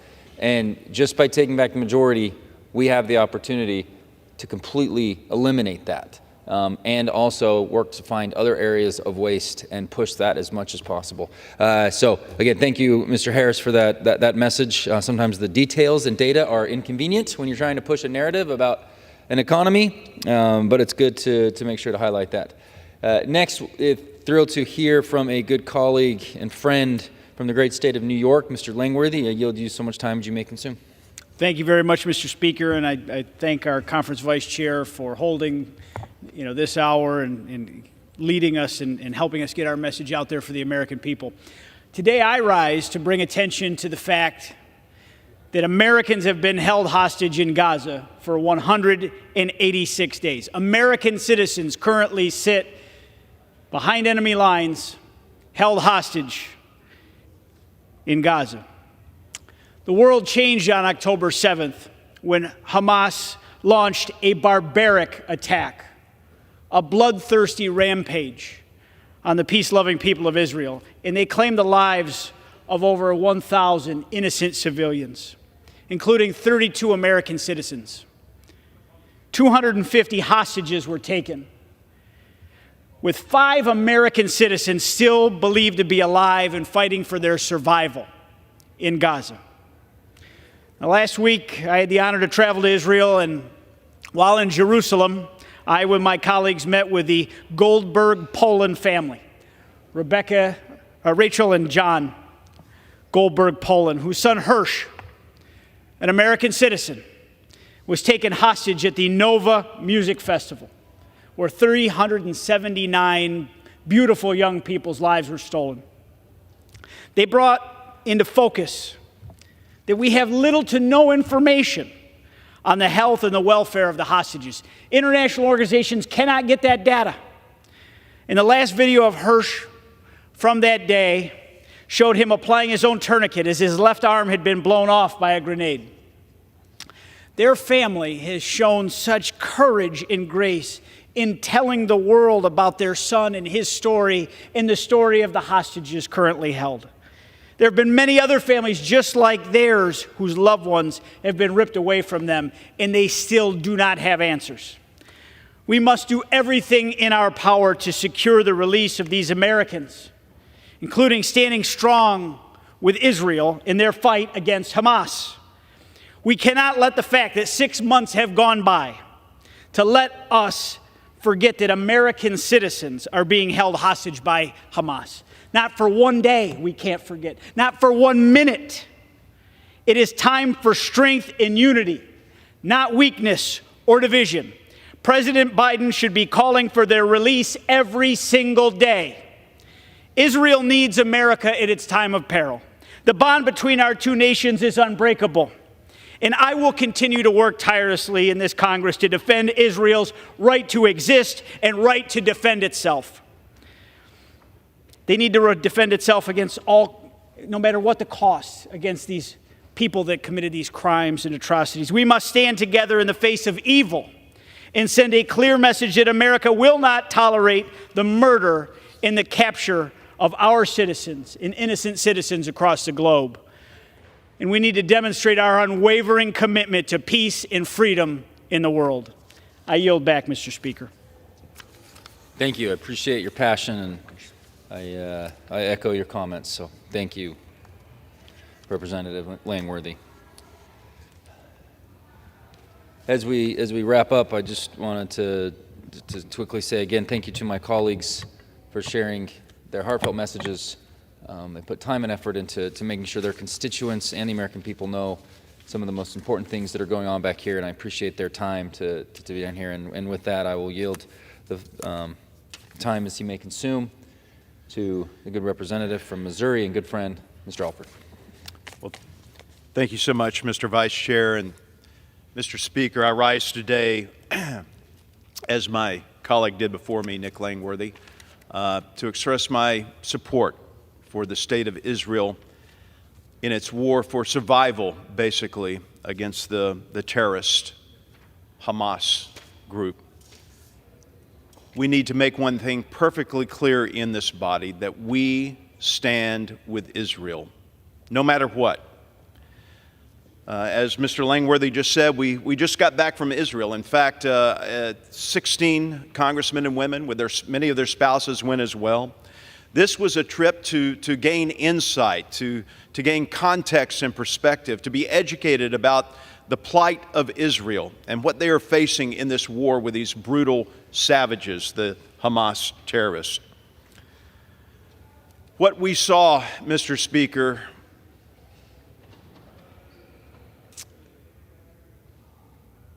was horrible. We went to a kibbutz in the southern part of Israel. It was one of our first stops. This was a village. Basically, a kibbutz is a community or a gathering of people, and it was a beautiful village at one time. We went there, and it was frozen in time.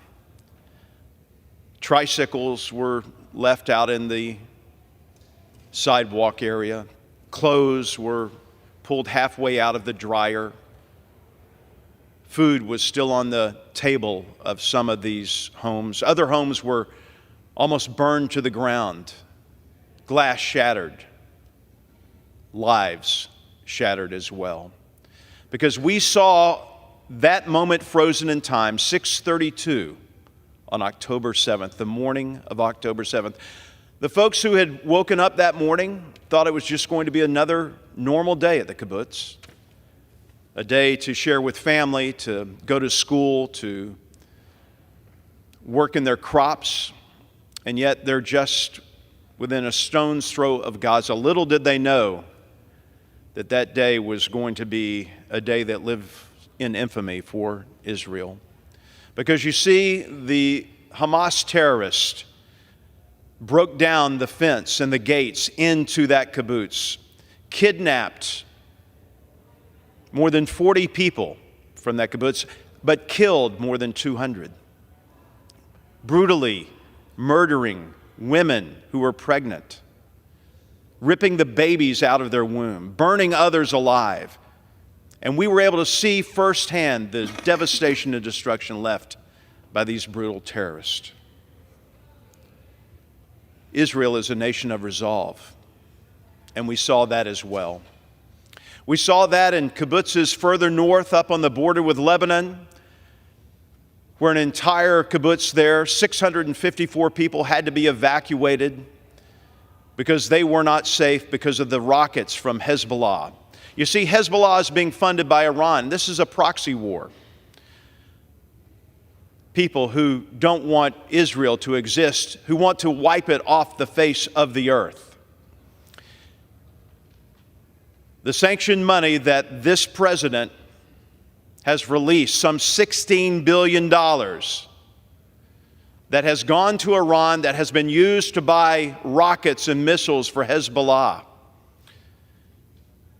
Saturday morning, we left a hotel in that kibbutz area to make our way further north and to the west there near the Lebanese border. 52 minutes after we left this hotel, Mr. Speaker, Hezbollah fired 30 rockets on that hotel that we stayed in. The Iron Dome stopped 29 of those, but one of them hit nearby the hotel. Didn't do any damage. But 16 members of Congress and their families were there just an hour prior to that. It is very clear that this is not just a war between Islamic terrorists and Israel. This is a war between civilizations. This is a war, a battle between good and evil. And that is why it is imperative that we stand with Israel. Imagine, Mr. Speaker, at your home, maybe you've lived there a couple of decades. Imagine if you lived there 80 years. And the neighbor to your right and the neighbor to your left and the neighbor across the street and the neighbor behind you never wanted you there. And all they could think about is driving you out of that house. And if it meant killing you and your family to do that, so be it. That is what the state of Israel is facing. We met with the Prime Minister, Benjamin Netanyahu. We met with the President of Israel, President Herzog. And let me assure you today, despite the media reports, Mr. Speaker, despite what others in this body may be saying, the will of Israel is strong to finish off the 4 battalions that remain in Rafah of these terrorist killers, and just as importantly, to bring them home. To bring home the 133 hostages, some of them Americans, bring them home safely. Unfortunately, just today, Mr. Speaker, a report was released that the Hamas terrorists may have delivered up some 40 of these hostages to other terrorist nations or terrorist entities and may not even be in Gaza. Israel needs to know if these people are alive. They deserve to know proof of life. A lot of people are calling for a ceasefire.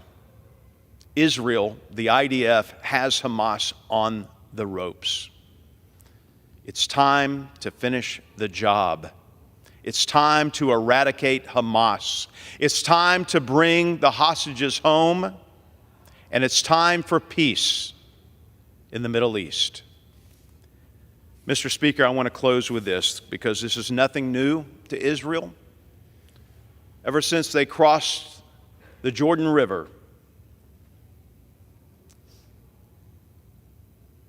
some 2,600 years ago, a prominent Levite songwriter in King David's court penned these words 2,600 years ago, and it still rings true today, Mr. Speaker. O God, do not remain quiet, do not be silent, and O God, do not be still. For behold, thine enemies make an uproar, and those who hate thee have exalted themselves. They make shrewd plans against thy people and conspire together against thy treasured ones. They have said, come, and let us wipe them out as a nation, that the name of Israel be remembered no more, for they have conspired together with one mind against thee. Do they make a covenant? Who say, let us possess for ourselves the pastures of God. God, fill their faces with dishonor, that they may seek thy name, O Lord. Let them be ashamed and dismayed forever, and let them be humiliated and perish, that they may know that thou alone, whose name is the Lord, art the most high over all the earth. Today it's Israel. Tomorrow it could be America. The jihadists and the Islamic extremists, the terrorists, call Israel the little Satan, and the United States of America they call the great Satan. We stand with Israel. And even if this administration is trying to pry open a crack between our relationship, This body should not let that stand and make it very clear that Israel is our friend, Israel is our ally, and we will stand behind them and beside them. When this is all over, and I hope very soon, because this could be, Mr. Speaker, this could be over today if Hamas would release the hostages and simply surrender. When that does happen, we will rejoice with Israel. But, Mr. Speaker, until that does happen, we weep with Israel. And with that, I yield.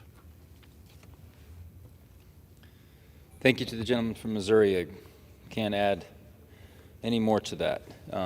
But to quickly just highlight a point that I think needs constant reminding. The Abraham Accords were some of the strongest, most positive potential opportunities for peace in the Middle East by creating trade relationships with Israel and Arab nations.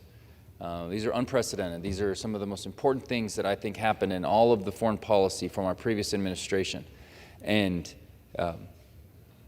Saudi Arabia was inching towards engaging on these types of trade relationships. Iran doesn't want that to happen. Iran supports Hezbollah. Iran supports Hamas. Hamas does this attack. The whole intent was to make sure that the narrative and the public perception will change on Israel because it was inching too close to productivity with a bellwether like Saudi Arabia being willing to potentially embrace trade negotiations and diplomatic relationships with Israel. Iran does not want that to happen. They will do whatever they can to incite violence and terrorism to make it. They know that Israel will go and protect themselves. They know that Israel will respond.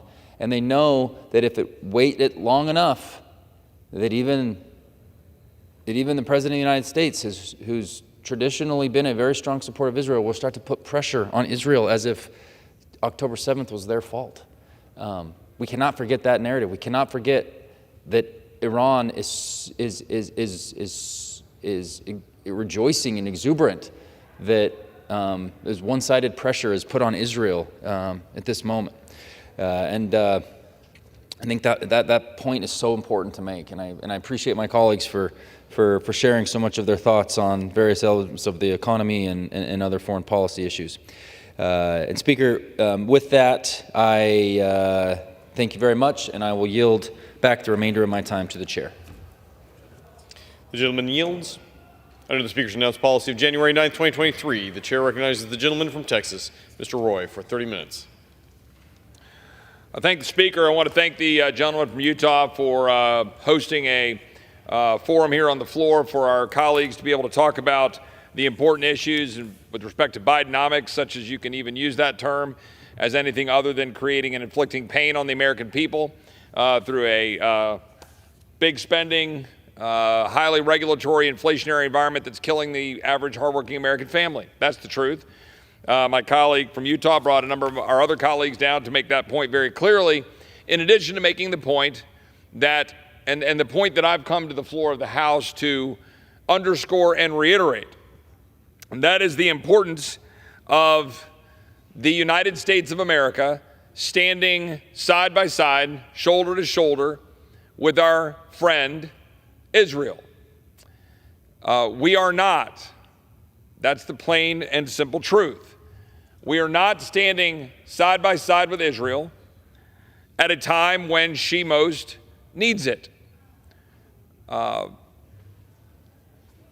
days ago was April 7th. That marked the 6-month time frame since the brutal attacks of October 7th. October 7th in Israel has become much like we describe September 11th. As we know, Hamas, through both what's publicly available and those things that we have seen privately, in terms of the information available and the videos that we've seen and the horrific slaughter of human beings in Israel, Hamas slaughtered children, raped women, burned whole families alive, and took hundreds of innocent civilians hostage. An estimated 1,200 Israelis were killed on October 7th. Those numbers are still numbers that we're trying to track down. An estimated 130 hostages of the initial estimate of 250 are still believed to be held in Gaza. To be very clear, that includes Americans. Americans are right now being held hostage by Hamas in Gaza. 91 Israelis are dual citizens, 8 Thai nationals, 1 Nepali, 1 French Mexican, but 6 Americans. 6 Americans. But instead of unequivocally backing Israel and backing the fight against Hamas, a United States designated terrorist group, I want to be very clear, the Biden administration has been undermining Israel every step of the way. Last November, on the floor of this body, the People's House, the representatives of this body passed, on a bipartisan basis, funding for Israel. We did so immediately.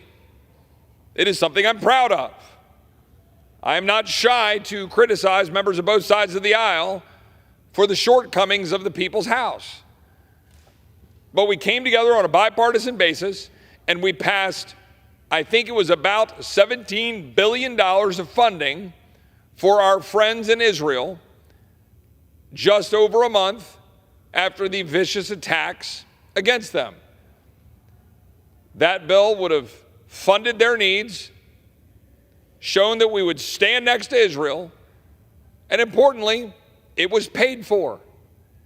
It was paid for out of the expansion of the Internal Revenue Service, which most recently was found by the IRS's own Inspector General to have 63 of the additional of the audits that were added are for people who make less than $200,000. 63% of the audits or for people who make less than $200,000, which, by the way, is what we said would happen if you expand the power of the IRS, that the average American, the average hardworking family would get targeted by the bureaucrats of the IRS, but our Democrat colleagues and the President of the United States, a Democrat, radical progressive Democrats, are choosing the Internal Revenue Service, are choosing to target you, the hardworking American family, are choosing to side with Hamas over Israel.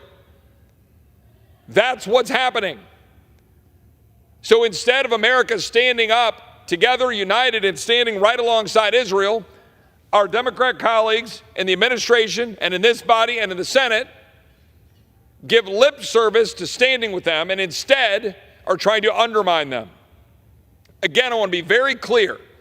Republicans in the House passed off of this floor with Democrat votes legislation that would fund Israel, that was paid for, so we're no longer just spending money into oblivion, by taking away some of the increased expansion of the IRS that the IRS's own Inspector General has acknowledged and reported is being used to target hardworking middle-class families. That's the truth. That's the distinction. But it goes a lot further than that. The Biden administration is trying to tie the hands of Israel. They're taking active steps to undermine Israel. President Biden told reporters that Israel's military operations in Gaza were, quote, over the top, and the bombing was, quote, indiscriminate. President Biden told protesters, quote, I've been quietly working with the Israeli government to get them to reduce and significantly get out of Gaza. And I'm using all that I can to do that. That is the President of the United States. On March 25th, just a couple of weeks ago, President Biden's representatives at the United Nations greenlighted by abstaining instead of voting. By abstaining instead of voting on a United Nations Security Council resolution calling for an immediate ceasefire without any connection to the release of hostages. Can you imagine the leadership of our country where they could have a veto exercise in the United Nations Security Council, chose not to exercise that, abstained, walked away, refused to stand up, and in essence turned their back fully, not just on the nation of Israel, but on every Jewish American who knows family and friends and their heritage connected to the great state of Israel. This president and my colleagues on the other side of the aisle turn their back around on Israel. That's the truth. There is no debate on that truth. It's literally what happened. Now, by the way, the administration is all too happy to continue to throw billions of dollars to the United Nations. And this is when I give a little wake-up call to my colleagues on this side of the aisle for continuing to fund a government at war with our people and at war with our values by giving more funding for the United Nations. But it is this administration that is throwing money at the United Nations. I think this last bill we just moved was $3.5 billion. Let's keep in mind that the United Nations General Assembly, that paragon of virtue, has passed 153 resolutions condemning Israel. 0 on China, 0 on Cuba, 0 on Turkey. I could keep going down the list, but 153 resolutions condemning Israel. Anybody with eyes can see what is happening. The Prime Minister of Israel, Prime Minister Netanyahu, was correct when he said, quote, just as the United States would not agree to a ceasefire after the bombing of Pearl Harbor or after the terrorist attack of 9/11, Israel will not agree to a cessation of hostilities with Hamas after the horrific attacks of October 7th. Every member of Congress, the President of the United States, every member of the Senate, we should be standing up shoulder to shoulder, backing Prime Minister Netanyahu, backing Israel with their unequivocal right to defend themselves, their unequivocal right to root out Hamas from the hostile forces that have been attacking them, and to not allow the international community to gaslight the world into saying that Israel is slaughtering civilians, because it's simply not true. The press and the international community will throw out numbers of the casualties in Gaza, but what they don't tell you is that a large number of those casualties are in fact enemy combatants. They are literally operating like divisions, like a military, but they hide because they're cowards. Because Hamas are cowards, and they hide under schools, and they hide under hospitals, and they build tunnels all through the city, all through the streets, making it as hard as it has ever been in the history of warfare for a sovereign nation, Israel, to defend itself against evil terrorists embedded in the civilian communities right underneath the streets in Gaza. But what's amazing is that what will be studied for years to come is the extent to which Israel has bent over backwards, has worked to minimize the casualties. I don't have the most recent data, but I would tell you that it's something in the zip code of, I think 19,000-ish casualties of civilians and about 13,000 terrorists or enemy combatants. If you don't know how ratios work out in the world of combatants, this is actually an historic low. History will judge this as an extraordinary feat by Israel to attack those who levied the most heinous attacks on their people and are holding hostage, I will remind people, 6 Americans. History will view this as an unprecedented success in modern warfare to root out and target evil and try to avoid civilian harm. Just to give you an example, I just told you there was roughly 19,000 civilian casualties to about 13,000 enemy combatant casualties. Okay, 19,000 civilian casualties to about 13,000 enemy combatant casualties that I believe the data reflects that we see going on in terms of Israel and their engagement with Hamas in Gaza. Here's a point of reference. According to the United Nations, civilians usually make up around 90% of casualties in war, which would be a 1-to-9 ratio. I mean, think about that. Think about the extent to which that is what the United Nations, that paragon of virtue that has had 153 resolutions condemning Israel, the United Nations says that ratio is normally 1-to-9. And Israel's got it at something in the zip code of like 1-to-1.5. While you have the enemy not marching in a line of redcoats, not getting in the field and just marching at you as the enemy combatants, but hiding as the cowards that they are in the tunnels under the schools and the hospitals and the businesses and the communities in Gaza. My colleagues on the other side of the aisle in this chamber and in the Senate should be ashamed of themselves, as should the President of the United States, for walking away from Israel, going to the United Nations, abstaining from your role in the Security Council to stand aside Israel while buying into the nonsensical lies about what Israel is doing when they're actually doing probably the best job in the history of humankind to root out and target the enemy combatants and the terrorists who are embedded in the communities of Gaza. It's an extraordinary feat. It is something we should hold up as a model of success and then stand alongside Israel. And what we should do is send over the $17 billion that we already passed off the floor of the House and sent to the Senate, which is paid for by shrinking the IRS.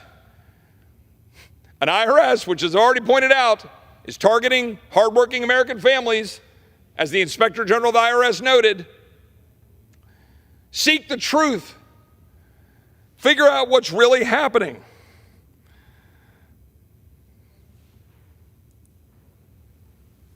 I noticed that my friend from Maryland has joined me. I've been talking about the extent to which we should be standing alongside our friends from Israel. Would be happy to yield such time as he shall consume to my friend from Maryland. Thank you, Mr. Speaker. I want to thank the gentleman from Texas. Look, what we're watching is a complete foreign policy failure on the part of the Biden administration. And we're watching it on two fronts. We're watching it in Eastern Europe, where peace prevailed under the last administration, and no coincidence that shortly after this administration bungles the withdrawal from Afghanistan, that Mr. Putin invades Eastern Europe. And then, on October 7th, Hamas, after this administration actively interfered with an internal discussion they were having about their court system, Hamas again, detecting weakness, launched that horrific, unhuman attack on Israeli civilians on October 7th, where they take over 200 hostages. And Mr. Speaker, the latest news, literally just coming out today, is in the negotiation, the Israelis were willing to negotiate a ceasefire. They just have to release 40 hostages, Israeli hostages, and Hamas says they don't even have 40 Israeli hostages anymore. Now, there are only two possible explanations for that. Hamas is lying, and they have more than 40, because, again, we heard in the rule debate today, the other side of the aisle, they said, well, there are 133, we should be talking about this. There are 133 hostages. Well, Hamas says there aren't anymore. So they were either lying that the hostages aren't there, or, even worse, they killed the hostages. Civilian hostages. These are not uniformed members. These are civilians. Look, I wore the uniform of the country. You put on the uniform of the country, and let me tell you something. You understand you could be taken prisoner, you could be subject to violence during war, but you don't expect it in this unprovoked attack on October 7th on civilians. So furthermore, this administration, which couldn't even get a withdrawal from a war correct, they couldn't even withdraw from a war correctly, they're trying to tell the Israelis, who are under an existential threat, and we don't understand, Mr. Speaker, we don't understand that in America because we got two oceans on two sides and two friendly nations to the north and south. We don't understand what it's like to live in a neighborhood where some of your neighbors have said, death to your country, that your country shouldn't exist. We don't understand that. And yet this administration and this Pentagon is attempting to tell Israel how to win this war. And what they want after the war is a two-state solution. Well, look, I want peace and I want utopia and I want all that too, but let's investigate. What do they mean by two-state? Wait a minute. Gaza was a two-state solution. Gaza got its independence, its ability to govern itself. Humanitarian aid by the hundreds of millions of dollars, including from the United States, pours into Gaza to make life good for the citizens, bring water in, bring all the infrastructure in. And the only infrastructure Hamas built were tunnels under the city so they could launch an attack and have a place to hide when Israel responded to the attack. That's what they did. That's what a two-state solution looks like in Israel. Mr. Speaker, I don't know if you had to have the privilege to visit Israel and land at Ben Gurion Airport. But you know Ben Gurion Airport's between Tel Aviv and it's between Jerusalem. And if you look at the map of Israel and you look just to the northeast of Ben Gurion Airport, there sits a piece of the West Bank. What the Palestinians want. They want to claim that territory. And if you look at that, and we visited one of those places, it's on an elevation. And from that piece of the West Bank, you can look down in the valley and there's Ben Gurion Airport. The people who took me up there said, let me tell you why a two-state solution doesn't work, because if this is the second state, a single shoulder-fired rocket at an incoming jumbo jet, because these jets are big that come into that airport, can destroy destroy that airplane, and the effect of just that one shoulder-fired rocket would be bringing the economy of Israel to its knees, because you would disable. There are no international flights would go into Ben. Of course they wouldn't go into Ben Gurion. We don't think that can occur. Of course it can occur.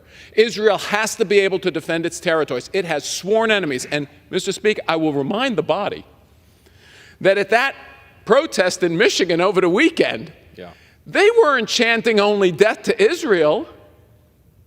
They were chanting death to America. And this protest didn't occur in Riyadh. It didn't occur in Jordan. It didn't occur in Tehran. It occurred in Michigan. People in this country calling for death to America. And if we think people in this country are calling for death to America, imagine what they're thinking about in Tehran, where they really want to bring death to America, where they are weeks away from a breakout on 3 nuclear weapons. We know what the damage of only 1 nuclear weapon can do. They are weeks away from a breakout on 3 nuclear weapons. This all happened under this administration's watch, where we think the appropriate response to Iran is to send them another pallet full of $6 billion, with them promising, oh, it's only for humanitarian aid, ignoring the fact that money is completely fungible. That of course that administration in Tehran is going to say, oh, well, now we don't have to buy food here. We can use that American money to buy the food, and we're going to spend that money to send to Hezbollah in north with tens of thousands of rockets that could rain down on northern Israel, to Hamas in Gaza, to the militia that surround them in Syria, the Iranian-backed militia. How naive can you be about the dangers of this world? How naive can you be? Well, we know how naive you can be, because you just got to go to the other end of Pennsylvania Avenue to find it. Where in this election year, they are putting the security of one of our best allies in the country up for bid for electoral votes. That's a real shame. I want to thank the gentleman from Texas for giving me the few minutes, because our friends in Israel deserve the full, unqualified support of the United States to win their war. Not our war, it's their war.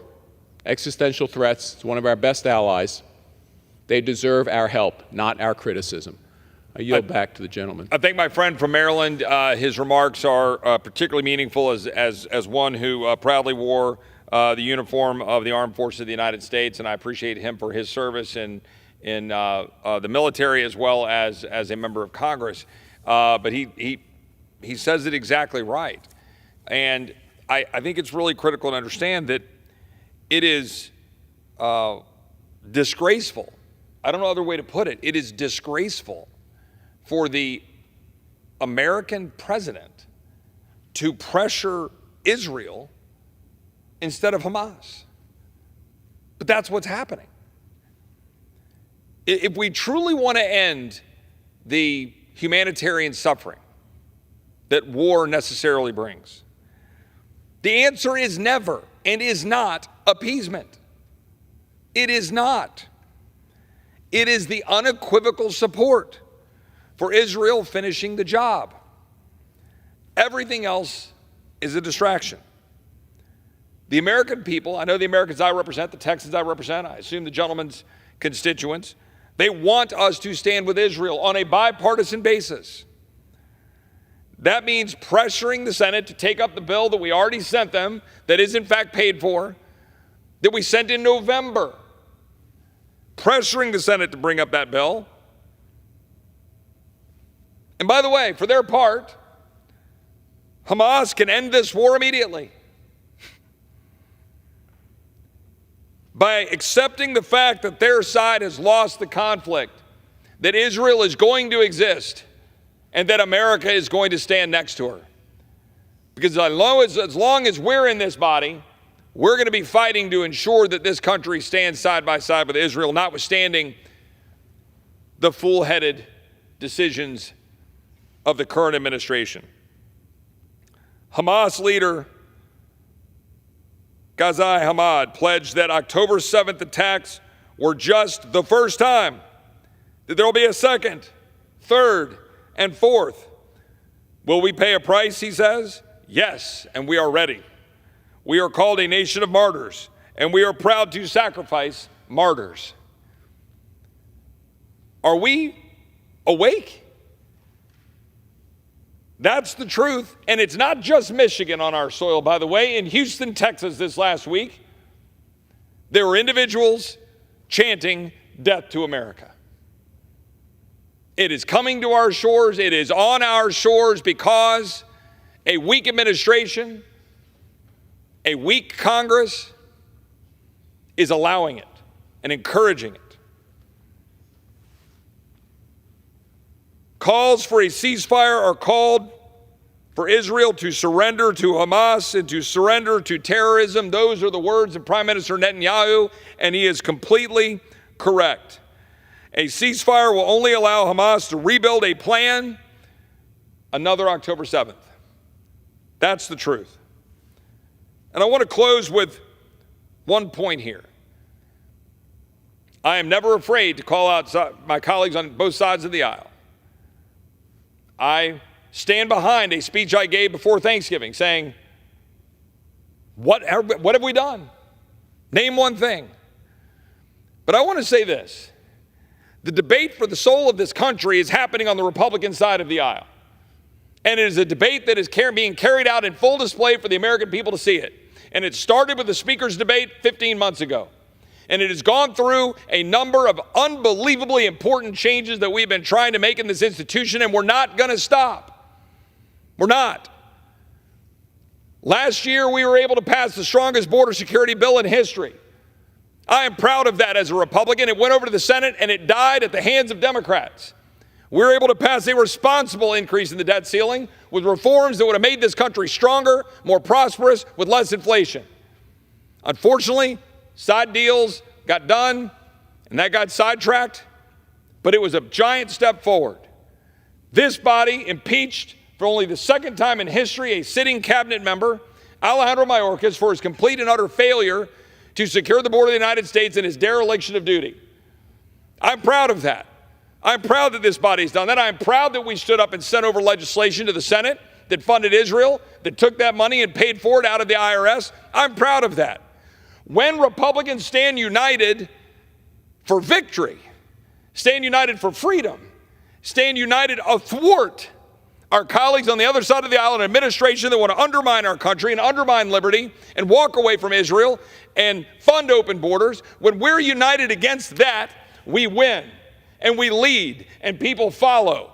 When we instead cower down and say, oh, we have to do something to get something done just for the sake of it, then that's just unity with no purpose. I am proud of the Republican conference when we're united in purpose to defend the liberty of the American people. I'm proud today that we had a debate right here about the difficult decisions of foreign intelligence surveillance so we can go after bad guys, like the bad guys that want to hit Israel and hit us. But to do so while we're respecting the constitutional protections and the liberties that the founders understood were critical. We do not have a country that is worth preserving if we're going to burn the Constitution while we try to defend it. We must stand together to defend civil liberties while we stand together to defend our country. The American people expect no less. We should stand side by side with Israel. We should unite to make sure that we can continue to carry out surveillance against bad actors while protecting civil liberties.